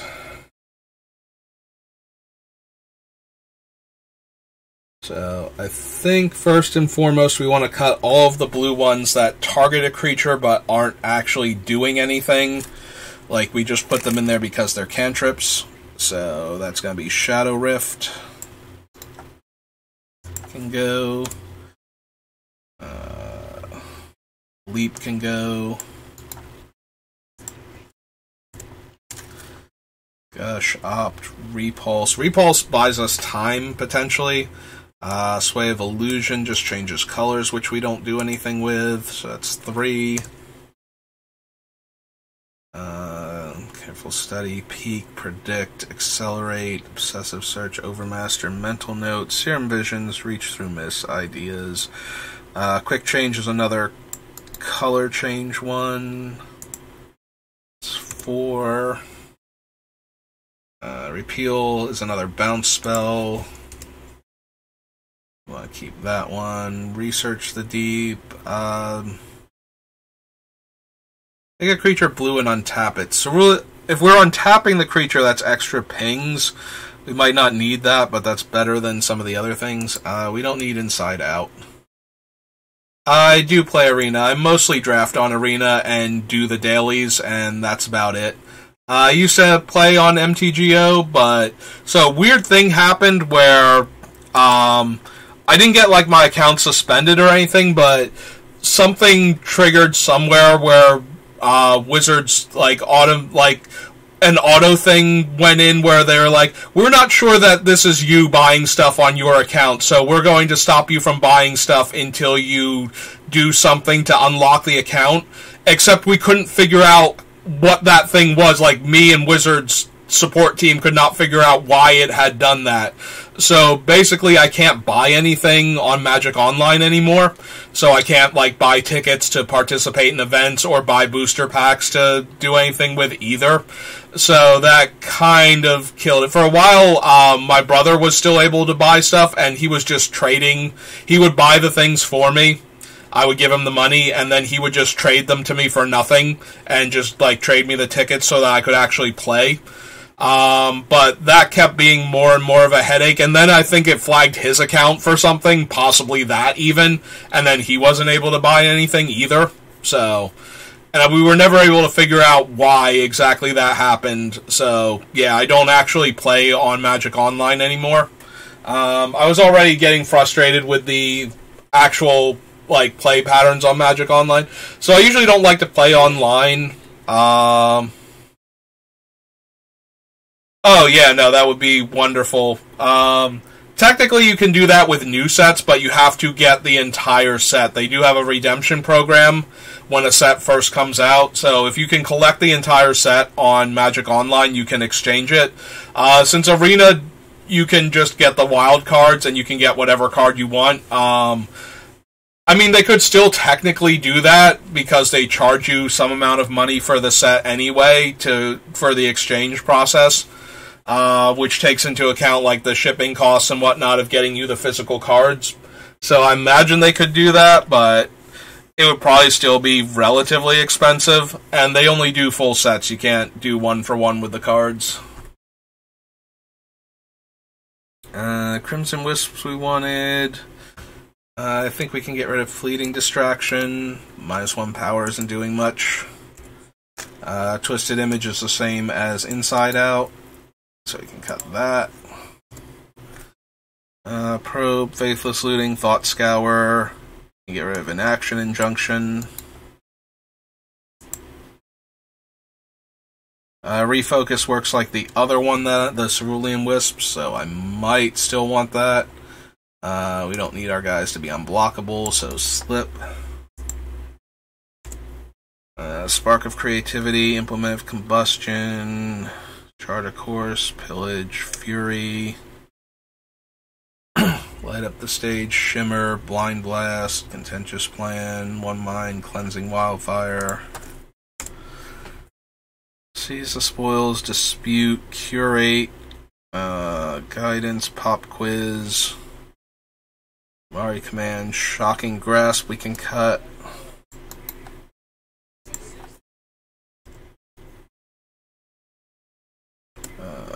Neonate's Rush, Startle we can get rid of. The 2/2 zombie isn't doing much. It's up to 11 now. Timely Interference. Can go.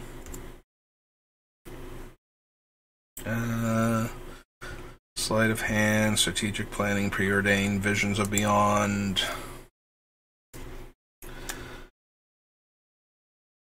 Scour all the possibilities in Young Blue Dragon. Okay. So, let's see. We have Timely Interference. Oops.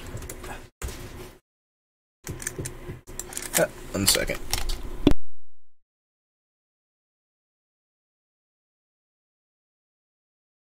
And I'm back. Alright, so there's Timely Interference, so that's 1. Alright, we don't want to cut it, we just want to delete it because we already have it on this thing. So that's 1. Startle is 2. Oops, not Starter, Startle. There it is. That's 2. Shocking Grasp is 3.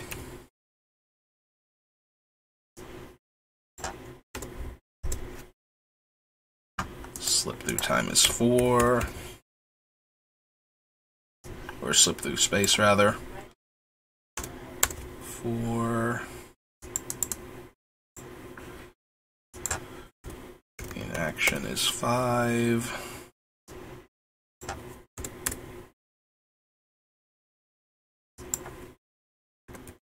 Twisted is 6.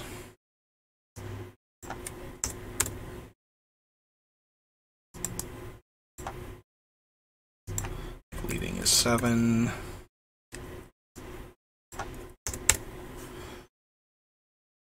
Inside Out is 8.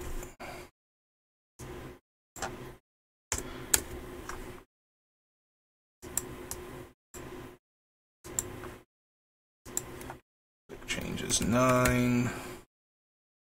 Not that one.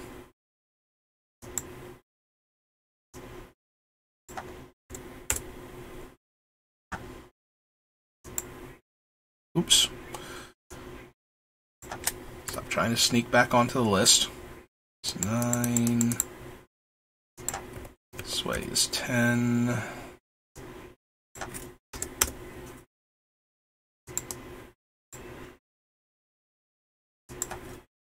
Leap is 11.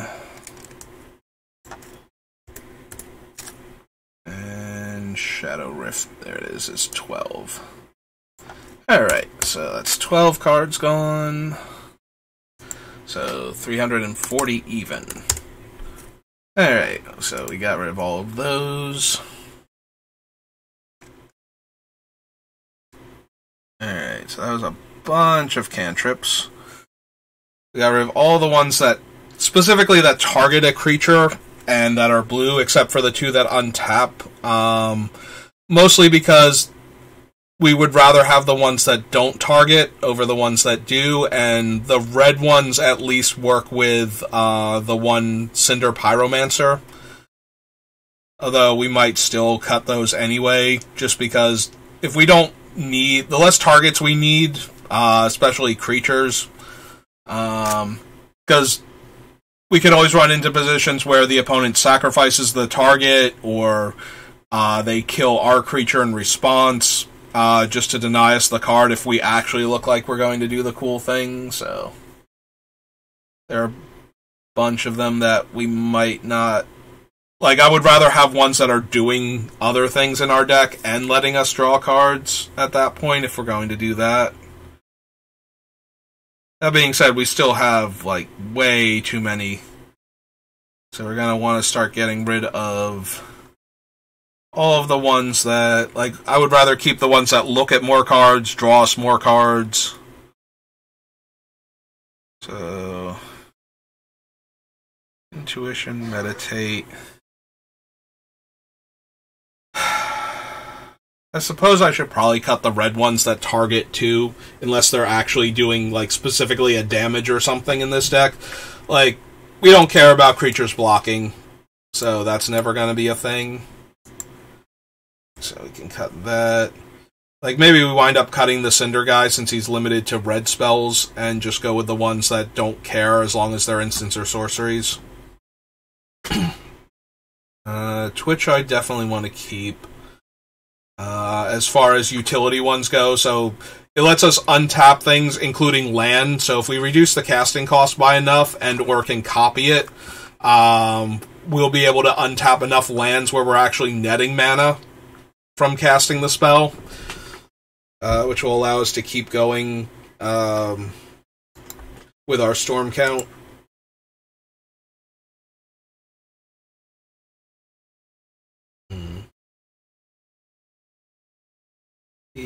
Predict. Accelerate. Accelerate, I might want to keep. Giving one of the pingers haste can be very relevant. Similarly to why I'm leaving in, like, Boots and Greaves, even though we don't have a ton of creatures we need to protect, and we don't plan on attacking much, so giving haste normally isn't a huge deal, but yeah, giving the pingers haste in case we didn't have one when we started the turn, and now we can go off if it just, you know, could tap to deal damage on its own.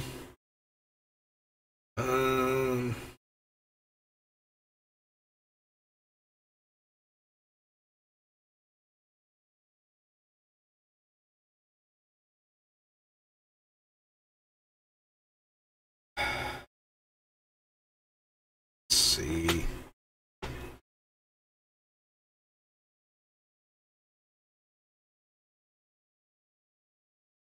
I guess we don't need Quicken. We're never going to combo off on our opponent's turn. We have too many sorceries in the deck anyway that we need to cast. So I can't imagine we need Quicken in the deck.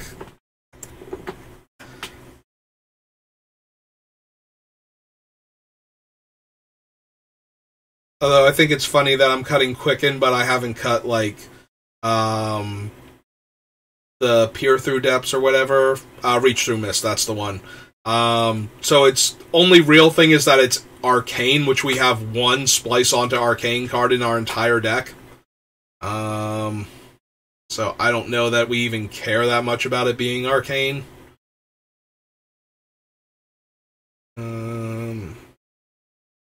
Repeal is interaction. Think Twice as flashback.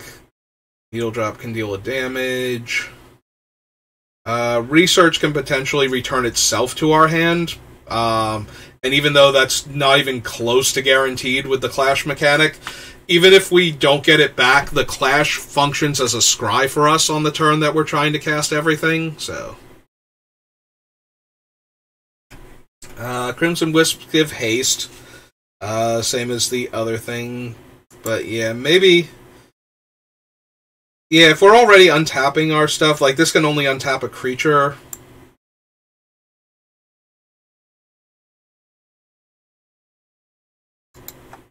So, go ahead and cut Cerulean Wisps then, and probably the other one too that's like that. Faithless Looting stays in because it's 2. It draws 4 essentially with the flashback. Mills 2 and draw 1. Ah, there it is. Refocus. We can cut that. That's true. We have Accelerate and Expedite, and Accelerate is red and 1. I don't think we need 3 spells that can give our thing haste, so... Where's Accelerate? There it is.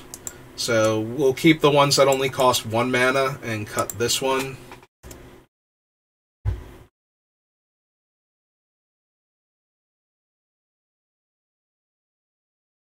Tactics, Expedite. Yeah, we probably can cut Renegade Tactics at this point.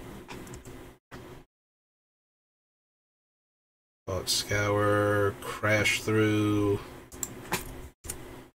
Move that down. Warlord's Fury, Radical Idea. Light up the stage.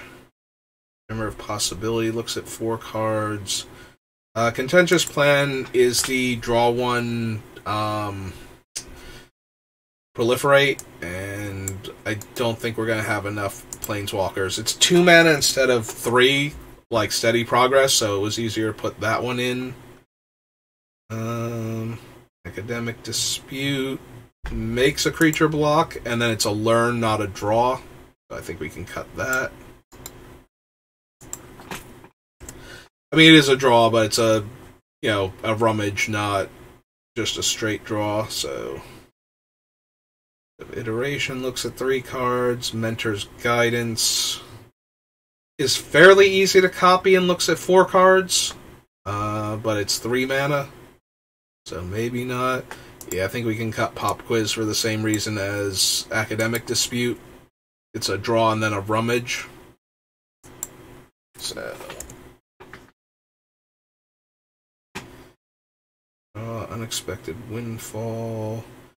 Neonate's Rush does deal with damage and draw a card, so I'm inclined to keep that one. Yeah, Ancestral Anger can probably go. That's 10 cards now. Alright, so we got 10 that I've cut, so Ancestral Anger. Go ahead and cut that off the list. Pop Quiz.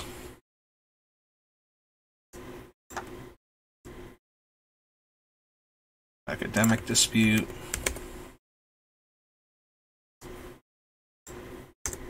That's 3.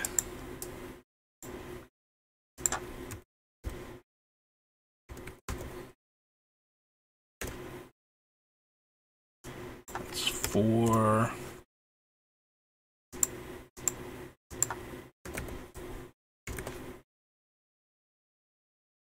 That's 5. Accelerate is going to be 6.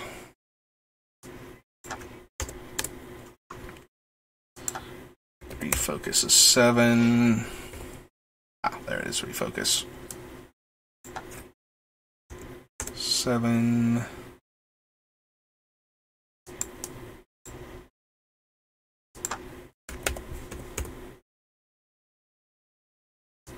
That's 8.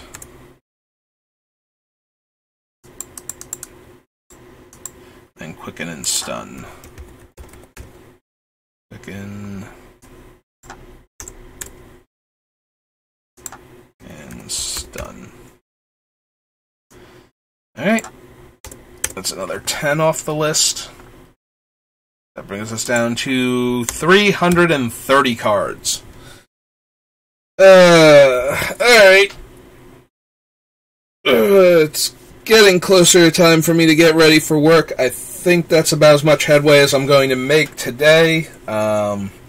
So hopefully I'll be back on tomorrow, though, since it'll be my day off, and I'll be working on this version, and then the less combo-y, just cares about dealing ping damage version of Ghyrson after that. Or if we hit, like, a roadblock where I'm just not making a lot of progress with him, we might switch over to the other version for a little bit. But that's going to do it for today. Thank you to Agram Citizen and Al My Shin for stopping by and having a chat with us. It's always nice when I have people to talk to while I'm doing this. But that's going to do it for me today, so I will see you next time, and thanks for watching. Have a good rest of your day.